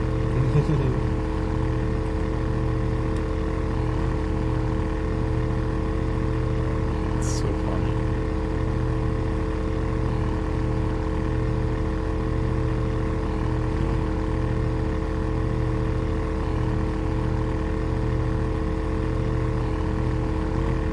What time is it? Time is it, Poop?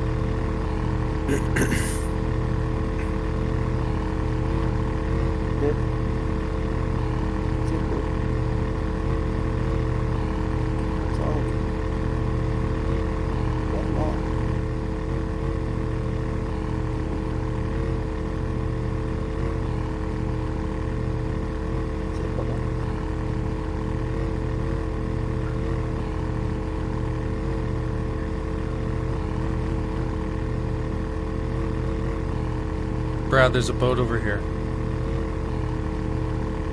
I don't know if there's a lock on it though. It's at the lighthouse. Where's... Remember the one I said, isn't there a potential boat spawn at that lighthouse where we live? And there's one right there. I don't know if that's Buddy's, but I'm gonna look and check. What's the one I'm thinking about, or the other two that the other one that I'm thinking about? Then yes, it's the one right they both next have door. locks on them. Oh, they do? We checked. Yeah, we checked 2 lighthouses on the way, or I did. Okay, well, at the very beginning, did you check the one that's at the edge of our little hubba island? Yes. Okay, so that was a locked one. It has like a red rim.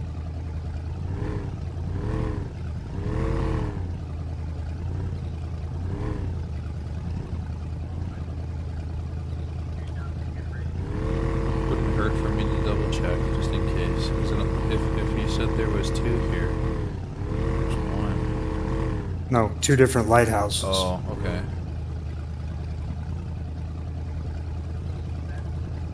And both had boats Okay. that were locked.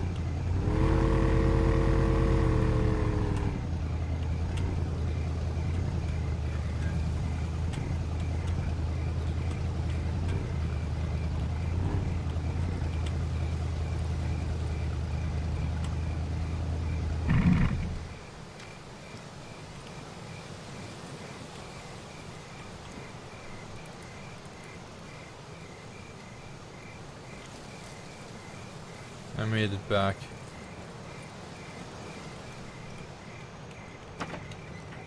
Welcome back. Thank you, I made it safely back to the base of the human race.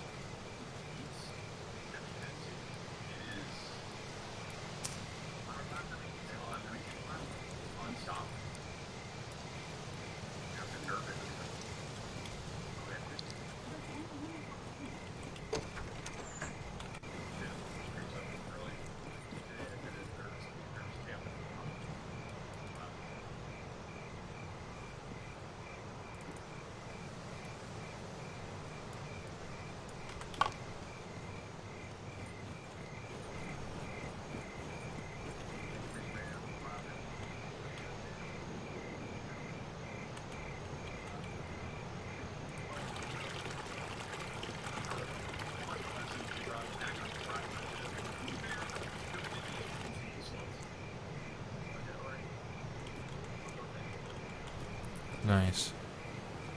The boat's fully refueled.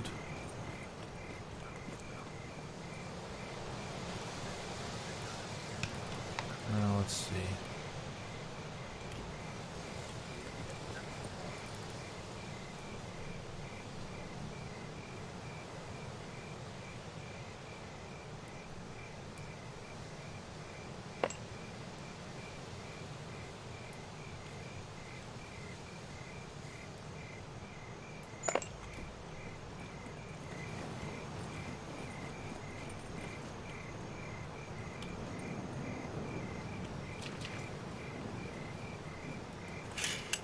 Toolbox does the trick, Brad. It's working.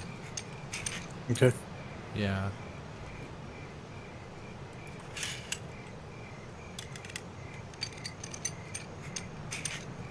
Cool. It's ready to rock, except for whatever else we would want to put in it, you know? Cool.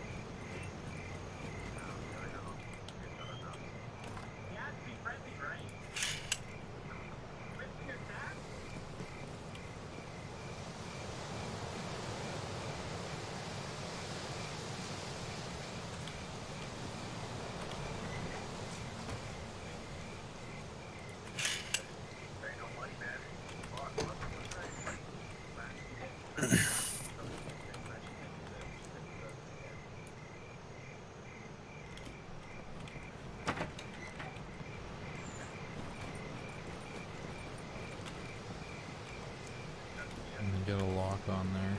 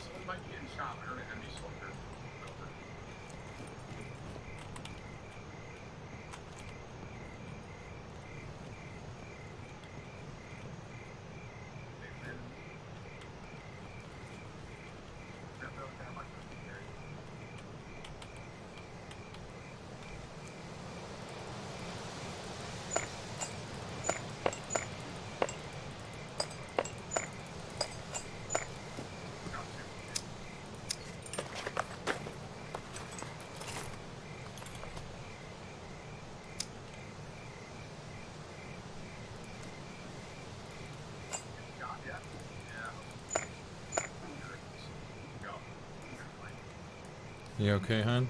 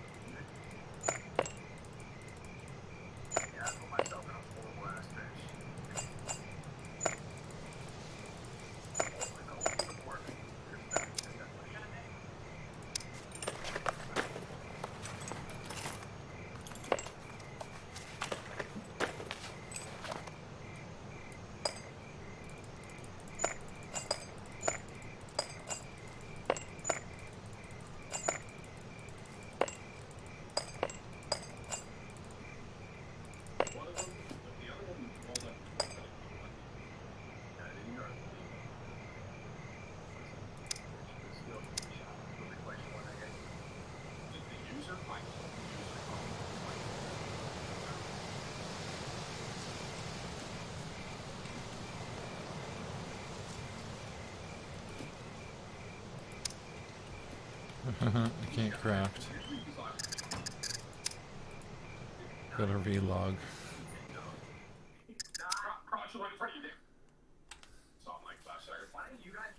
So did you have a good day, Phil?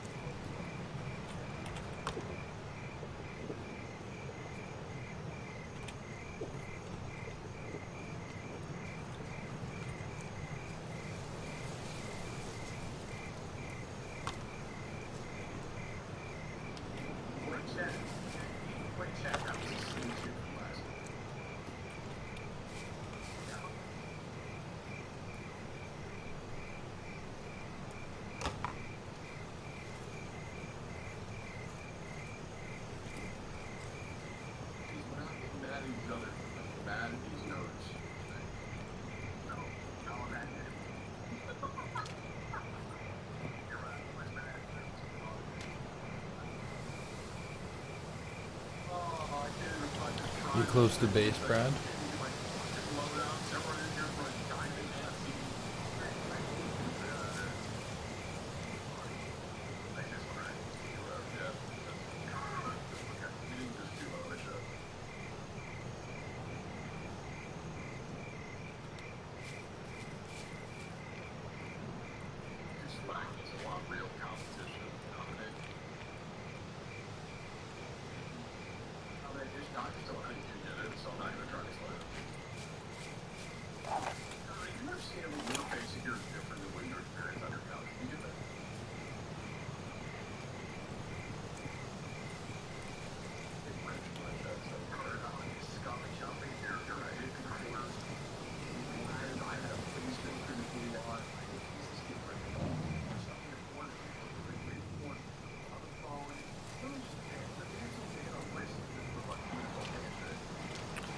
I was thinking of a pizza taco.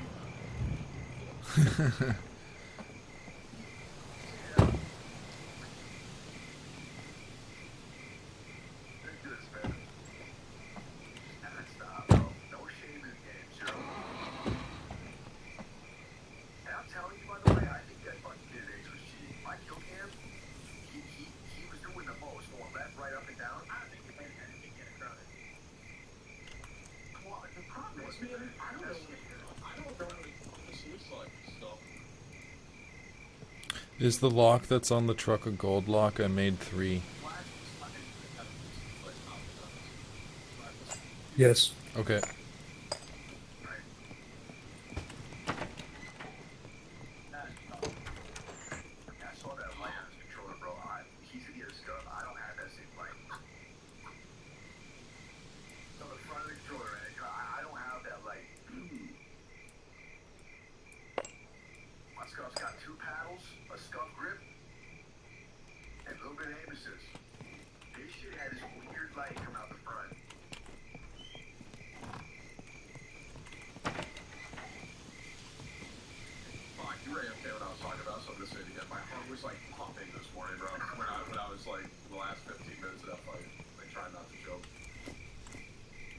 Water's good.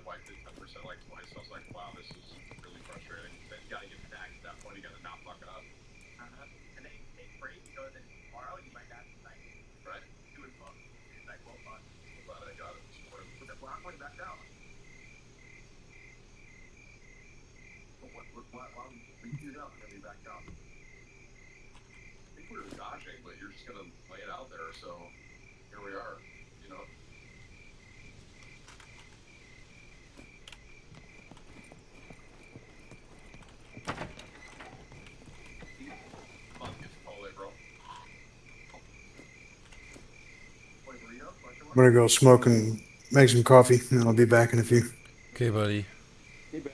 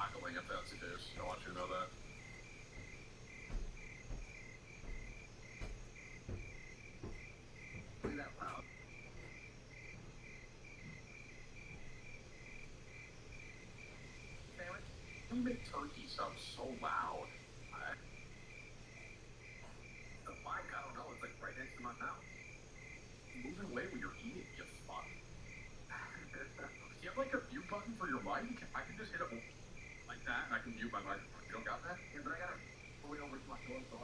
Just use the phone. I know you got one. So. What?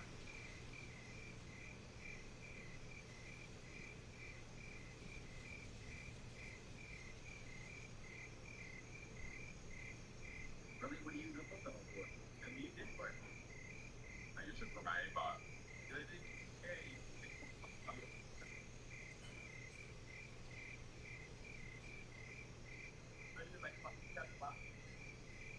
this isn't about go back and see portrait spots. I don't know what I'm going to do, how to make content of this. Place is fine.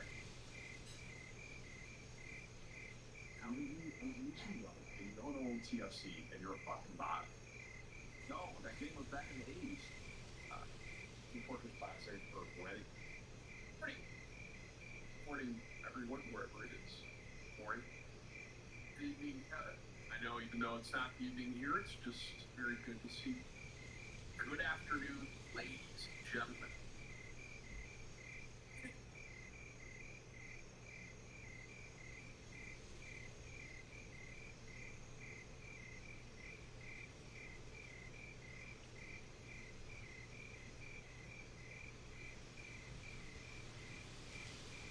Crossbook over a fucking stack.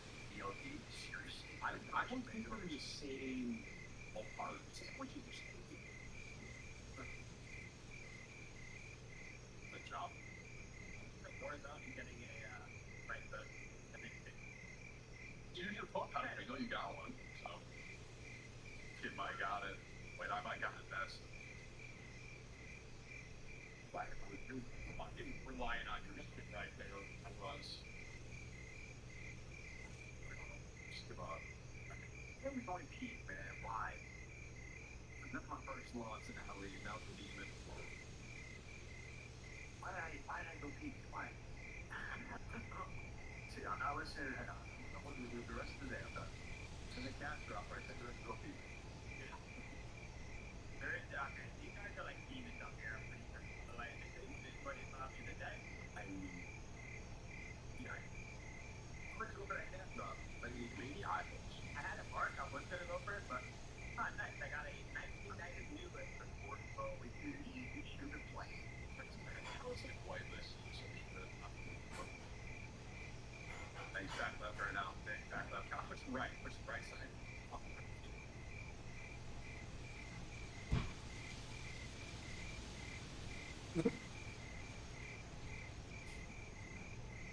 Recline side, bro. Like, show me your renegade.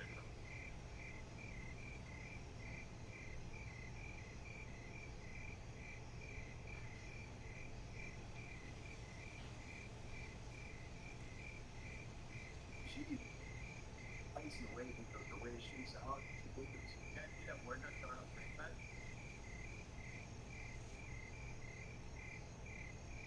For 2 years? Yeah. You need one. Line up big guy. This current war zone is getting a right foot, and then transition and war zone. There's no team. I'm waiting for you.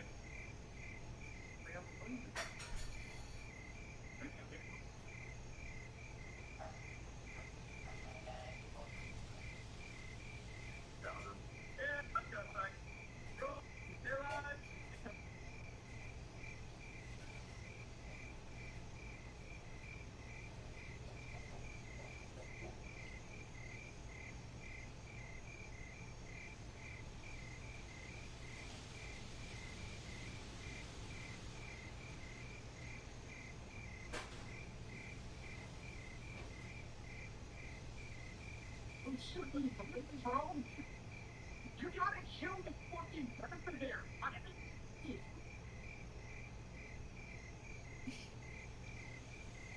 The first is already over.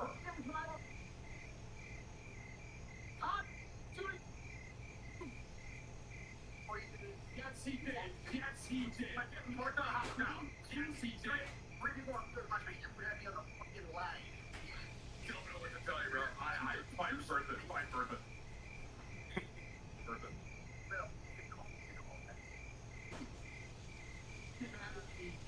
dive deep, okay, and then lost gooch.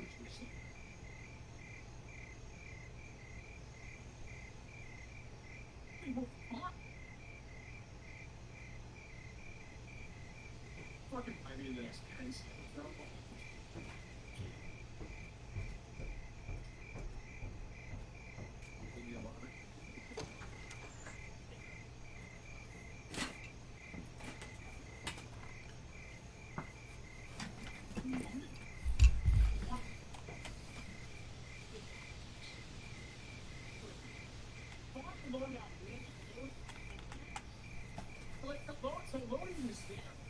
You guys.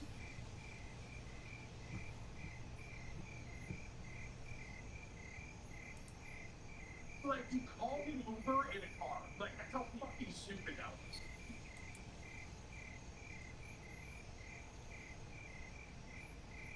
That was coming. 14 grand on it.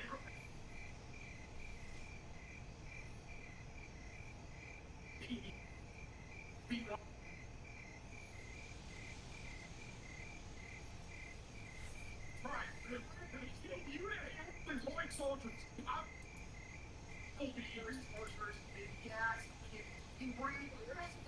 Like the boys are stupid and holy fuck, dude. I'm trying to work in one of I'm in the middle of the fucking open, there's no cover. I'm where are we going? You're on like I'm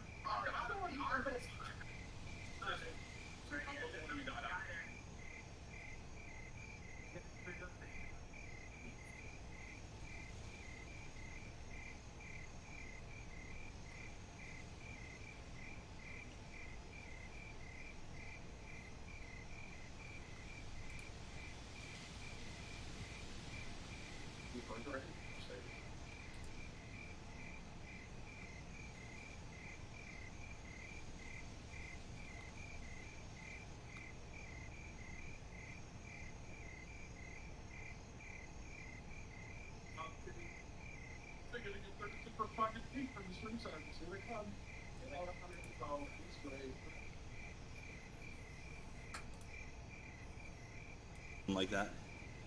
And focus, camera. Focus.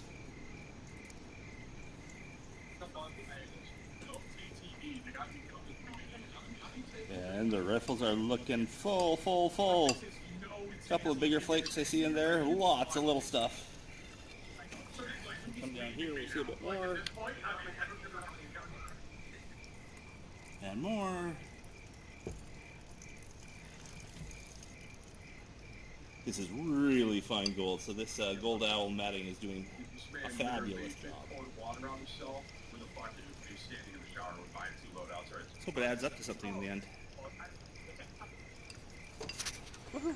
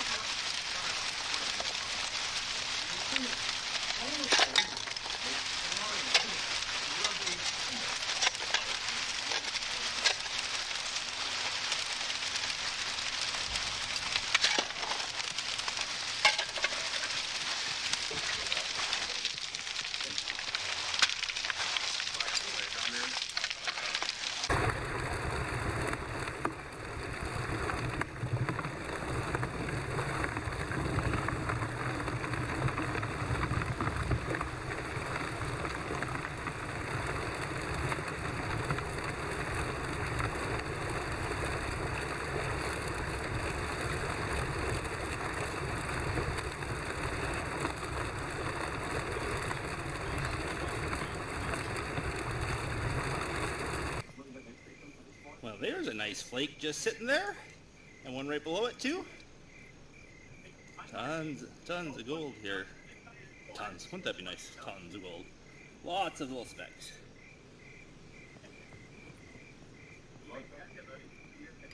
We got the one All across the top there. I should stand here and just keep moving these boxes until I Just loaded. Seems like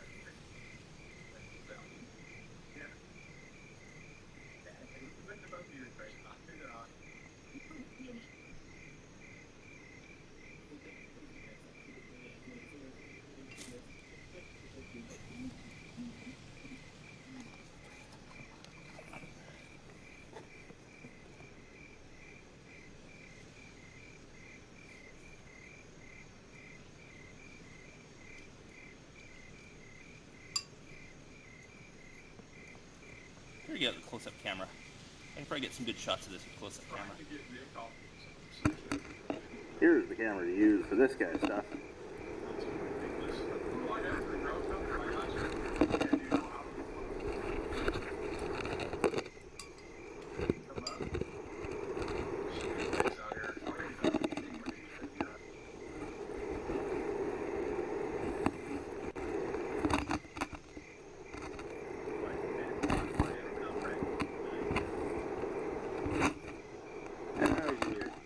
Every riffle loaded.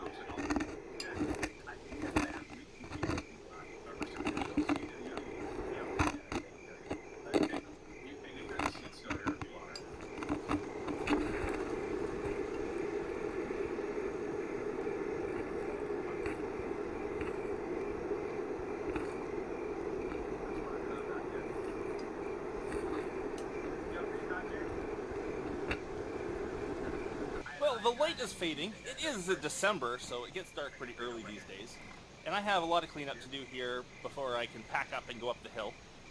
So I'm going to do that now. You don't need to see that on video. I'll just do that, get home, and I'll do all the cleanup, all the cleaning of the gold and weighing and calculations and everything at home. So I'll see you at home in 1 second. I'm at home here just cleaning up my gold now. But before people yell at me in my comments, I should say that I have noticed my sluice was out of level, and that for the beginning part there I was running way too hot for that fine gold.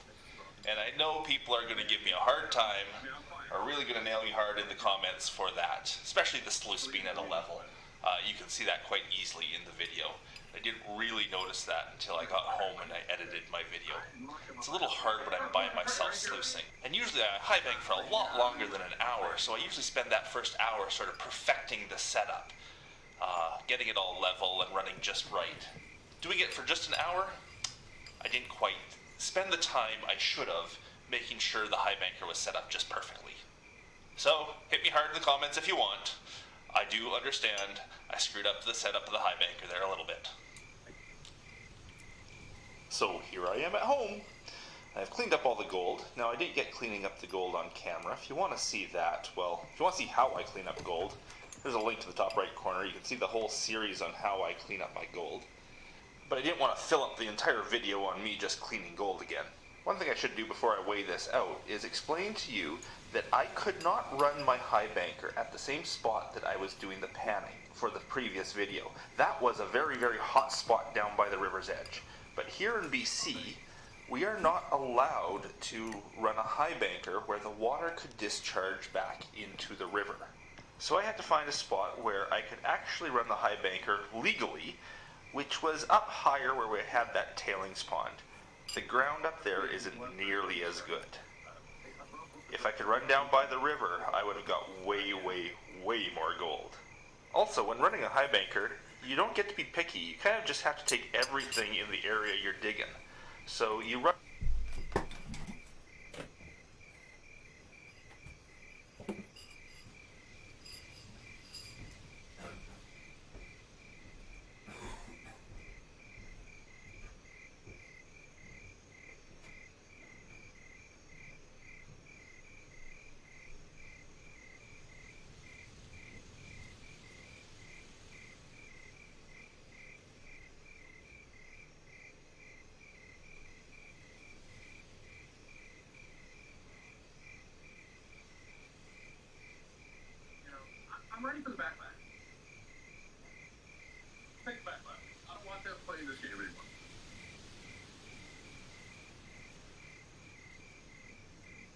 ready for the backlash. I am trying.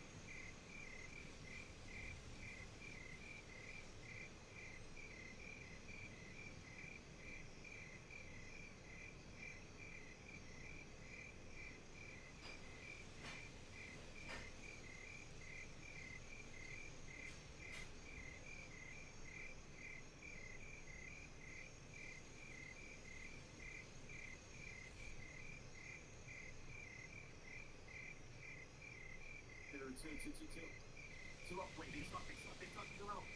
They're so ass, they're both weak, both done.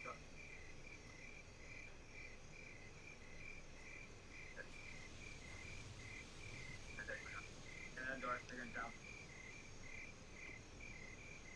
Alright. Bang, back, hey, one more. One lane number.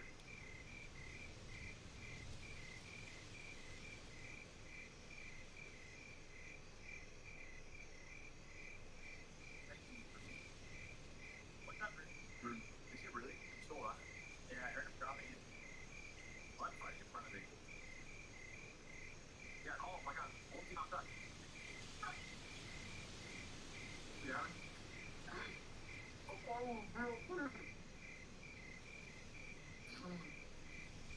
One more bottom for sure.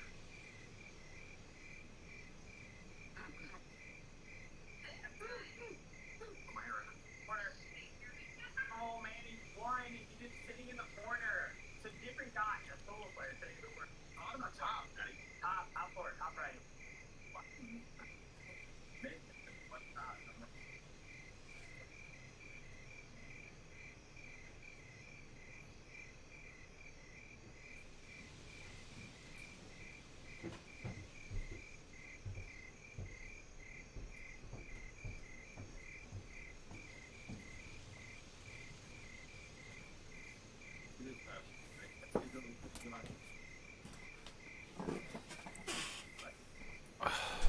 Okay. Run through material that you wouldn't necessarily pan just to get it out of the way so you could dig it all. I'm kind of giving excuses of why I didn't get as much gold as I probably should have. So let's weigh this out. Okay, we're gonna put the vial on the scale. Turn on the scale. Zero it out.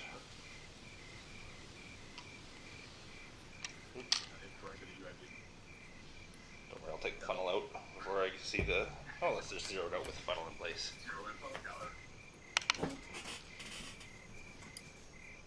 And pour the gold in. Let's see if we can do this without spilling it on camera.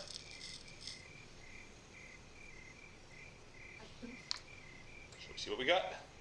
Doesn't matter if it's not all the way in. Let's see what we got. 1.336 grams.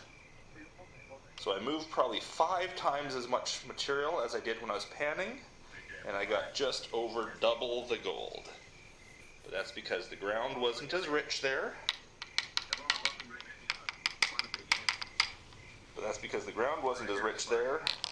And I'm just running everything, not just the best looking stuff. There it is. There's that gold from 1 hour worth of high banking. Let's go do some math and see how long it would take to make an ounce of gold at that rate with the high banker.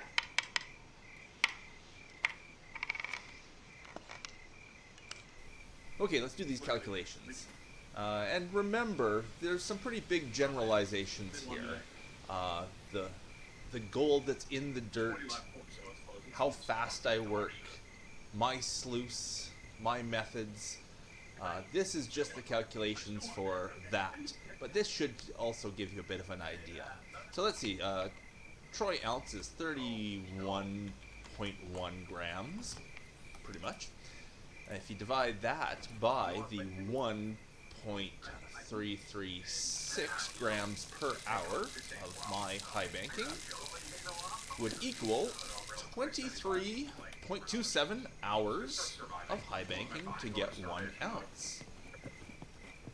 So again, if we want to divide that by, let's say we can work an 8-hour day, divided by 8,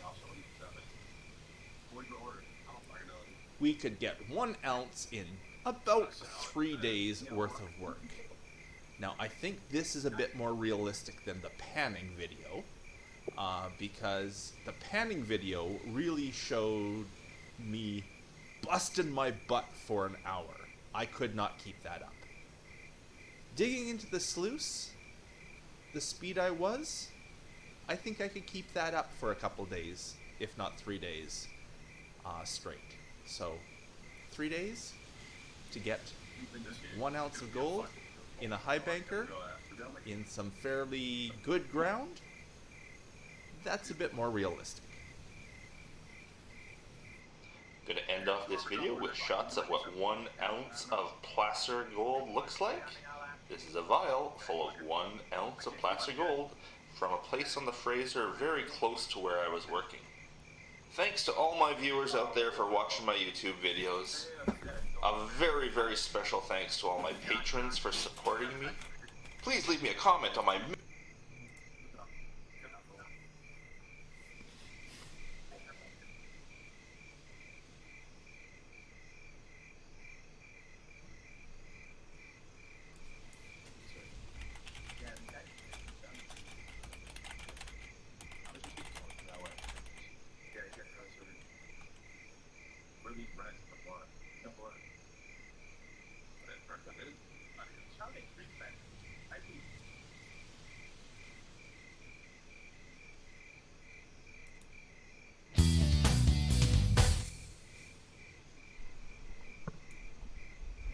Alright, so join us on our last little adventure. We found an abandoned gold mine, and there's some really cool rocks here. Considering it was a gold mine, what's really funny is the majority of the veins are still showing copper. So who knows, someday they may reopen this. But let's go take a look, gather a few rocks. The white is some... Let's see if it... That's a big rock. It's not good. It would dent. Go. Old timers blasted. Pile of tail ends.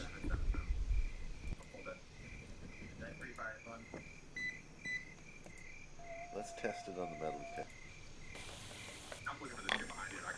Let's give it 1. This appears to be blue, and hopefully you can just what I rinsed off. That one should probably be crushed. It's color down in. But they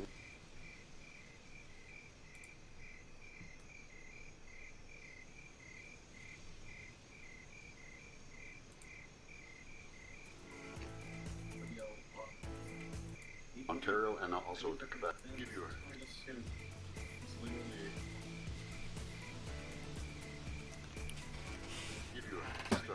a really coarse overview of what's important about gold deposits in Ontario and also to Quebec.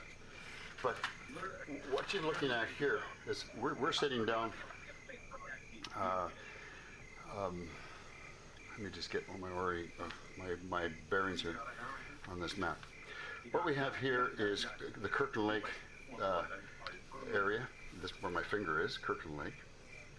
And then we have an area where we're going to go, I got a pen, maybe easier to point it out. So there's Kirkland Lake. And it lies along a major structure, which is the Cadillac Lard Lake Break. And there's another major break, which you've probably heard of, which Timmins lies along, or nearby, is the Porcupine-Dester Break. Both these breaks come together over on the Quebec side. And you get right over to where Val-d'Or is. So all along these breaks, these major breaks, both the Timmins Porcupine-Dester Break and the Cadillac Lard Lake Break, which goes right down to Matachewan, gets our gold-bearing structures. And splays off of those structures, those major structures, also are gold bearing. For example, Kirkland Lake isn't on the Lard Lake Break, but it's on a splay, Kirkland Lake Main Break, or the Amalgamated Break, which are important. The only ones that are right on the breaks are things like Canadian Malartic, right near the break over on Malartic on the Quebec side. Caradison in Virginia Town, right on the Larder Lake Break.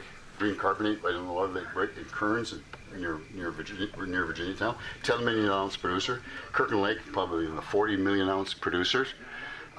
Small splays that come off near Adobe, which is the Upper Canada, and the Upper Beaver Mines. Splays off the Larder Lake Break. All the way across over to Matachewan, which is very close to the break. But then what happens here when you're coming out to where we are, in McMurtry and Leonard and Terrell, there's this break gets buried over by this brown looking rock on this map, which is the cobalt sedimentary terrain. Anyway, long and short of it, it comes through, and the next part of that break that we see is way over here in the Swayze Belt. This break, which we think is the continuation of the Larder Lake Break, it looks like it, and it would come up north of where we are on this property. It gets offset with a whole series of structures that are coming up on a northerly trend and a northwest trend. They get broken up, and the lithologies and the Archean are getting shoved around a bit, just like a deck of cards being shoved around. If you took your fingers underneath the deck of cards, these breaks are moving this stuff forward or up in orientations that we don't see a continuous line of it. We don't see the continuous line. And you can see the relationship of how that would look when you look over here in the Swayze Belt. These structures are offsetting that belt of Archean volcanics. Same thing in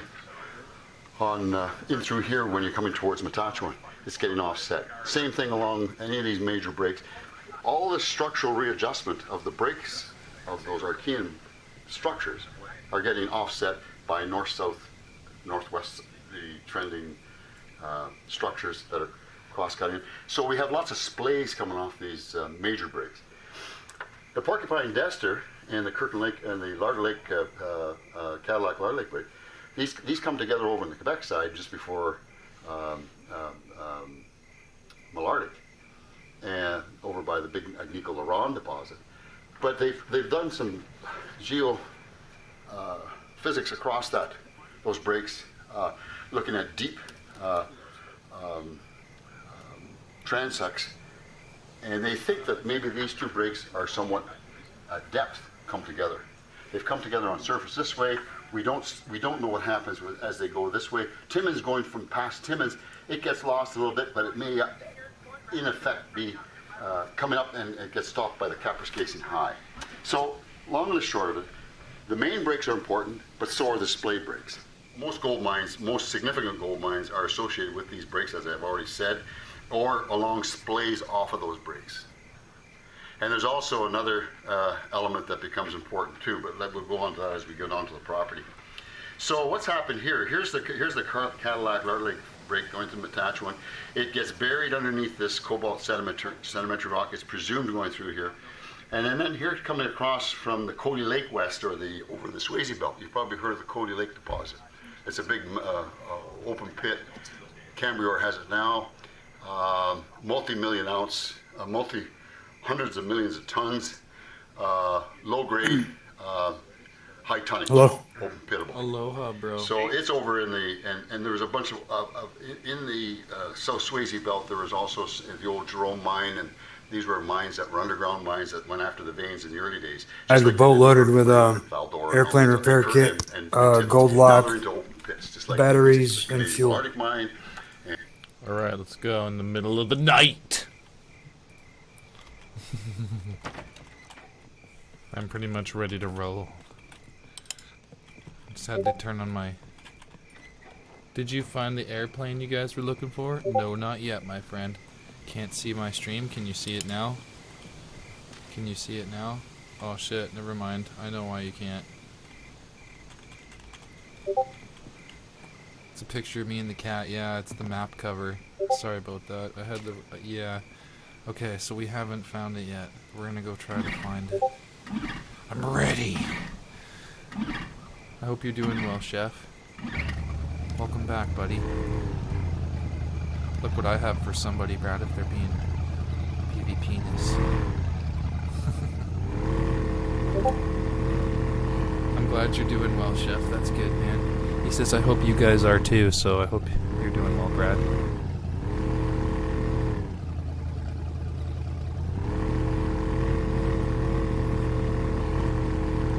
We found a boat like a couple hours ago.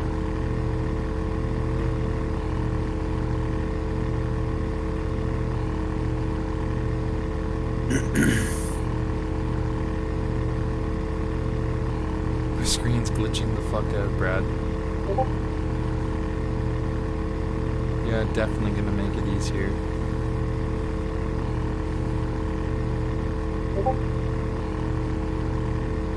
That's okay, buddy. I've had space bars with issues in the past, and it's annoying. It's just, I gotta get a new keyboard when the time comes.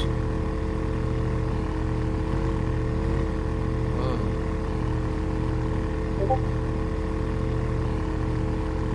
Oh, I don't blame you. My brother gets mad at that game, too.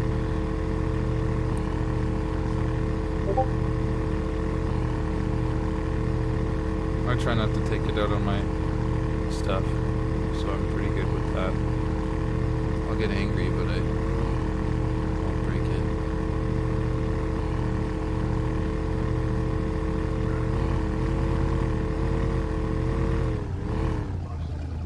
Ah, I don't see it.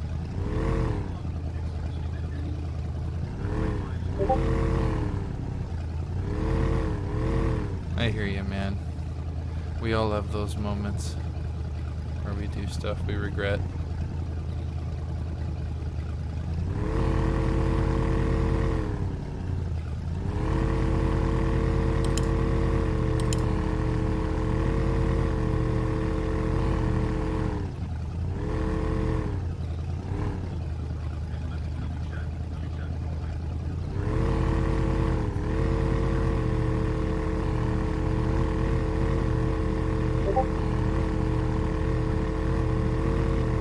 I hear you there.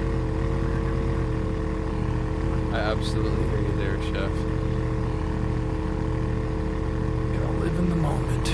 Or whether, no matter what moment it is, just gotta make do with it.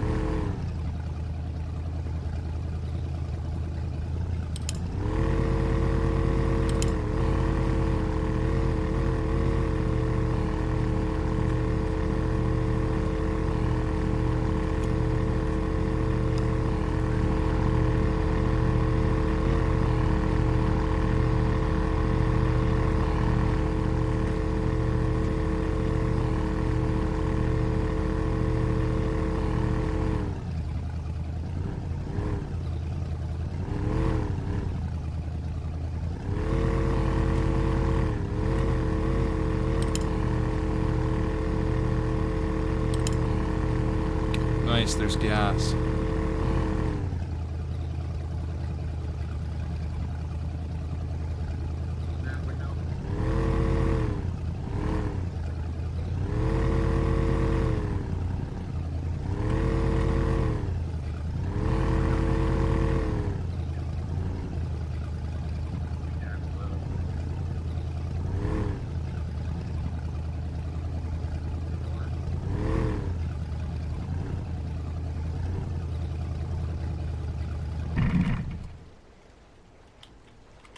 Oh shit, is it sinking? Oh my god. Oh, that was fucked up. Oh, that's so fucked up how it gets full of water. It looks like it's sinking, Brad. It's so fucked up.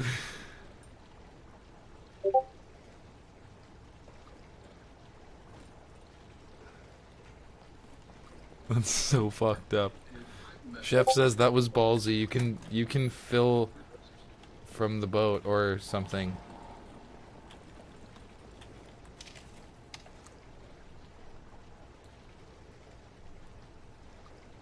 Oh shit, we could have filled from the boat. Okay.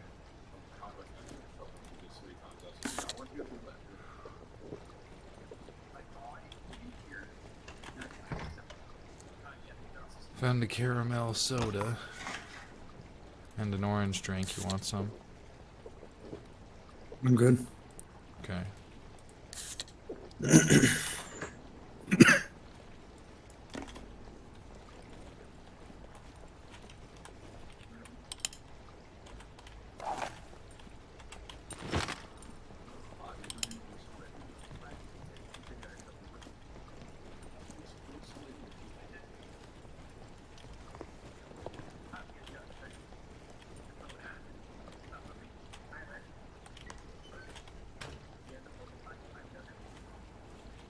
That boat keeps going underwater.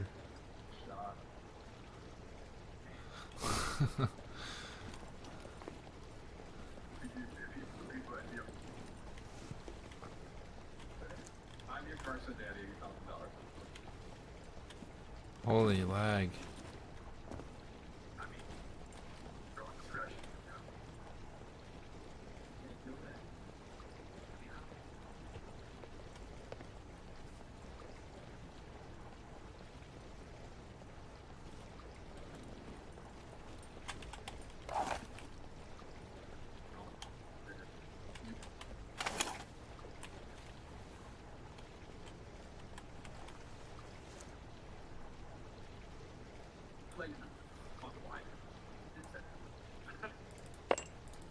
$73.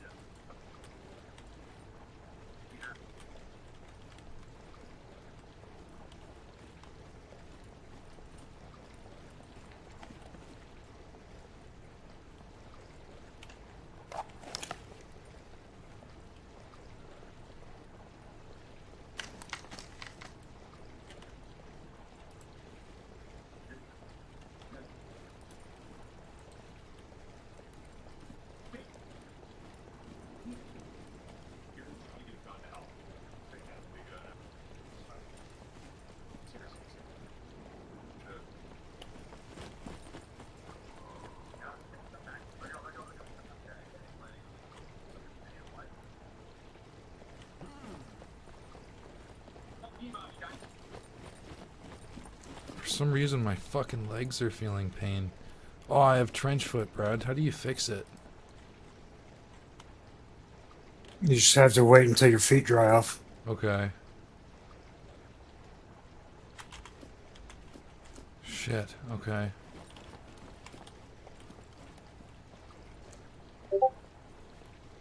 Take socks off, you say? Okay, I'll do that. I'm gonna get foot abrasions. So I'm gonna have to be careful. Start a fire, dry yourself out. Well, we're kind of a little bit of a shitty spot for that. Don't walk. Okay, I'll just chill here for a bit.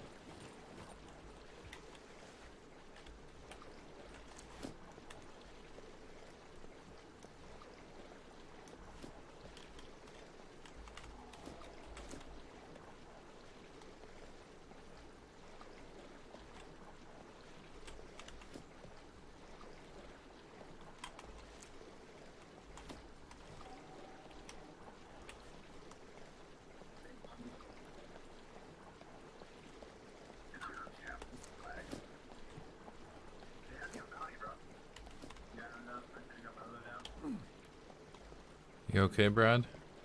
Mm-hmm. I thought I heard fighting. I'm just slow. Killing zombies. Okay, my feet are just super wet, so I'm trying to dry them up. Slowly walking.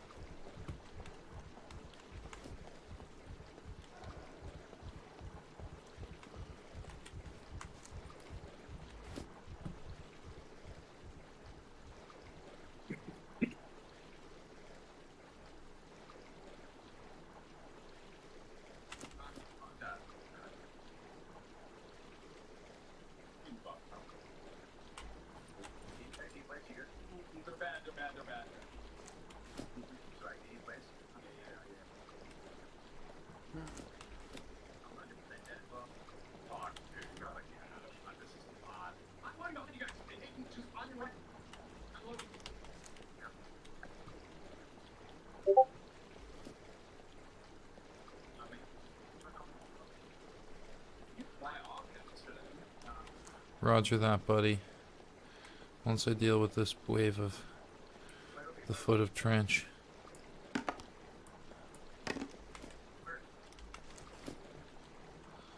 I'll keep that in mind.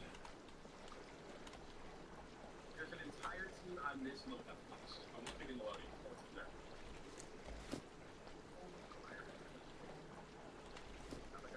Yeah, he's I'm gonna tell her he's also dead. Might be people right next to him.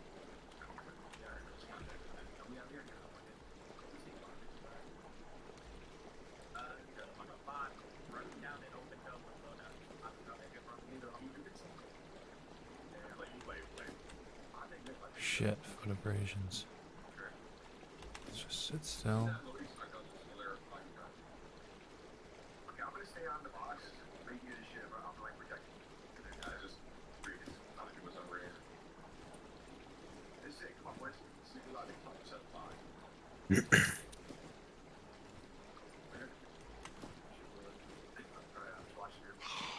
Uh-oh. I think a zombie saw me, Brad.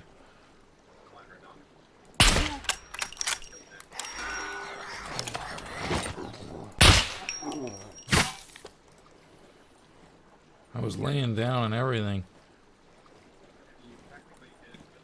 My camouflage level sucks.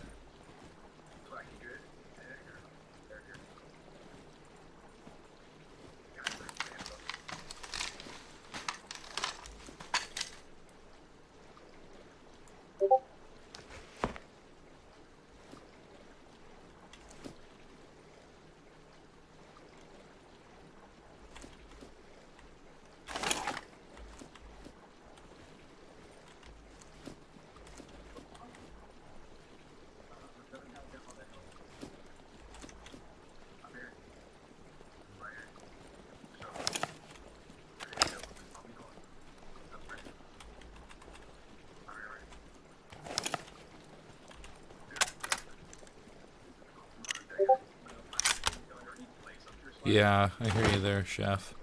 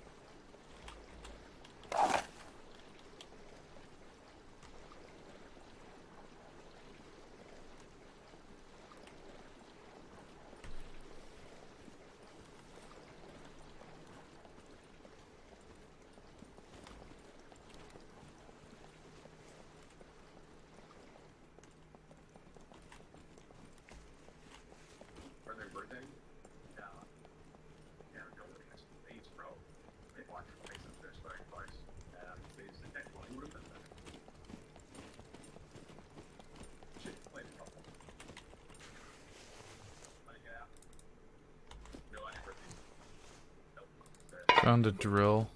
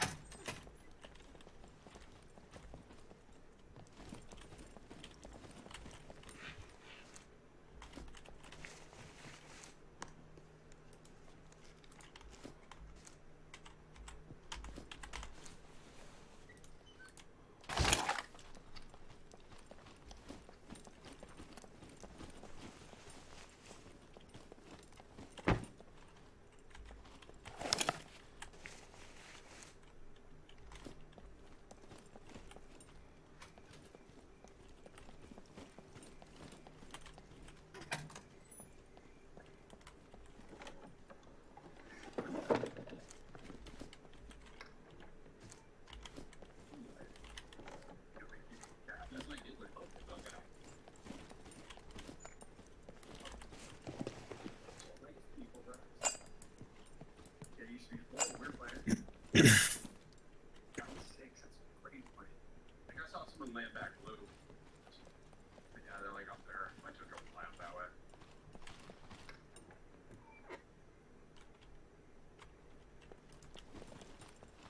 Also, a ton of shots behind us, Danny. That way. You guys are up together. What should they? Maybe. Why would it? Ground line.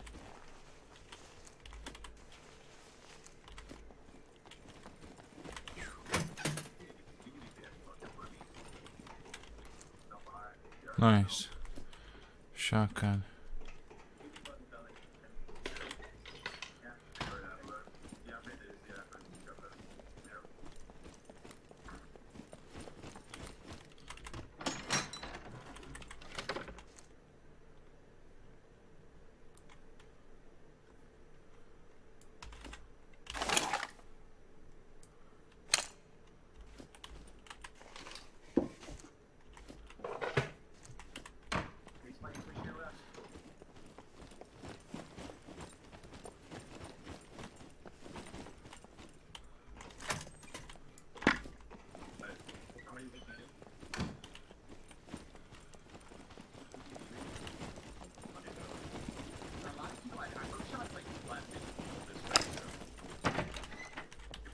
Your turn.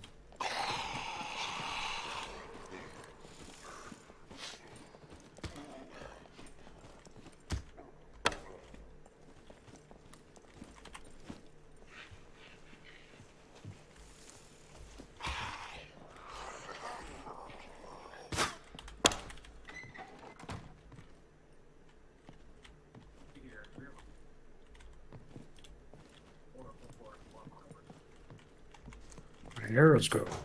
They're in that guy's body, I think. You can't loot them. Really?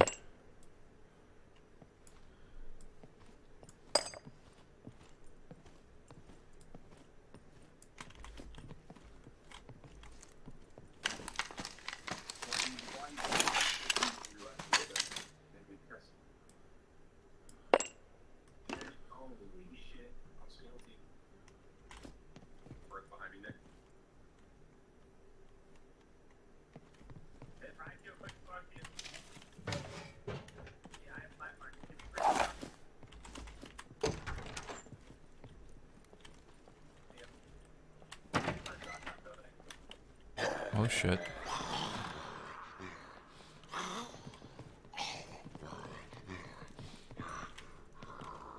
I closed them in the other room on the around the corner.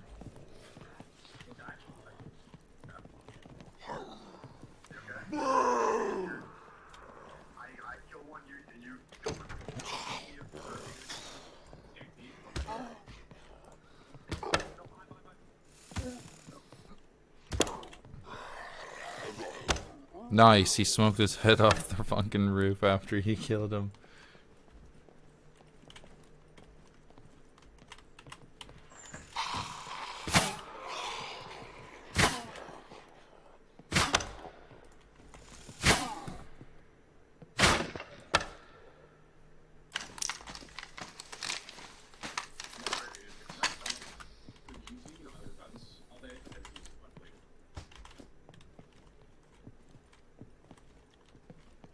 Seems like there's a 2 per house average in this section.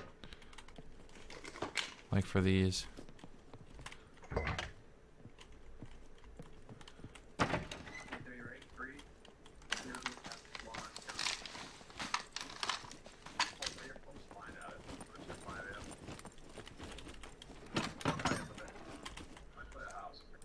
Found some cigarettes.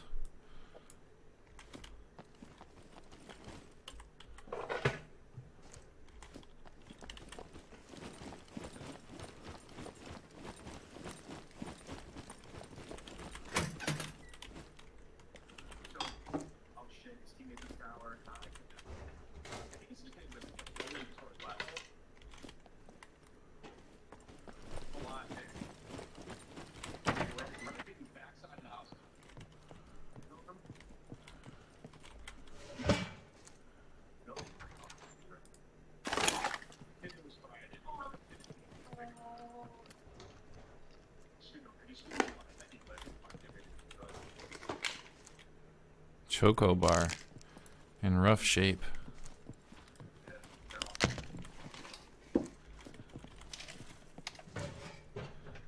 Soy sauce in rough shape.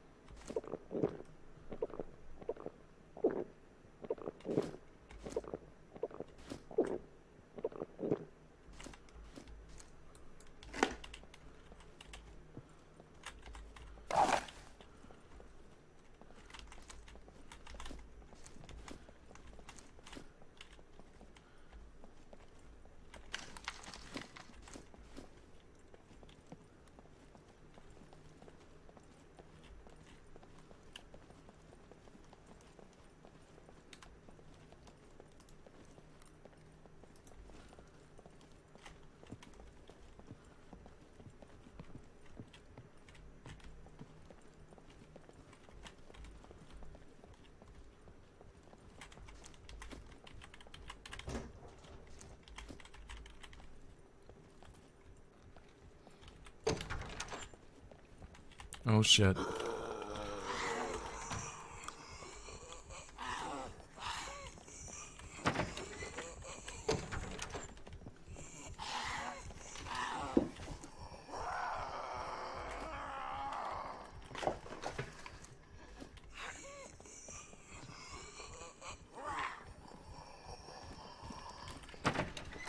Oh shit.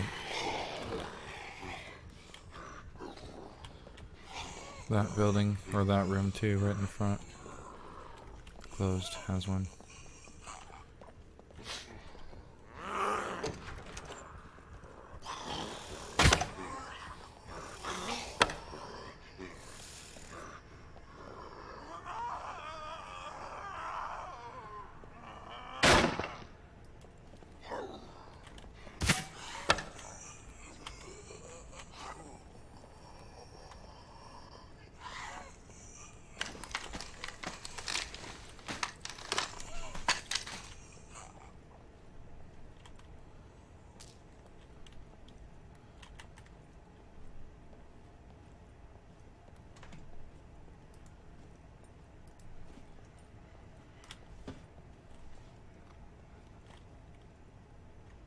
Oh shit. That one had no door. Sorry, Brad. Get ready. They're probably gonna fucking come down here if there was some without doors.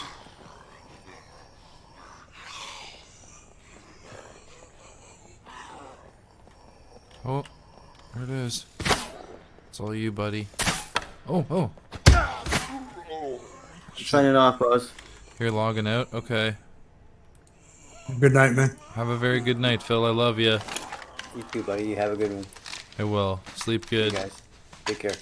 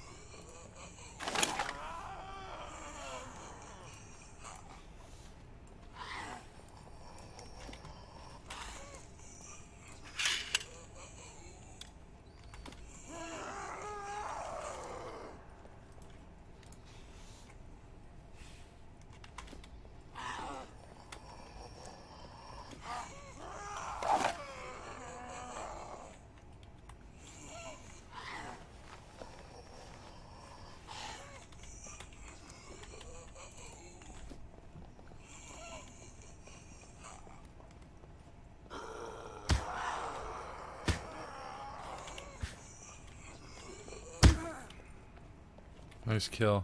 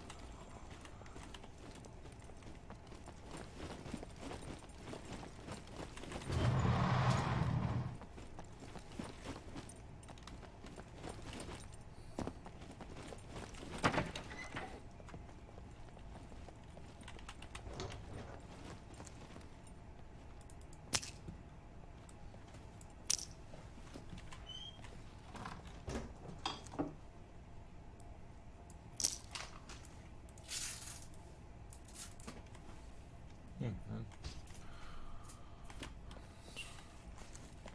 100% bike helmet. Get out of here. No way.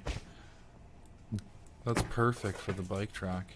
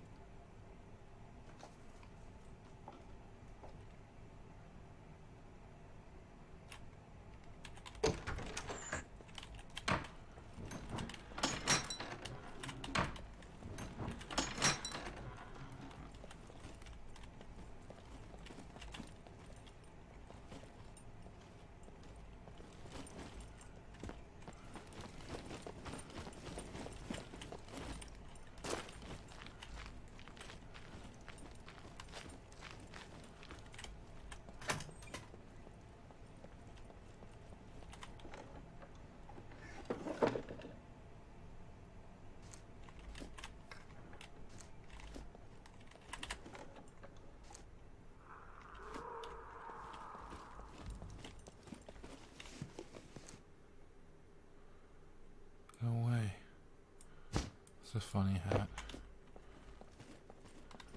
Is the birthday hat rare? No. Because I've never seen it before. Okay.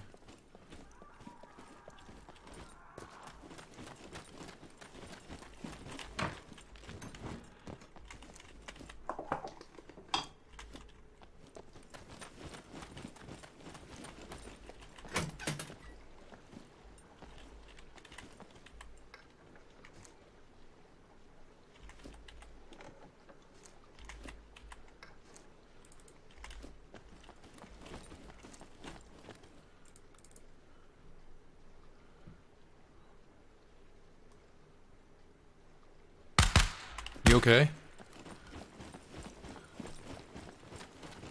Come on over there.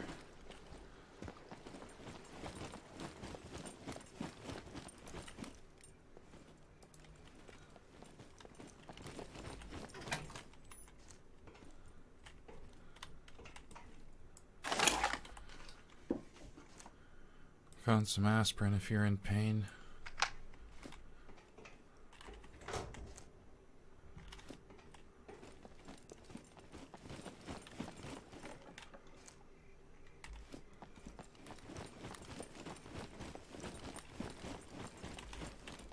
Do you need some?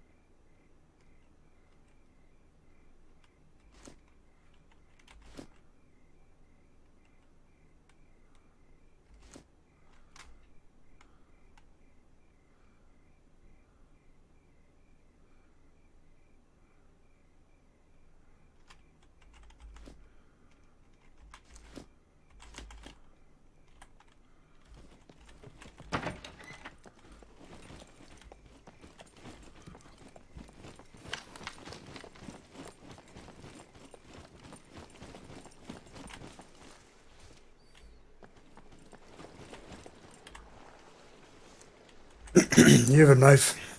Yes, I do. What's up? You need food? What? I was wondering if you need me to open something. I need a knife. Oh, just temporarily? There you go.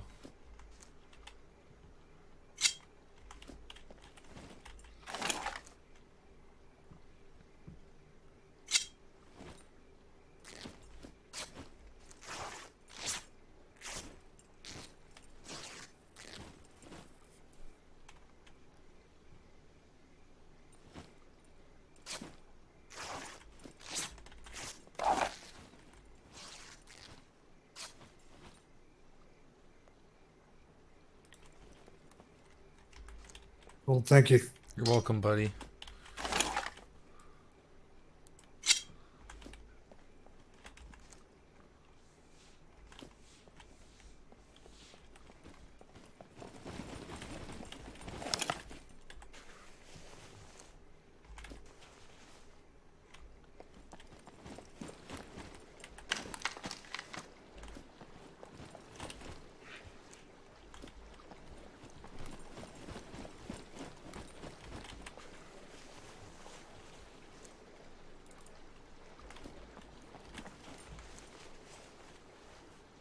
Actually, Brad, in case you need one, I just realized I have another one I found from earlier. It's in good shape.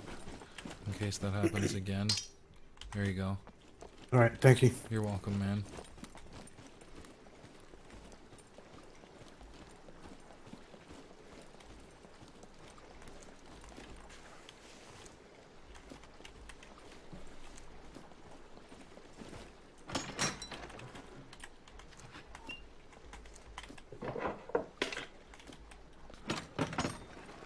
So, it might be here soon. At some point.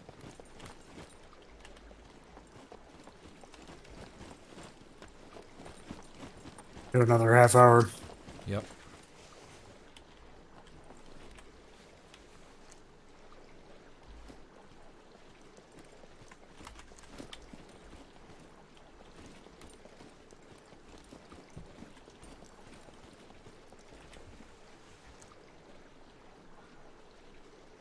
Do you need a military helmet? No. Okay.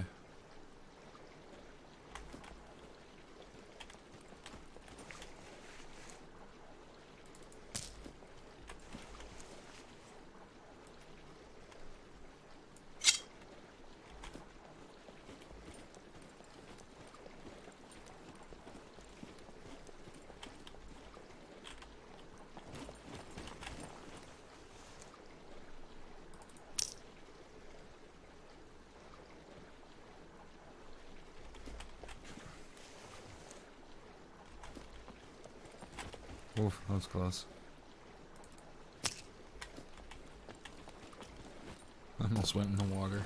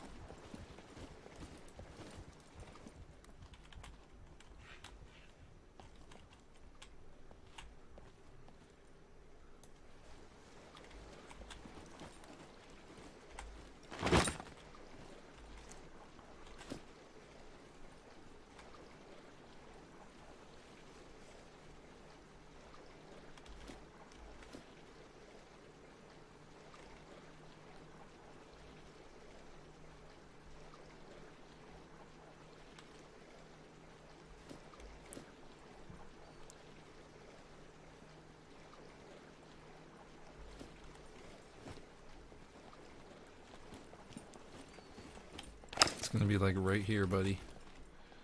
Somewhere right around here.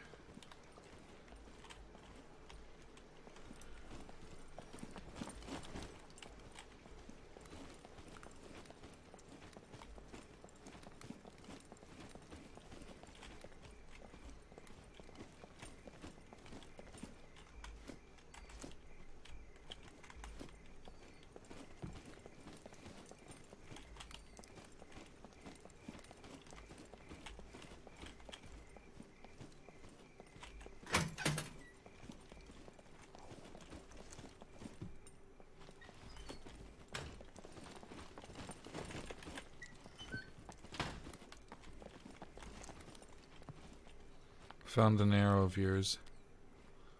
Mhm. If you want it.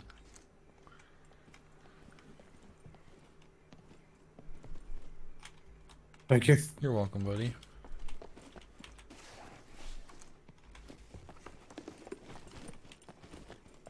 We should set up a campfire here and just call it the plane camp.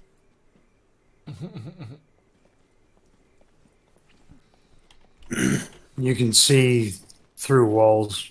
How? The light. Oh. Okay. I know what you mean.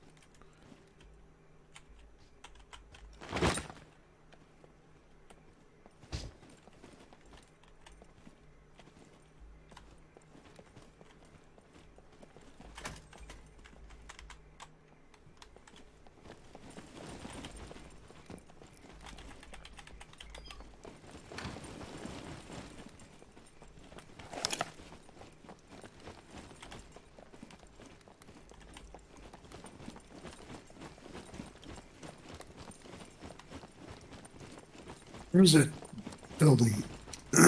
Which one?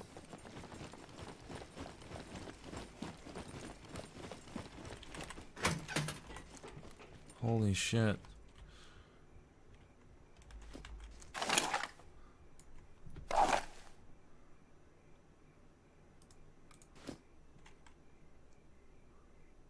That one.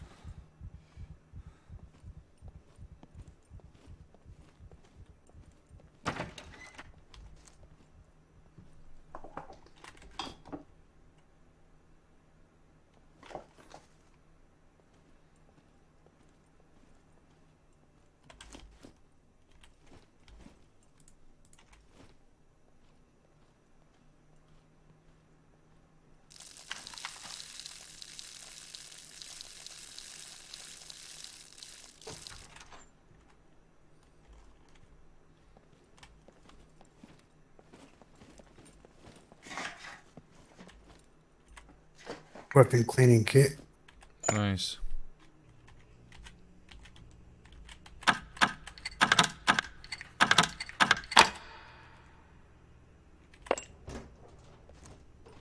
Found an HS9 in good shape. I found another one earlier that's not so good. It's an SF19 or whatever.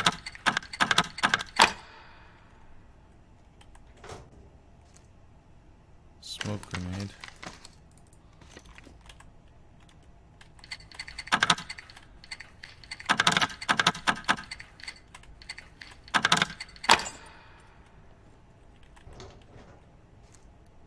A little bit of ammo.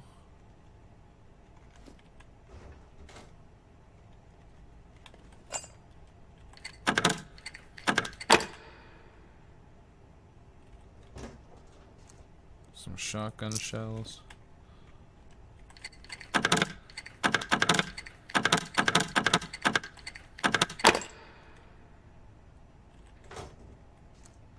Some ACP cartridge.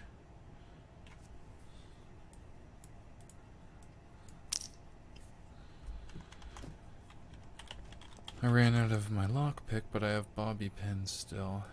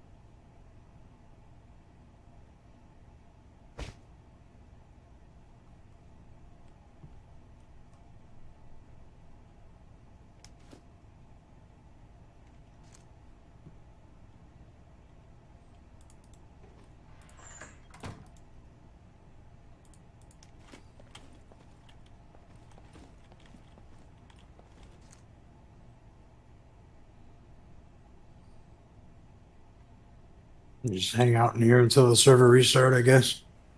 All right. Sounds like a plan. I've got infections, so Log out. after the Okay. I thought you meant you might have to log out to prevent the. after the restart, there's gun parts on the floor. I know. I tried to use them to fix this. I thought they might be like brother and sister guns that would let you do it.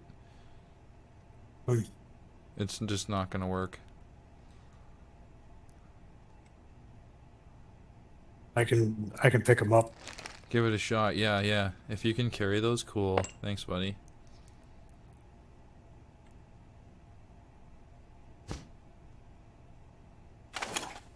Nice.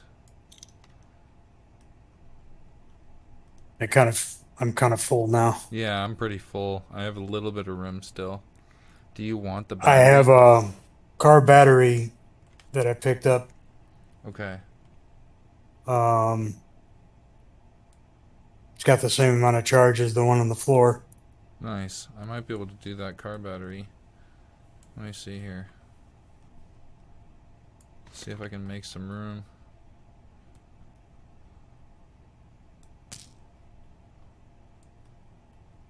Unfortunately, you can't charge a car battery off of a car battery, it seems. I can carry it. Barely, but I made it work. Crammed the rest of my shit. I only picked it up just in case the plane spawns, and if not, I'll just drop it because it's not like we need it. Well, if we're gonna head out of here right after, whether the plane spawns or not, then we can just take them with us. Yeah, that's true. But I kind of need to because I've got infections, so Mm-hmm. I'm not gonna last for very long. Mm-hmm.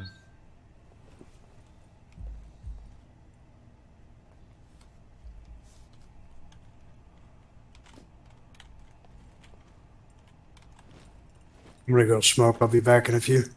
Roger, brother. Enjoy your puff.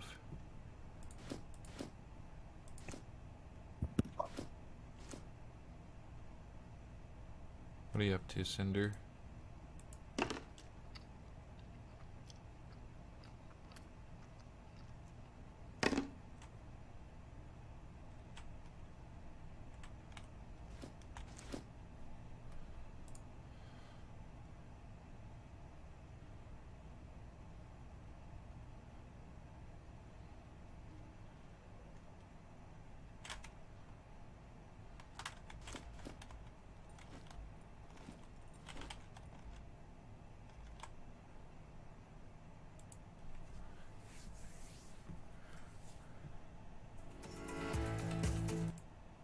But this is probably the same thing. Now, when you get down to where we're working here on the just south of the Terrell shear, that's a shear off that break. And there's a number of shears that are coming off that break on a northwest trending orientation. And that's what becomes important, because even along the main breaks, where there's major camps, like the Kirkland Lake camp, the Dobie mines at Dobie, Upper Canada, Upper Beaver, a lot of the stuff that's in around the Timmins camp itself, are off to the side of these on other shears. So it becomes important. Even the satellitic shears that are coming off the main breaks, they're all prime targets for exploration. So when you get down into the area that we're working in with iMetal, it becomes important, because those things are indicating some relationship between the major breaks and the secondary shears and faults that are coming off of that. So they become important.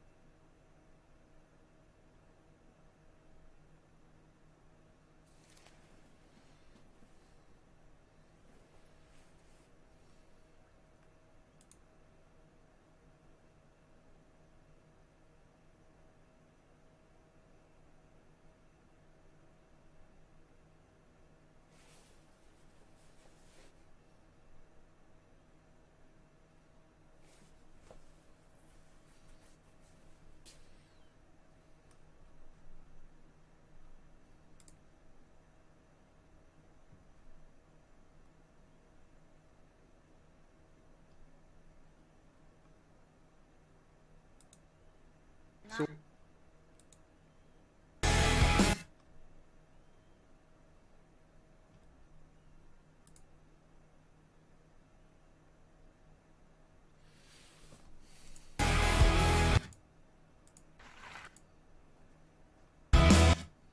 Where's stones? You did? Yeah. Did you? No, not yet. I'm just picking out all the big rocks. hey, that sands are there. And you want to look at that? That's black sands from our pans. What you doing?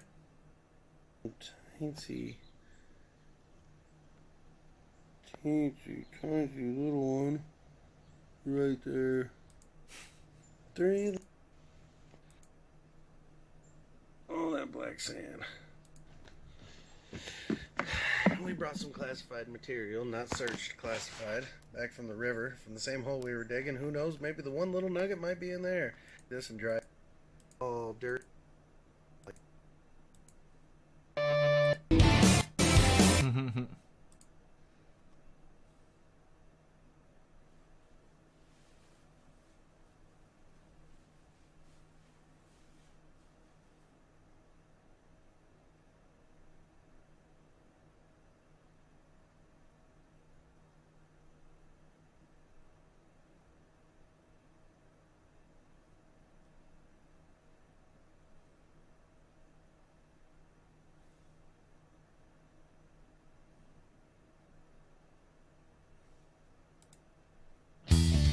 Cheers. Saturday night. There's something. Bing to bang to is depending on your internet speed mining claims. Everything Google Earth on your computer to download the KML. And the KML, just for your information, that will be Google Earth. Further, and a bit further, abandoned cross. What else is over here? Where people have been going. Click on them all. Name. So this one was called the Miller's Mine, or the Miller's Phosphate Mine. So we can zero in 1967. Huh. Alright. Primary commodity, apatite, gemstone. Real pits, a bit of a curiosity. And, so, well, you can read tonight. Almost. We'll look at this mine, we'll look at just drill down, like peeling back the, well, rockhound, computer drawn, go through this one. At least that has been my experience. On more recent surveys, absolutely. But more base machine, interesting thing.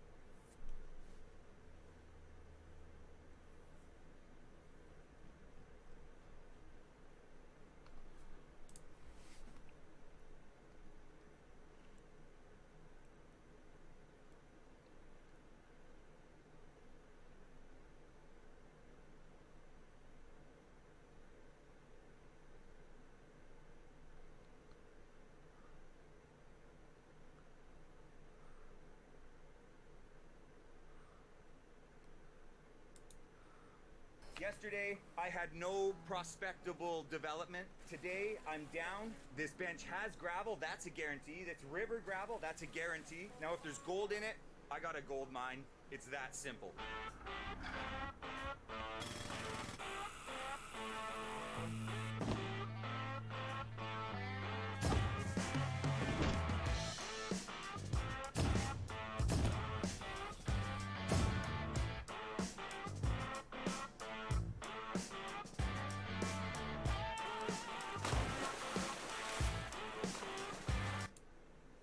feet on the creek from our... We're finding any level way over to that edge where before it starts to go up. That is about 50 feet in front of me, and that's as far as you can go that way.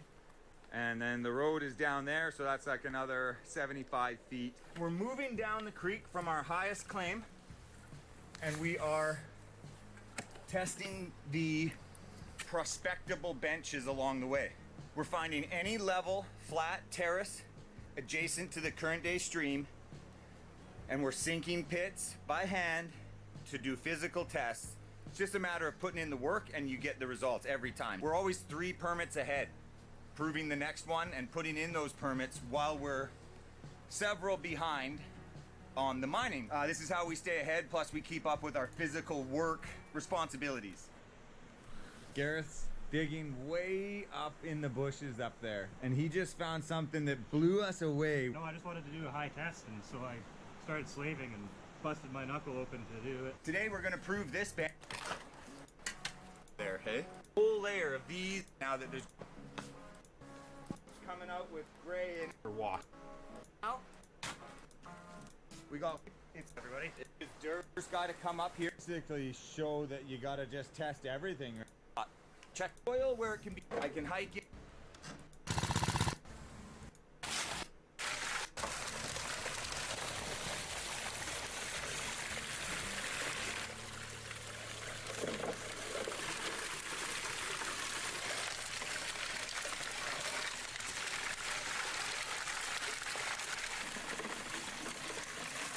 Hypnotic. Washing rocks, man, it's what's more therapeutic. This box found this, oh, but it makes 2 hours. Older layer or below, and that older layer to actual plywood is the one thing that it does.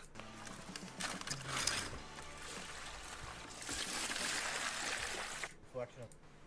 And once you know there's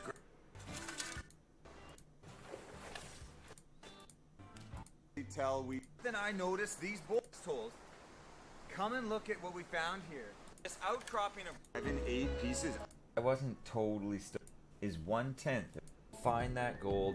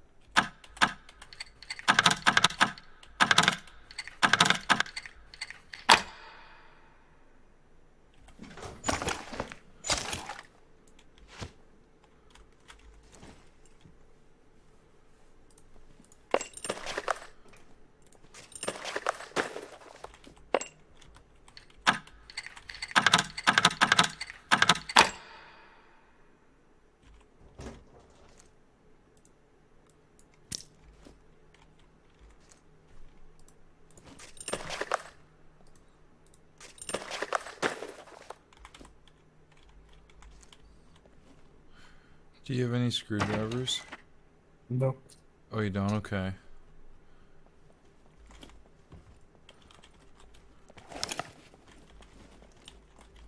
Huh. I think I literally just found one. Oh no, wait, that's a better knife. Okay.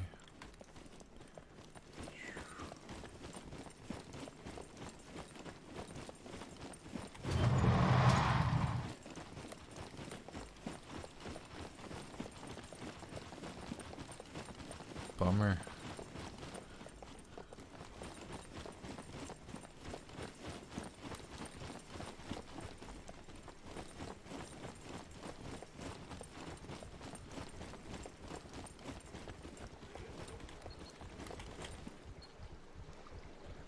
I hear a bomb guy.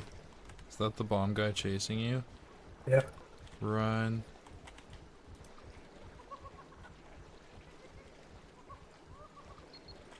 Holy shit.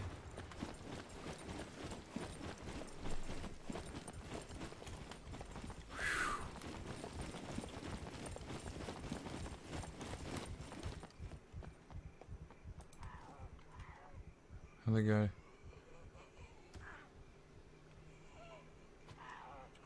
You okay?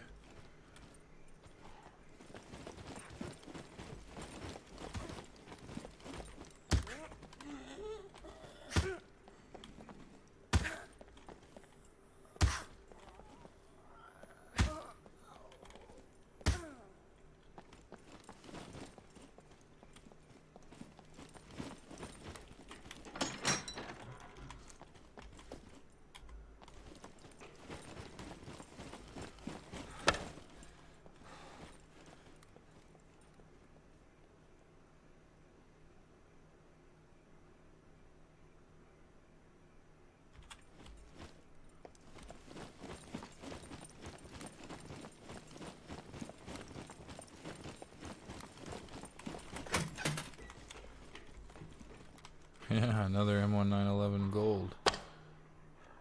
Cool. It's worth grabbing if we can make it work.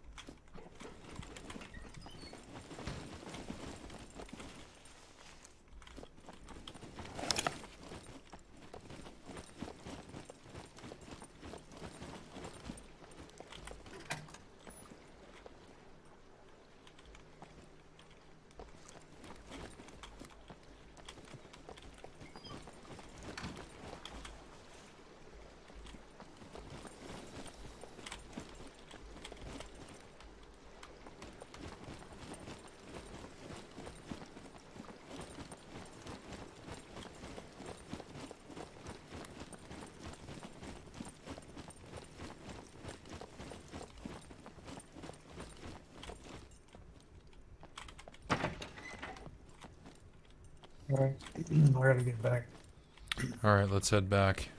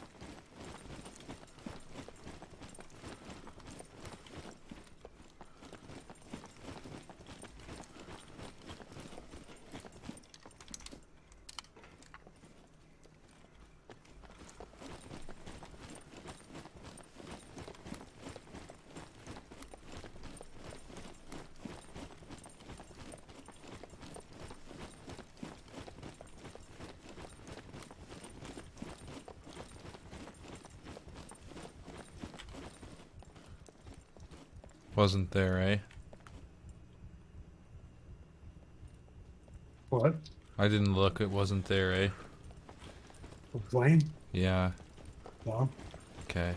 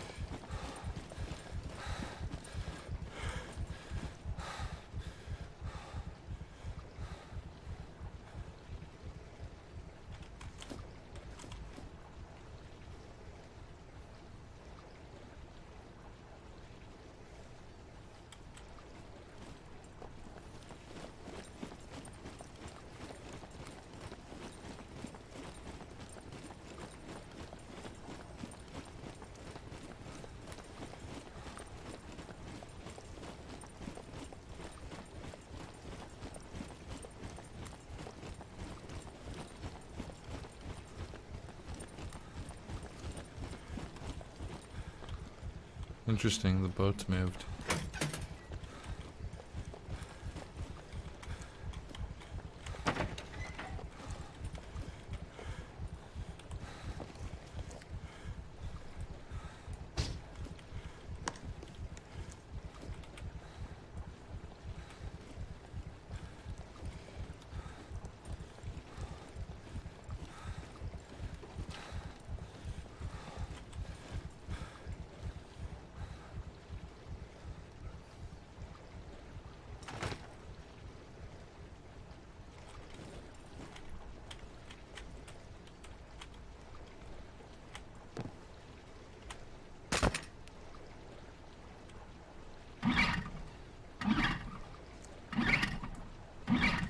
One sec, Brad.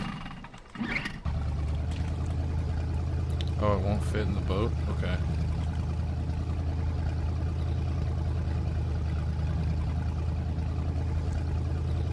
We good? I just want to see if I can get that gun in the boat. Doesn't seem to wanna. I gotta empty the ammo. There we go.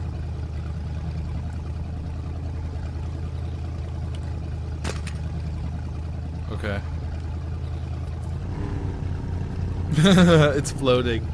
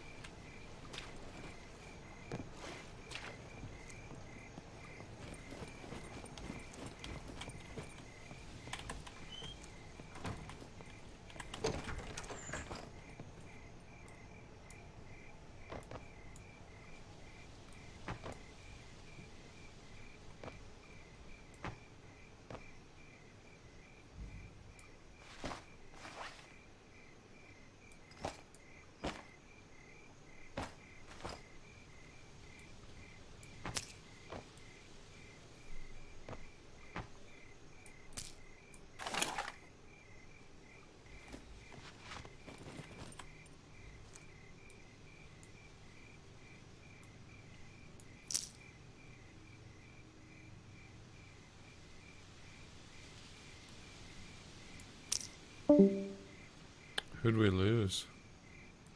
I don't know. I guess it would be Wilson. Yeah.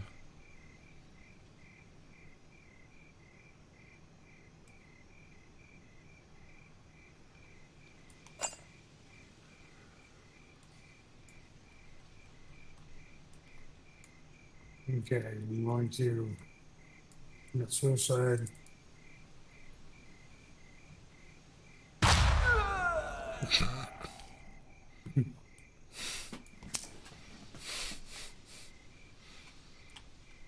Did you see some of my brains seep through the floor? I think so. Yeah. Not very pleasant. Just get some barbecue sauce.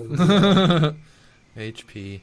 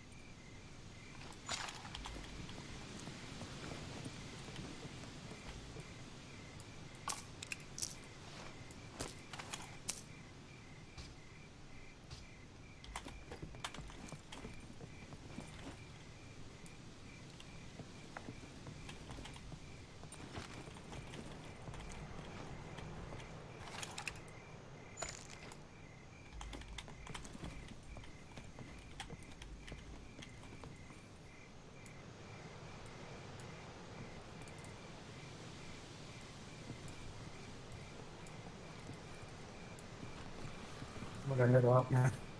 Logging out? Yeah, me too. Definitely logging out. I hope you have a good night though, bro. Alright, you too. Thanks, man. Talk to you soon. Hell yeah. And I'm gonna log out myself, guys. I hope that you all enjoyed the stream. I will be back tomorrow. That was fun.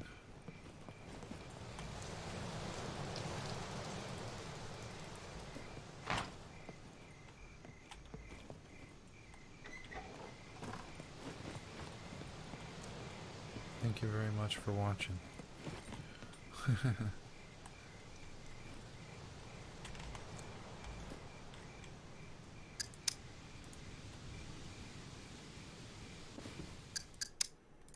And I hope to see you all in the next one. Take care for now.